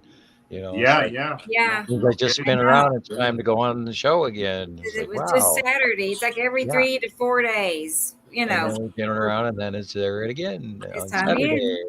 That's what we'll be doing this Saturday at 2:00. So that's the plan. Yeah. Be there. There's some titles. Hang out with us. Topics. Yeah, we'll hopefully try to cover some of the older pictures from the earlier days of the planets, so everybody gets an idea what the planets actually kind of look like in better pictures. That'd be cool. I'll go back in my photos. I can go back a few years in my Google photos, and I'll pull out some of my favorites too, my older ones. When they were smaller, and of course, you can all. We can always recommend the Radio Wasteland programs, or even Understanding the Sky series. We actually do have a few out there on YouTube that you can find where I do show some of the smaller, older pictures. Yeah, which give you kind of an idea, but it doesn't show you what's currently going on, which is why we try to stay with current topic and what's currently happening. Yeah, it'll be our homework assignment to find older stuff. Yeah, I'm making a little note here. Do the older pics and videos. We could even at some point in time we could start out with the big ones and work one planet at a time. I don't know. That would be easy. Also, we could say, well, here's the pictures, all the pictures we have of Matim, which is a 5-minute show. we don't have. Oh God, I think maybe I could 5 pictures, maybe 6 pictures of Matim. Yeah, the elusive Matim. I think I have more chances of seeing Saru than I have seen Matim. I just had a thought. What if that thing that I saw a couple of days ago that was completely out of the wrong direction and completely shrouded in a really large body that went by the wrong way, that was never seen before by me? I wonder. Wow. Now you got my brain thinking. Wow, that could have been, because Matim goes from Saru to around Uri, and I believe it even goes behind Saru. So that's a big, weird, disconnected orbit, and that we've got one picture with an orbit model of it somewhere. I can't post it here, unfortunately. But anyway, so I wonder. Carol, oh, sorry, Sam, go ahead. Oh no, I I just thought, wonder if maybe that's what I saw the other day, and it didn't click until just now because it was really large, and it looked like literally a lead asteroid sized thing, but it was completely going from the southern western hemisphere yeah. to the northeastern direction, and there's nothing that's doing that. There is no asteroid doing that. That's all. It's all coming, from above us and to the heading from left to right for all the asteroids. And the only above us heading to the downward center toward the sun is Saturn's yellow moon. And lead asteroid and green asteroid and blue asteroid are all going from left to right. So there was nothing that it caught me, and I just sat there and I looked at it and I looked at it and I looked at it, and it's going from here to there. It's going from what? And I knew it was completely wrong the moment I looked at it, and it was way too big. And I sat there and went, I don't know what that is. And it stumped me. And that was like 2 days ago in the sky. I saw it out in while I was out driving. Because I caught something too. I need to go back and look at it. Because I filmed it, but I could also see it by eye, and it was really perfectly round. I thought maybe it was a side orb. I gotta go back and check it. I'll have to send you a copy though, because it was thought of that. I hadn't even thought of Empire Orb either. It could have been. Carol Ann's asking about the Pool Star. What's the status on that? We're not seeing the side face of Nibiru plain enough to actually differentiate that between our sun. That's part of what the blue shaft light is about. Okay, and then Thunda, hey Thunda is here, and they're asking when you first saw the binary system, did the people you worked with believe you? Maybe more like when you discovered it, or? When I first saw it plainly in the northern hemisphere, visible from the northern hemisphere, not viewing it on webcam from Neumeyer Station, which is a different time period, by eye. I talked to my friends about it and stuff, people that I knew really well, and they absolutely didn't even want to spend far enough time to even look at what I was pointing with my finger.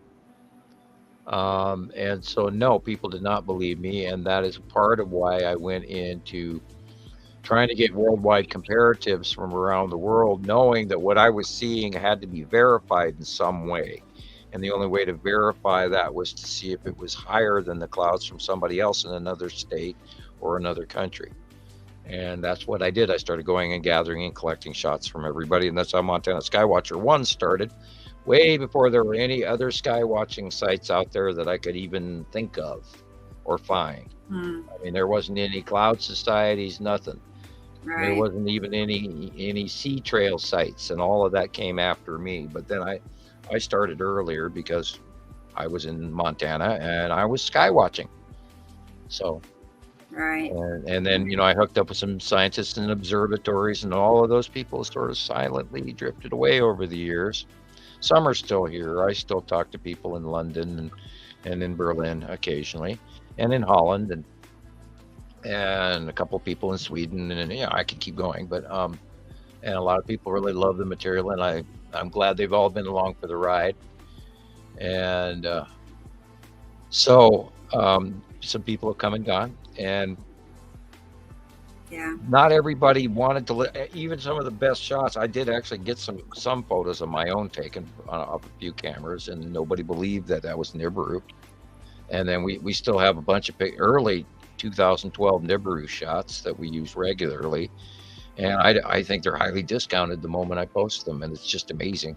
I'm absolutely amazed how little people bite into this. I don't know what the block is, or where the error in the share is, or what the dam is, or whatever, the dam blocking. I don't know, but I post it and nobody comments. For early Nibiru 2012 shots, Neumeyer Station 2011. I've got a drastically awesome picture from 2011 from the South Pacific when it was first rising up, in the horizon, and you can see the water planet in its entirety. Huh. And no one ever says anything. I don't know if it's one I have or not. I'm just curious. Oh, you probably do. I posted it, a few hundred times, but a lot of the pictures, people just, they don't know what to say, or I don't know what they're. Is that it? Is that one you're talking about, or no? Well, that's 2017 from Newmeyer Station. Yeah. That is Nibiru there, and Sarah is the green, blue in the left behind it, and her very large base core cloud. I really want to see Sarah. Yeah. Like more than just, Sarah was really cool when she just what first we've been came seeing, in. eh? Oh, it was, and when you could see, and I've got like 2 or 3 of those pictures left out of the. I wish I had all those lost computer pictures. But when she came in smaller than Nibiru, and you could actually see her and her really majorly illuminated base cloud. And at that time, you could see red Isatum and green, tiny green Nepacity underneath her. And you could also see Matim. And I've got quite a few of those pictures back in the days when the planets were, some of them were massive and some of them were micro, which shows you the difference in size. So it blows your mind to see that, to think that what's huge above us is massive, when people for the longest time thought Nepacity was huge when it's actually very small. Because it's so close to us, it looks huge. Small compared to the other planets, but I'm not sure. I don't know if Nepacity is bigger than Earth or not, or smaller. Okay. I know it's small because it rotates really fast, which is with the snorkel and the drop snorkel and the sucking up to the atmosphere and all of that shit. Yeah. And how much oxygen are we losing to that thing? Really? How much of our atmosphere are we losing? And that's why some people are dizzy or what. I mean, would they tell us? No, they would just come up with a story, anything. I mean, they can say really anything and people will buy it. They don't, because they know people aren't going to research or check it. And even if you do, there's not a whole lot of information on this topic, Right. We have Sam and we've added a lot to this, but we're very limited on what we and our capabilities. So if we're the only ones doing it, this is really the only information out there. There's a lot of, I know. There's a lot of, I don't want to imagine what they know. I can't imagine what they know. I think about that all the time. All the time. Oh, and then how many people are collecting information and sending it up and that don't know what they're doing? They're just, I want you to do this and I want you to do this. And if you bend and break the rules, then you're out of a job. And, remember that all the airport flight controllers and all the towers at every airport are government employees. And, it's all sewed up very, very tightly. I was going to tell Carol Ann, she's asking, she said, I posted a 2011 Nibiru pic in your group. Is that what Sam is talking about? And I honestly do not know if it's which pic. I didn't even know you had a Nibiru pic, Carol Ann. So you have to send it to me, so I'll have it for sure. Because this one is my Nibiru pic. This one, this was December 2018, like 2 or 3 days before Christmas. The one I was talking about is all light blue, and it's much smaller, and it's a full horizontal shot with base cloud. Is that it? No. No. That's a 2020. That's a 2020 shot. Okay. And that's like 2019. That's when, like, with the same time that Dr. Phil. There's 2023. Yeah, it was way smaller. Yeah, it's very much like that one. Now that one is 2023, and it's literally like that one, but farther distant, and that goes back to 2011. Yeah. Yeah, there's the 2012 one, and you should have the 2011 one right next to it. Okay, that's the 2019. I remember that. That's the one I'm talking about. Oh, good. I got it. And if you look, you can see the edge of Nibiru on the right-hand side, and you can see it's more patchy cloud fingers. It doesn't have the same nudges that Nepacity does, but it does have a base cloud, and it does have land masses, etc. And we got in 2011 through 12, we actually saw several passes where you could actually see the land masses and the two moons, and by eye. And back then, nobody was listening. I guess this one. I think I had 50 members at the time in Montana Skywatcher 1. So, is Carol Ann? I just want to clarify, Carol Ann. Is this one that she took? Say, let me know. I'm just wanting to know if this is your picture. If you took this picture, so because it's awesome either way. So, just curious because the way she's acting. I absolutely don't remember where this picture came from. Right. I've always had it. And we'll find out in a minute. All right, guys. I'm gonna call it a night. Yeah, I know. I really need to get to sleep, but it is late. Always fun to hang out. Always fun to talk about this. It sure is. I always look forward to Tuesday nights. It's fun. Glad you were here. Yeah. Really nice to have Zane on. That was really nice. We had talked about it, years ago, and it finally happened tonight. So I know. I know. Get everybody to share it too. Yeah, first of many. We'll have Zane back. We'll have Andy back. It'll just be rotate them out. Yep. Yeah. So Carol Ann said no. Sam had it. Yeah. It wasn't hers after all. Okay, good to know. And, I wish I could remember everybody. Good night. All right.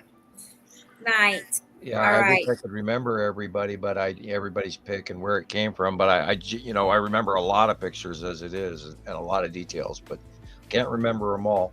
But yeah, we've had these select pictures, and we brought some back from different files after lost computer. But well, I'm like that too. I would love to put a name and a date and a location on every picture, but it's almost how many pictures you save a day, right? Yeah. Dozens. Yeah, and so 10, 20, 30, 40, 50, depending on the sightings. And if I save mostly member sent in pictures from our close permission groups. I don't usually go out hunting for random photographers pictures that don't know what they're filming, because I think there's sort of a membership responsibility for me to take membership pictures over other people's pictures. But every once in a while I'll save a Lulu. If I find a Lulu out there of someone I don't know, well, then if it's really, really, really telling, then I will. But generally I save membership only pictures, and I try to have a good idea of the reference point of who it is, what it is, where it is before I save it. Of course, I don't just save everything. Right. If I see something in it that I think is important, then I'll give it a general file, and if it's really important, I'll put it in a single planetary file or both. Mm-hmm. So sometimes I have copies of copies. I do too. I save a lot of pictures. I just do. I fill up every phone I ever have, I ever get. They're full of pictures, so full I can't, process things sometimes. So. Right. I'm reading here, Wire Paladin, San Francisco. He's talking about plasma event made the Grand Canyon. I totally agree. Look into the Thunderbolts project. There's a movie called Symbols of an Alien Sky. I strongly recommend it. There's also some side movies where they talk about plasma discharge patterns. I highly recommend that. I totally agree with it. I truly believe the Grand Canyon was formed by a multitude of things, including large deluge ice water releases. Look up scablands of Washington State and Lake Missoula, and how the Columbia River Gorge and all of that cut its way through the Cascades, etc. There's water and electricity and geologic, and tectonic, Okay. and there's a lot of stuff. So That's what Alan and I were talking about the Grand Canyon a day or two ago, but we were wondering if it was electrical. well, well, look at the gorge on Mars. I think that's electrical discharge pattern. We know that Yeah. Mars's northern hemisphere atmosphere was burned off. There's evidence of that. So and there's a lot more going on in space than there. I was watching the thing on the moon right now. There's everybody's going to the moon, and they're finding and discovering that there's glass crystals in the sand all over the moon that inside it has water in these little microbeads. So if they heat them up, they can break the microbeads of glass, and the water comes out. It's got to be some sort of a micro process, but you could probably get a lot of water off the moon. And there's a lot of ice crystals, of course, in the dark, unseen craters of the moon that are deep, and that they're actually admitting to. China is currently has a rover on the moon, and many projects headed for the moon. They have their own space station again. There's a new one. Oh, really? Oh yeah, they've had that up, but they talked about the other one coming down, and it came down, but they didn't talk about how they had a new one. So, and they have a multi projects going on. I think they're on their fifth project already, and they got a rover on the moon going, and then So what are they?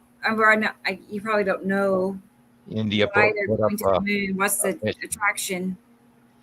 Well, I think we talked about the UAE two moon project, and they sent something up there because they saw two bodies up there. So there's probably all wondering what that second moon back there that we keep seeing is, and this is probably their excuse to get a close hip hop so they can watch, and land at the bottom of the planet and watch what's right behind it or whatever, because they got issues with the dark side of the moon and light, and their light would be limited. And, they run most everything off of battery operated solar power up there, unless they have a nuclear generation or a really interesting battery system. Somehow steam generator or whatever, personal, whatever, light, focaling lasers, who knows? So, depending on technology. Right. There's a lot of projects going on right now at the moon, and we have one scheduled here in the United States very soon where they're going to send up another group, either drones or men. I'm not sure which. I didn't look into it that heavily. I brushed past it real fast the last time I was reading it. So there's a lot going on. We know there's a lot going on. We know that, the planets are right. We know the planets are right here. We know the cubes are here. We know the Star Destroyers are here. We know the Empire Orb is here. We know, holy shit. Texas Cube, Longbox Cube, Space Tube, all these other sightings that are coming in nonstop around YouTube. And and don't forget the skinwalkers / ghouls everywhere on planet running through the forests. What? Oh, you haven't looked into skinwalkers? I vaguely remember you mentioning this. Yeah, well, there's all kinds of, and these are those other factions that I mentioned. Okay. They're not all civilized. Doesn't sound good. Well, they're not. They're not. They're nasty little suckers, and I drastically advise you to avoid them at all cost, and don't shoot at them. Don't shoot at them? Yeah, don't shoot at aliens unless you really have no choice. Right. Wow. So yeah, can we see them? Well, they see you a lot easier than you see them. They've got very large eyes, and they can pull in a lot of light into darkness that you can't touch. Because humans have limited sight, and we're not the top of the food chain. Right. We have limited what? Vision. Oh, I see. Okay. Animals see better than we do. I get it. Yeah. Cats, dogs, birds, they all see better than we do. Right. We have quite a few genome issues with our vision. That's why some of us wear glasses. Haha. I mean, you show me what animal actually needs glasses, and so they're general. Of course, they don't live long, but Right. We have, that's why we don't have the refractive backlighting of a deer, for instance. They can see better at dark than we can. And anyway, there's lots of that stuff going on, and we're not natural to Earth anyway, so we're a construct, and so So where were we natural from, and how's that originate? excuse me, nowhere. Oh, just We aren't natural. We are a construct. We are created. We would not exist. like a test tube. Well, we are a mix of multiple races to create that which we are. Right. And we're not the first version. And, there was a lot of trial and error, and there was different sizes and different types. And over time, some of them mixed, and some of them did well, and some of them didn't do well. And we have to just say to ourselves that we are parts of a contemporary current model. And I am out of drink here, and that's why I've got a dry throat. Do you need to go, Sam? Oh, man. Take a drink. 1 sec. Yeah, take a drink. Get a coffee. No, there was coffee grounds at the bottom of my coffee cup, and I'm like, ah! Do I now spit them all over the place? And going, wow, or almost, breathe them in, trying to swallow it all at the same time, going, do I swallow this or do I breathe? You choke on it, right? Yeah, I'm not pulling coffee grounds off my tongue. Yeah. That was the last. My glass was empty, so I reached and grabbed my old coffee cup, which was long ago at the beginning of the show. Surprise! And I took that last little, threw it back, and it was like full of coffee grounds. Like, yum yum. Right. Apparently, I overfilled my filter. Wow. I did a blend. I used my coffee grinder and some full beans and made some rather fancy coffee for once, and treated myself to some Dutch chocolate Colombian coffee. Oh, that sounds good. Yeah, don't worry. It's only $16 a pound. Right. Oh. Yeah, and I bought half a pound. So I was gonna say, that's what I do. I buy little bags of beans, and then I keep whole beans, and I put them in the freezer, and then I have an espresso machine, but I haven't made an espresso in 15 years. Once the kids came around, I stopped pulling out my machine, and just started making normal coffee. Right. I always want numerous machines, and Mr. Coffee and this, that, and the other thing. Have you? Me too. I've had several. But yeah, I used to like my cappuccinos pretty regularly, or my mochas. I really like, like a triple shot mocha. Back in my expensive coffee days when I was working in the restaurants and stuff, that's what I would make myself all the time. But when you're the boss, you can do that. You can do those things. Now, I know it'd be like $10. That's how you become Superman and do everything that they cannot do. Yeah. No, it's nice. Just drink a couple of triple mochas and off you go. There's an 8-hour shift for you. Have a nice day, Yeah, I know. I do know. I used to live on that. I see patterns, and I was always usually the boss before, short time after being an employee. So, right. I was a boss longer than I was an employee. Let's put it that way. Yeah. And except for government jobs, but that's a different story. Sure. Former government employee. Wow. Yeah. Thank you. Anyway. I know. But could you refer back to that so much if you had to change your identity, and not change your identity, but re-sign up with Social Security? Oh well, no. If I, at my age, no. But yeah, I'm at retirement age, and not anybody really wants to hire little old me who talks too much. I'm joking. Right. No.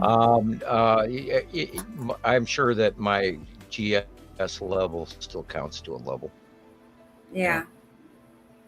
Sure. There are some things I won't talk about, and I can keep my tongue when I have to. But then this whole topic and the subject, it was just something that I was told I couldn't, and so boy, by God, when I could, I did.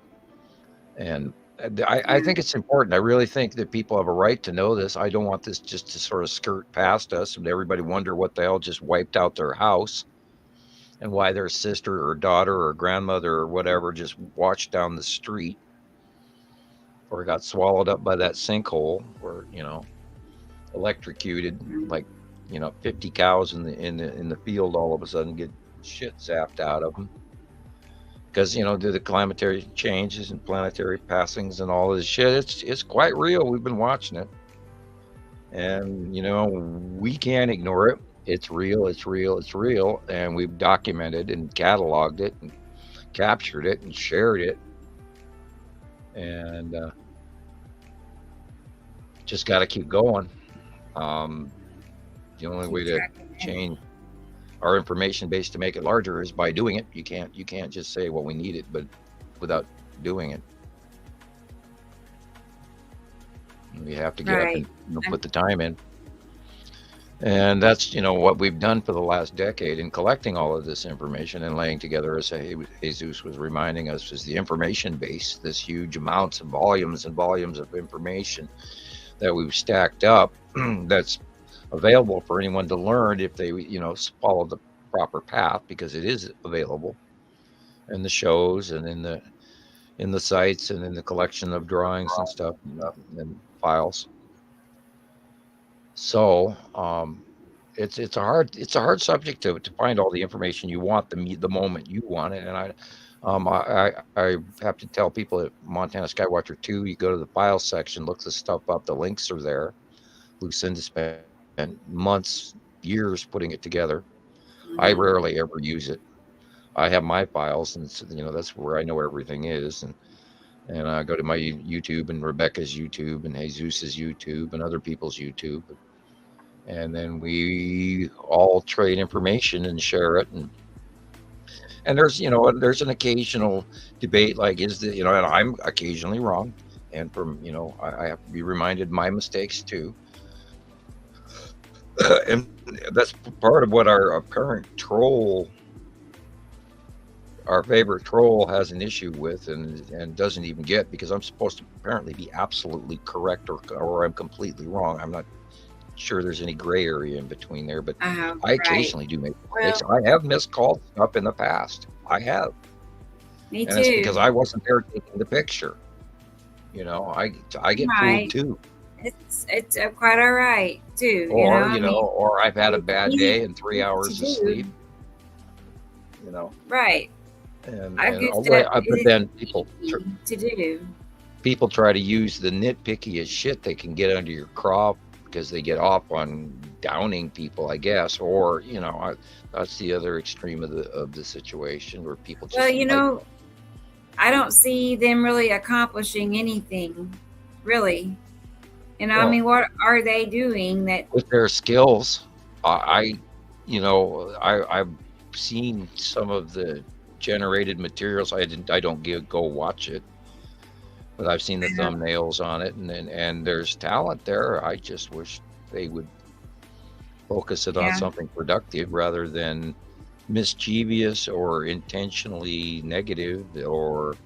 And I pardon the expression, but I called her a bitching child today, and I left her talking down my page, and she comes to my page to complain about shit, and it's usually the same old story, and then she's trying to publicly down me somehow to my friends, so some of the material I leave up, others I remove, but I'm just about done with this new fake persona, and I let them talk, and I go, okay, okay.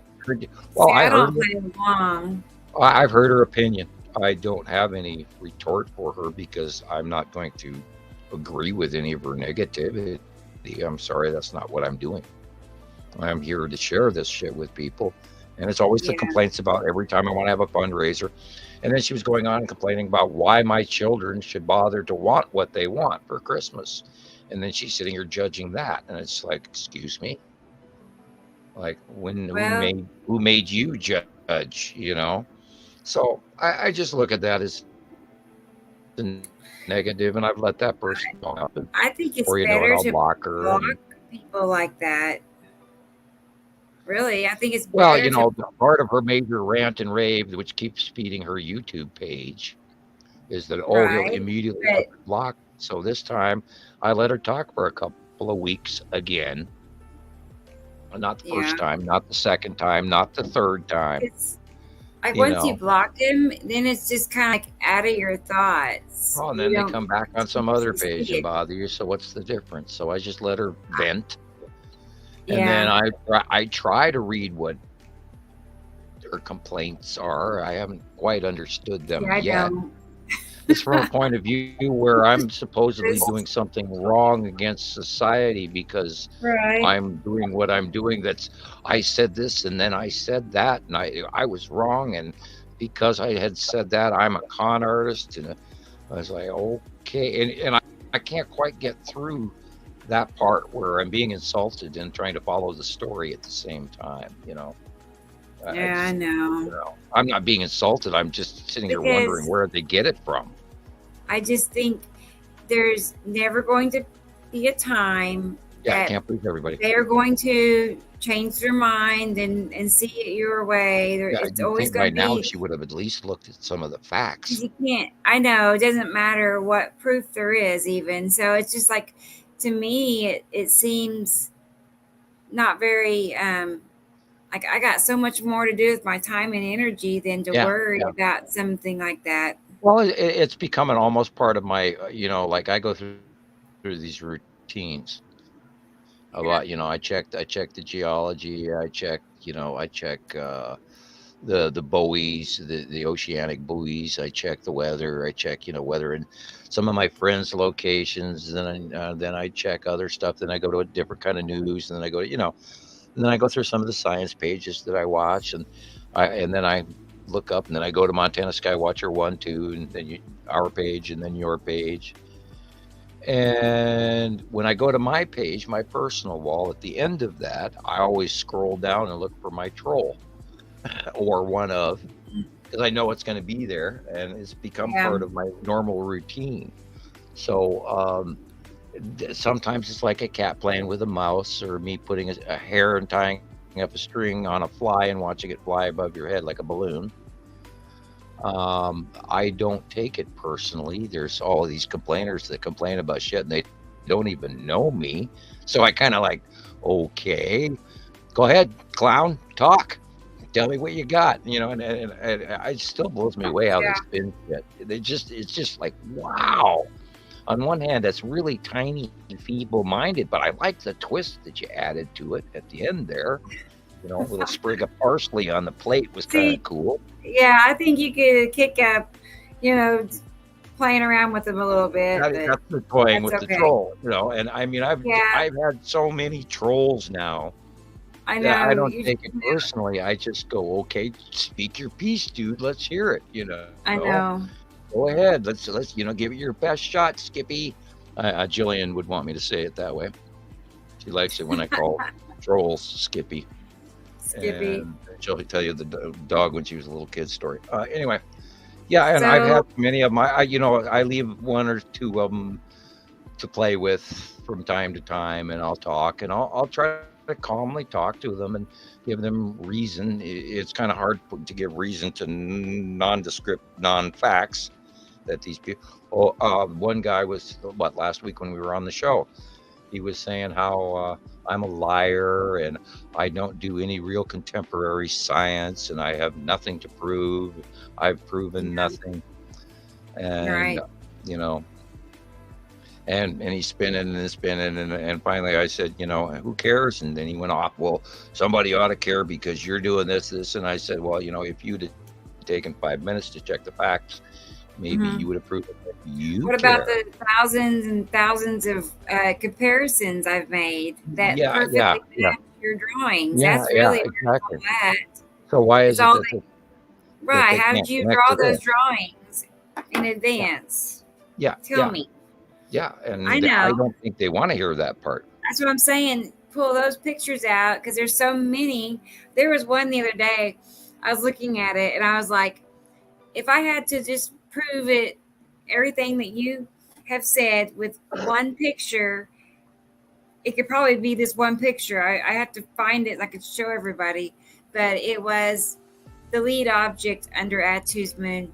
But it's perfect. I mean, it really is perfect. There's no way, because your drawing was from years ago, and yet this man, I don't know where he was, I have to look, captured it everything was just identical. So Yeah, that's what and I'm saying. down It's to just the cloud curls and the how can somebody come little. along and be like, this isn't real, you don't know what you're doing? And I'm like, I don't know Yeah, where these people are and coming from and and why they because can't see this. of this personal track record that you and I both have watched develop, Uh-huh.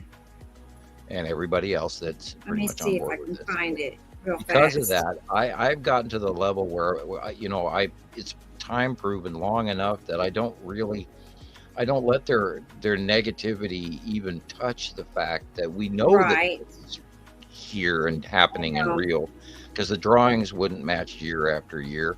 They wouldn't match worldwide, thousands and thousands and thousands of sighting. And Right. because of that, I'm very comfortable in what the information that we've provided, and you've learned it, and Jesus has learned it, and Andy has learned it, and everybody that we talk to on a regular basis, if they don't know it, they are learning it right now, and they see it.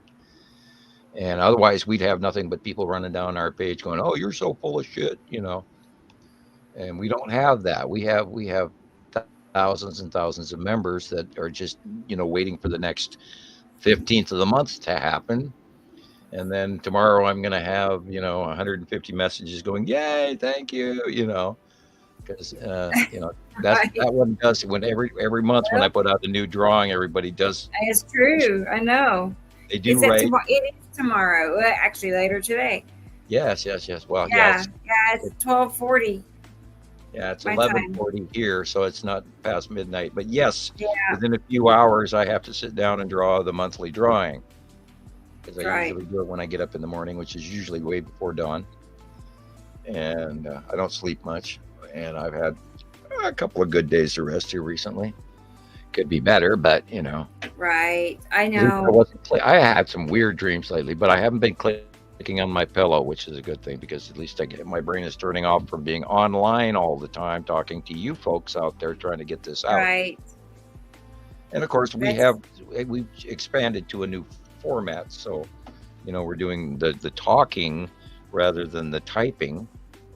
So I'm doing less clicking, which is a good thing. You mean typing?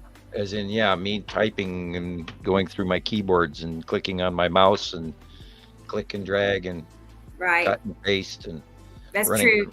We do. We're just sister site. mostly talking.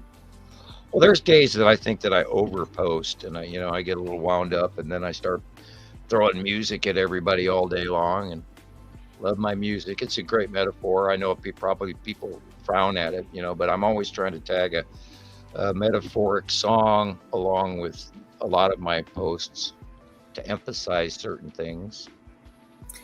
Hey, here's a question from Thunder.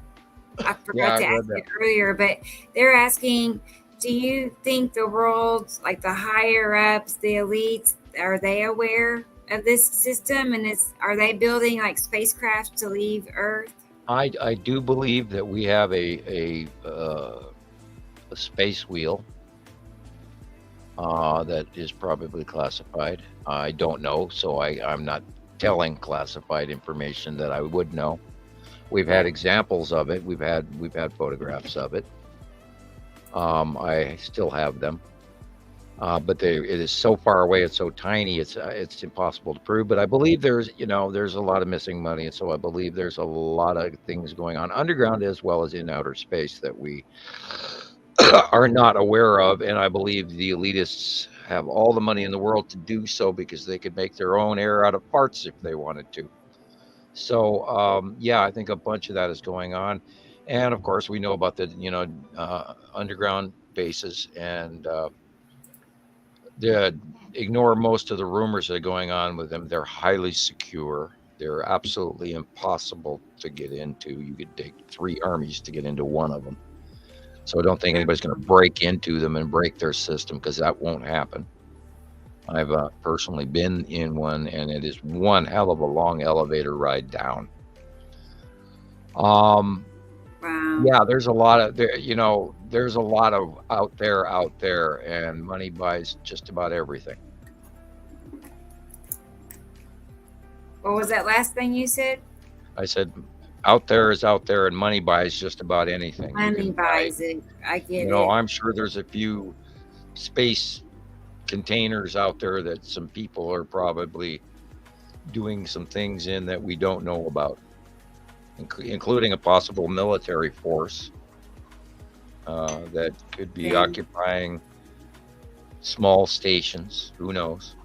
I know there's a lot more going on with humans than we talk about, and there's reasons why I don't discuss it. Right. And that was, Probably. well, that was the edge of my learning about the government when I was first involved in the far-seeing project. We saw some stuff that I don't really want to talk about because I know about it, Yeah. and some stuff going on that I have never agreed with.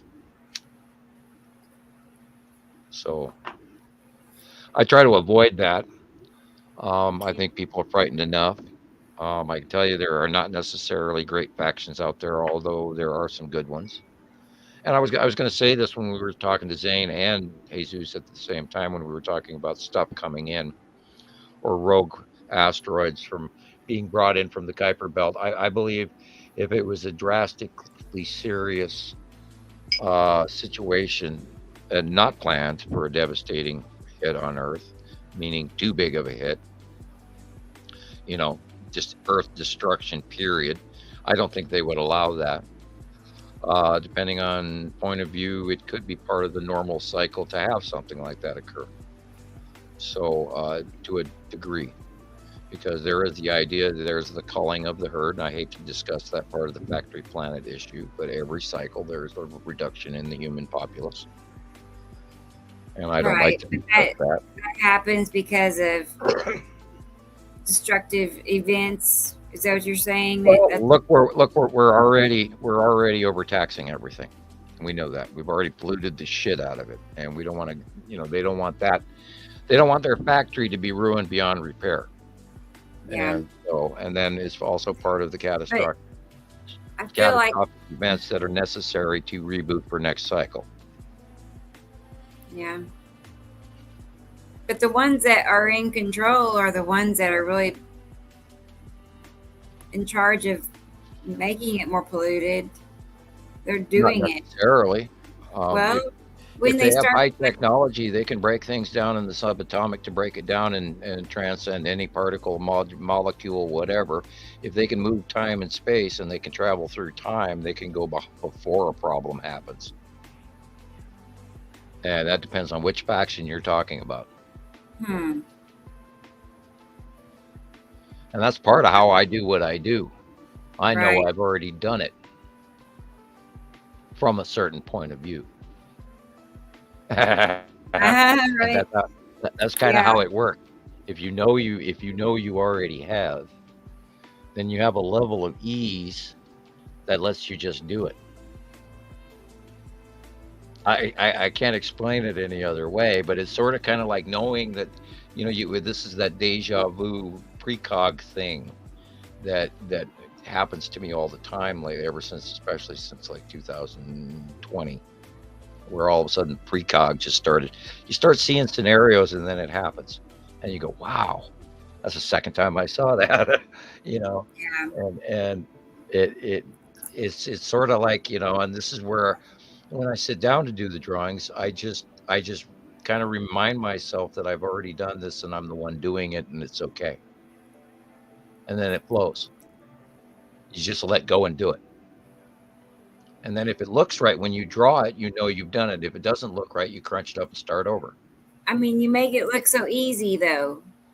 You know, you really do. I know sometimes you say you worry about it or stress a little. It's putting in the time.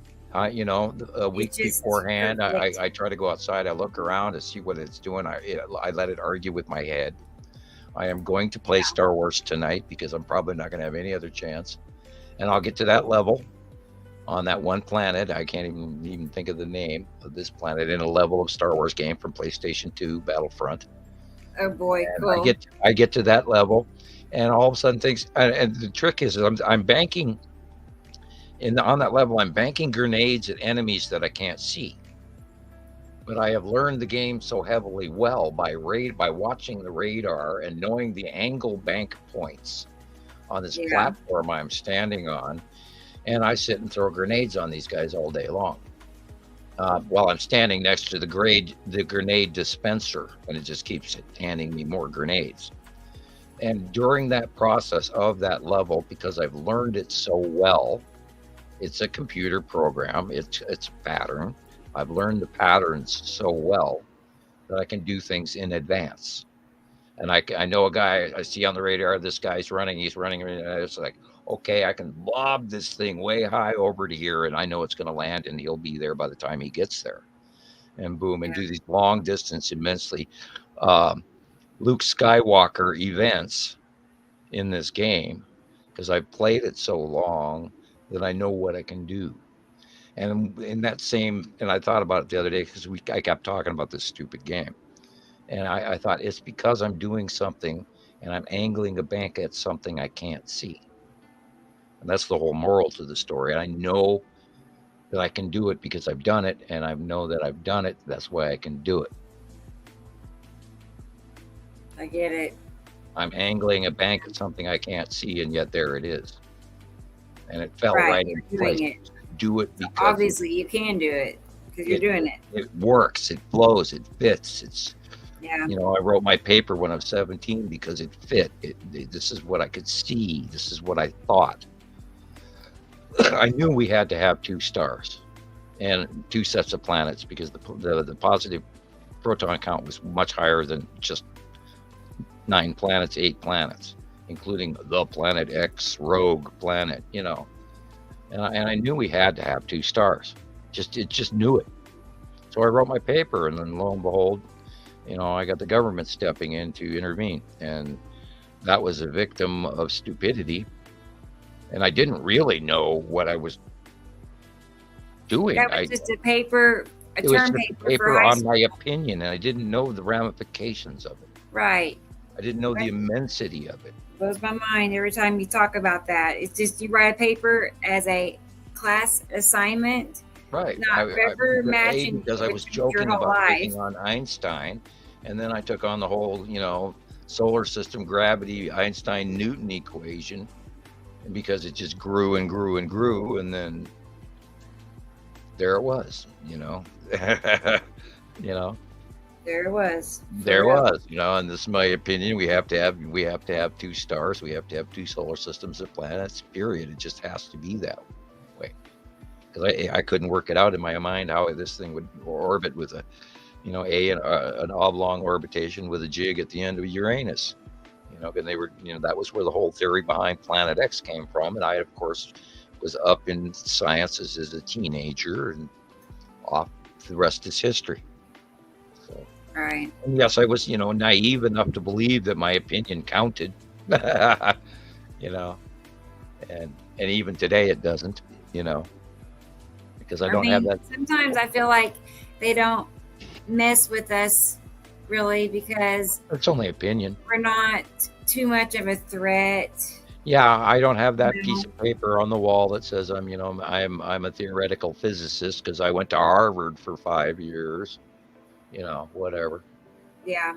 And I imagine I'm discounted, and I'm hoping that people take into account my accuracy ratio, and this is where I scoff and laugh at trolls because we put the work in, and we've proven it, and we've gathered it, and we've done scientists, we've been empirical about it. We've been very, very strict in our rules and how we gather, what we use, what we don't use. And we document for over a decade, which is a 10-year study.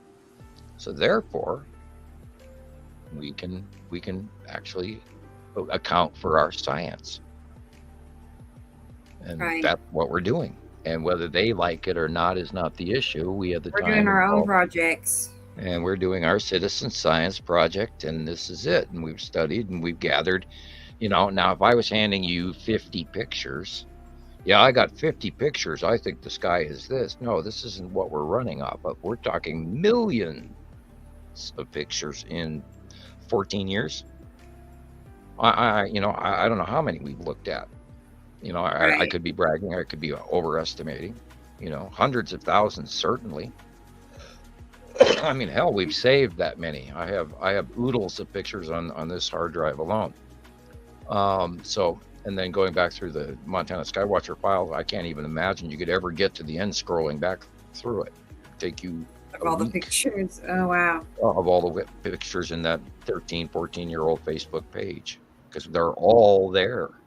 Yeah. So if you want to see pictures of the planets, go to the picture file in Montana Skywatcher 2 or 1 if you can. Or Nibiru Followers Anonymous as well. They're all there. That's true. It goes way back to 2017. Yeah, scrolling and scrolling and scrolling, and you'll see pictures you won't believe. And these are all these people who have an eye for this and who have the better captures. Now there'll be some ones that are just clouds. So I see those every couple of days. People send in stuff that has nothing in it, and I won't like your picture if I don't see anything in it. But if I see something in your picture, I'll put a like on it, or a love, or a care. And if it's really cool, I'll tell you thank you. And if I borrow a copy of your picture, I will always tell you thank you, and most likely give you 3 examples of what it means, depending on my effort for that day and how long I've already been doing it. Right. After about the 60th person, it gets a little old. But anyway, and if there are multiple generic sightings where I'm repeating myself, I will continue to repeat myself so everybody knows it.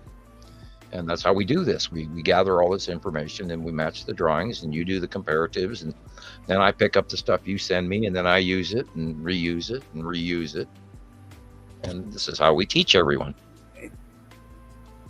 Yeah. I mean, I remember when I was in early learning phases, I would surf through Montana Skywatcher.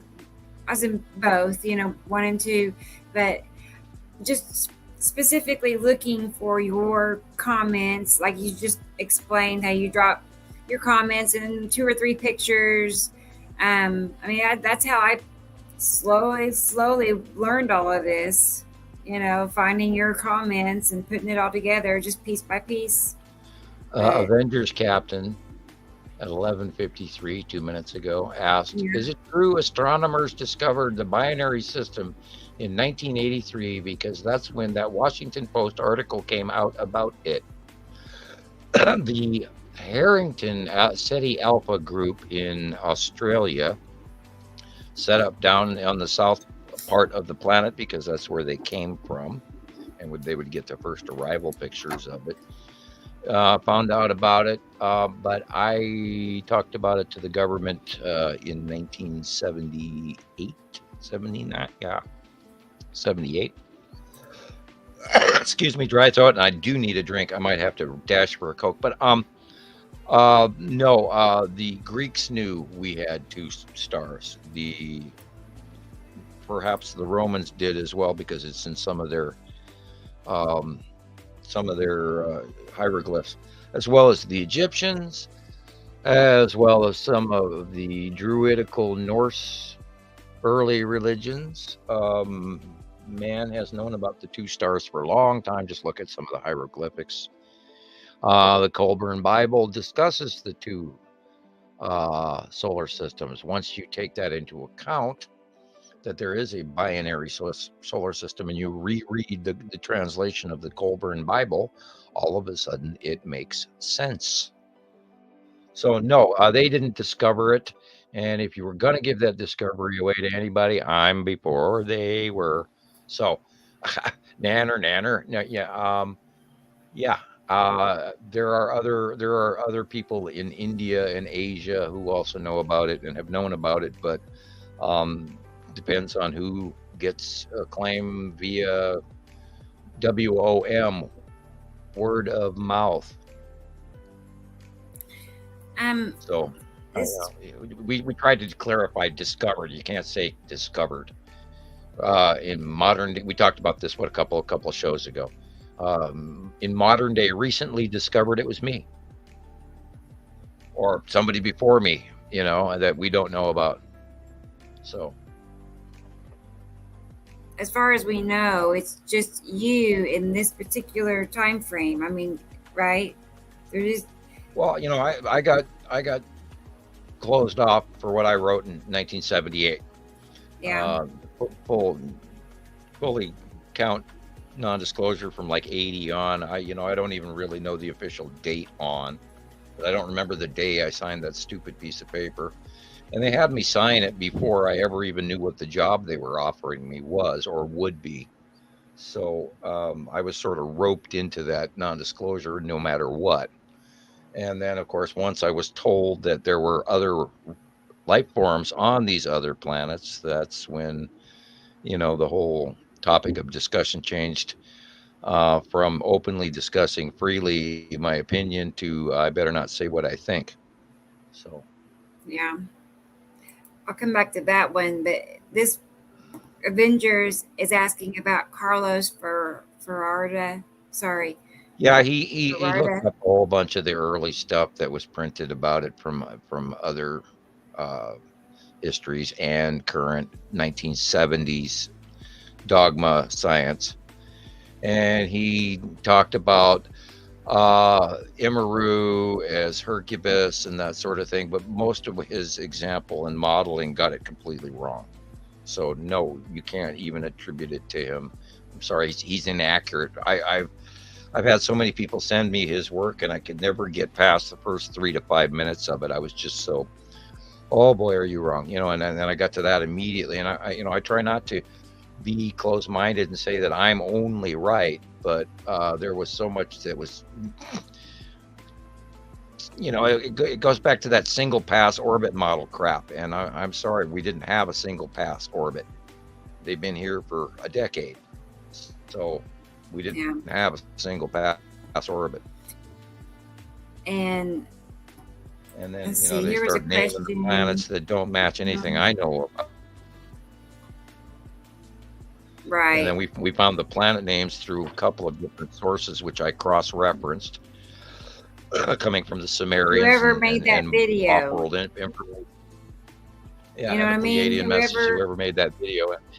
Yeah, whoever that's the closest that thing we've seen. Somebody made a video that Sam found, and in that video, it listed the names of the planets, just like Sam knew of, and so they're so familiar to me, and ironic. I recognized it, and I went, I got to save a copy of this because I know this, else right, and I needed to figure it this. out. And that's the I'm not part. A person that goes, oh, this video is called a Pleiadian message, and that tells me that the actual Pleiadian. Yeah, it was called a Pleiadian message. Posted on YouTube, and so it was confirming everything. I weighed that for quite a while, and I thought, okay, I'm not going to fully believe the Pleiadians from deep space decided to send in a YouTube video. But I kept it. And then we started watching. Right. We started watching the planets come in, and they so closely matched the descriptions, give or take a little of the information in that video, because it's not absolutely accurate. Yeah. And it just cross-referenced so well that the name stuck, and it was from the Sumerian listings. So, how do we argue with the names? I'm not going to hand it to the Harrington, and that was what the SETI Alpha group had named a whole bunch of, and they've changed the names now, and they're, I'm sure they're talking about it in government circles, and I can't even remember what the government current. It's on the tip of my tongue. But I never even focused on it because I don't want to pay attention to government information because A, I don't want to get flagged. B, I don't want my computer burned out. So I don't open any government anything anymore. I just ignore them. We're doing science here, the heck with them. Yeah, right. So I don't need their information, and what we're getting is enough already to keep us busy. So I don't have to go into NASA stuff and listen to their crap because we've caught them in so many lies that they post. They smear so much peanut butter, they're doing fine by themselves. Okay, I'm going to get that Coke. I'm going to be right back talking. Do that. Go right ahead. Sure. Cool. Wow, we still got a good size group, 27 people that I know of, maybe more other places, but I'm having a good time, but I know it's getting late for everybody, so we'll wind down here in a second because 5 hours is about average for us, I think. Let's see. I'm working on... Boy, was I sitting in that chair too long.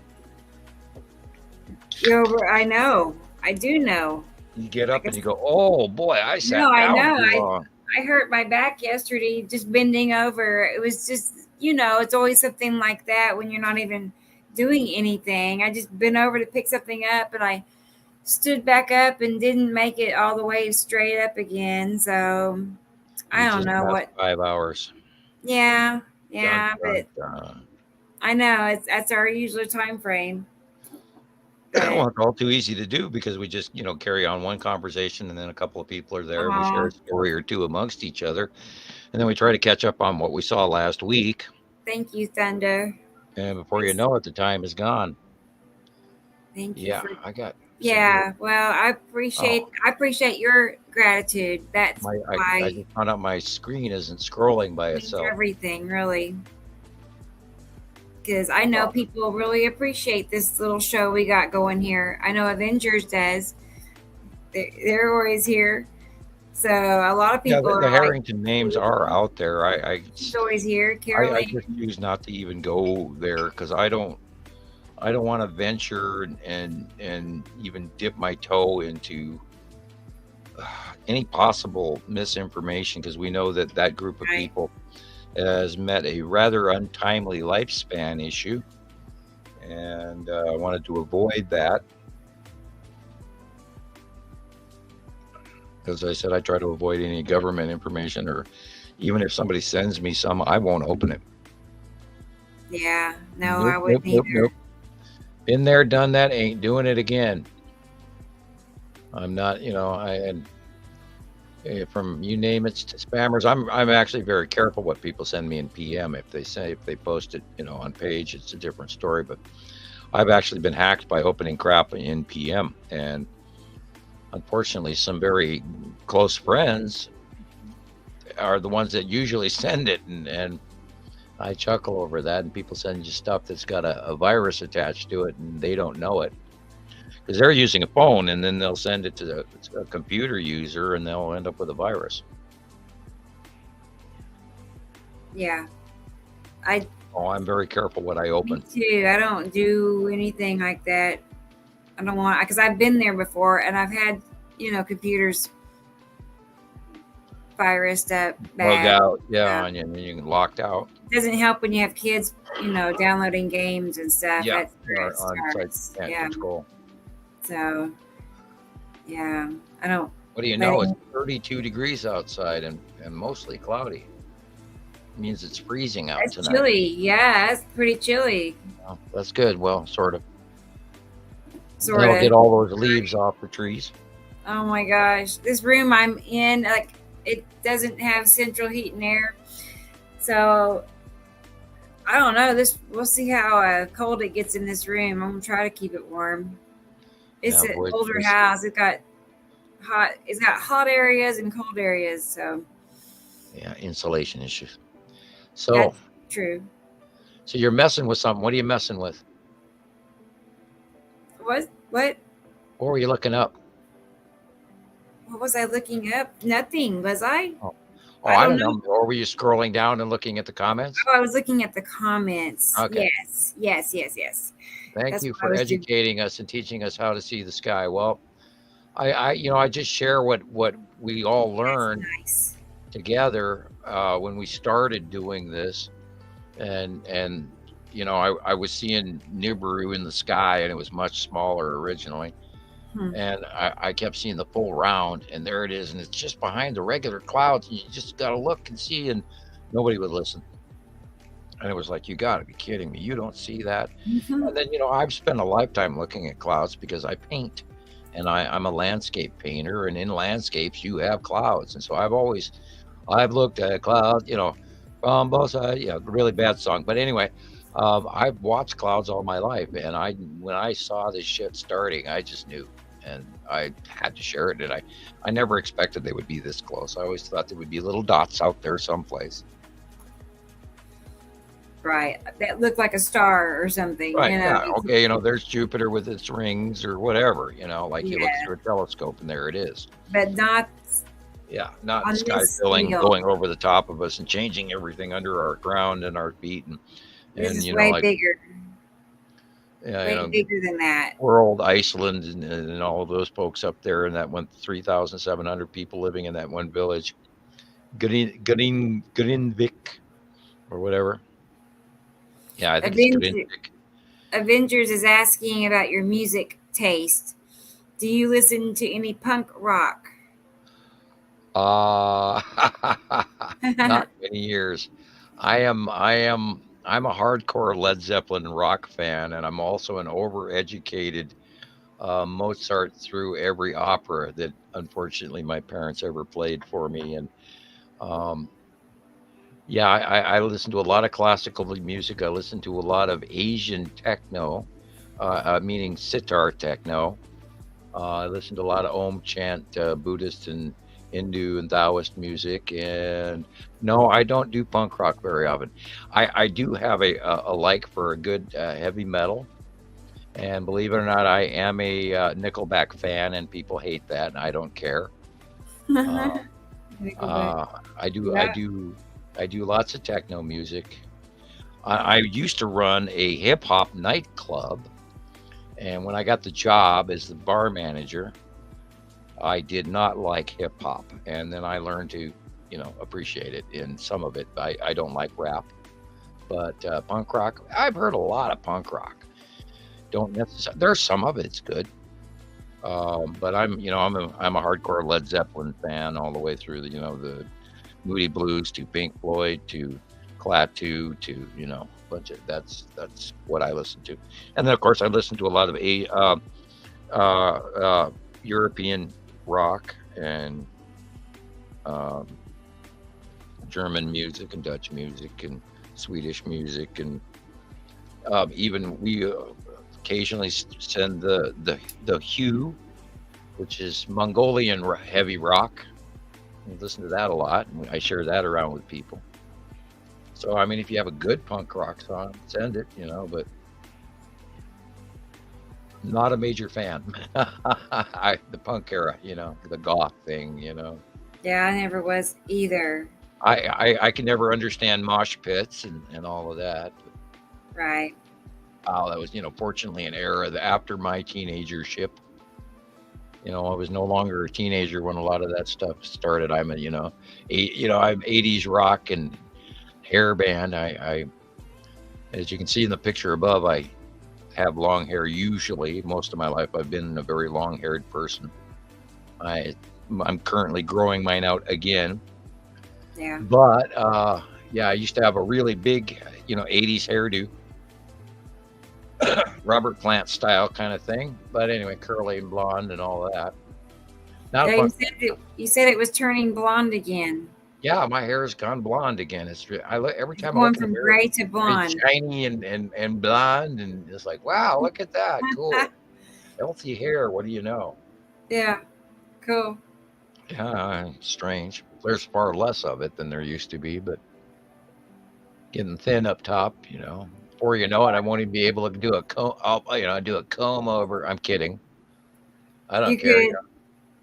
I know, hippie hair. I could shave it down all the way down to, to Space Prisoner, 2026. Like all the alien movies it takes where 2 years to get as long as it is in your picture. It's pretty long. So to grow your hair that Probably long, 4 or 5 years. The picture is much longer than you see because it was mid chest in this picture, but there's a lot behind as well. That was from the year 2002. About this picture was taken in about 2012, so that's about 12 years of hair growth. Because in 99, 97, something like this, my doctor suggested I cut my hair. And back then I had hair all the way down to my back pocket. Yeah. And he suggested, because I was having headaches and neck issues, he suggested that I get a haircut. And I did that and found out just how long I'd had long hair, because I used to use it as a fly swatter. Oh, man. And I did that one day right after I cut my hair, and there was no hair to spin. And the next thing I know, that bee that was bothering me had thrown me on the ground, because went to move my hair around to get the bee out of the way, and there was no hair to do it. So I basically just tossed myself to the ground with that 8 or so pound change and no hair. I found it out within the first 2 days, right after I cut my hair. I went, this is a whole different balance system. You can't do that. So you're using your hair as a fly swatter? Yeah, there was a bee. There was a bee. I'm out barbecuing, and I just cut my hair, and it wasn't there anymore, you know. Okay. And I had that hair since I was 13. So, you know, and so there's no bee, or there's a bee bothering me. So I squish my head over like I normally would, not even thinking like, you know, normal yourself. But, you know, and I've got short hair and there's no hair. Yeah. And the next thing you know, I'm laying on the grass looking at the sky, holding the barbecue spatula in one hand and a hot pad in the other. And you're swinging your head around. You know, that was one of those, I've of course not forgotten that event because I thought it was so hilarious. Oh boy, that's a funny image. I never thought about using my hair as a fly swatter. It was a lifetime of having long hair. Yeah. You know, I never I'll remember that. All the way through high school, all the way to adult. I just put it in a ponytail and, you know, go to work and do my thing. And so the doctor suggested I cut my hair off so I would have different weight on my neck. Yeah. And of course, it didn't help. It didn't take care of the problem. But anyway, she's got that mental vision too. You swinging your head around, swatting flies. What I did. I just tossed myself right down to the ground. It was hilarious. Shit happens. Oh man. I'll be careful though. Be careful. The world is a very strange place. It's amazingly amazing what you can do to yourself without even thinking about it because you're so used to doing things in a certain way. And I think there's a lot of that too, psychology all the way from the good and the bad spectrum right there. You know, we do things in our lives we should not do. Yeah. There are things that we should do. And the stuff we're so used to doing that we have attended. And that also is an example of why people don't see the planets because they're used to looking at their phones or going to work or working hard or looking at the traffic or talking to their kids or whatever, cooking dinner and taking the trash out, and they're busy and they're caught up. Well, people are just busy because it takes a lot of time. And most people don't have that much free time and that much quiet time. Yeah, I have obsessive time because I'm obsessed with this. Right. I have time. I can't imagine. Can you imagine quitting tomorrow? No. I would just, no. I don't. Yeah. I'd say within 2 days you'd be staring up at the sky again, you know? I know. I asked Jesus that. Could you imagine quitting tomorrow and not ever looking for the planets again? I couldn't. I would feel the greatest sense of loss. I would be so empty feeling. Yeah. What the hell would you do with your time? Wow. It's like learning to play PlayStation 5 and then getting a PlayStation 1 for Christmas. Oh boy. Bad reference, but those poor children. I know. No, it'd be like something was really missing, really. Because that's all I look for when I'm watching any videos. I'm watching a Disney Plus versus Air TV or old VHS recordings sitting in a church. There you go. Well, that's sorry, I didn't mean to send you there. Old VHS tapes in some church. What? Having free cable television versus VHS from a VHS player in some church on an old-fashioned TV. I've just I get it. I went into meditative craze here. Too far left field. Until it's midnight. Yeah, it's probably time that we both get off. I'm getting dingy. Oh boy, yeah. Well, I think that's a good idea. We'll go ahead and end the show here, but I know I'm tired too, so I think I'm gonna go play Star Wars. Star Wars, that sounds like fun. I'm gonna go take a hot bath. So that's how I wind down and get distracted. Otherwise, I'll be up all night. Yeah, that sounds like fun. Tomorrow. Cool. we'll have good luck on your gaming.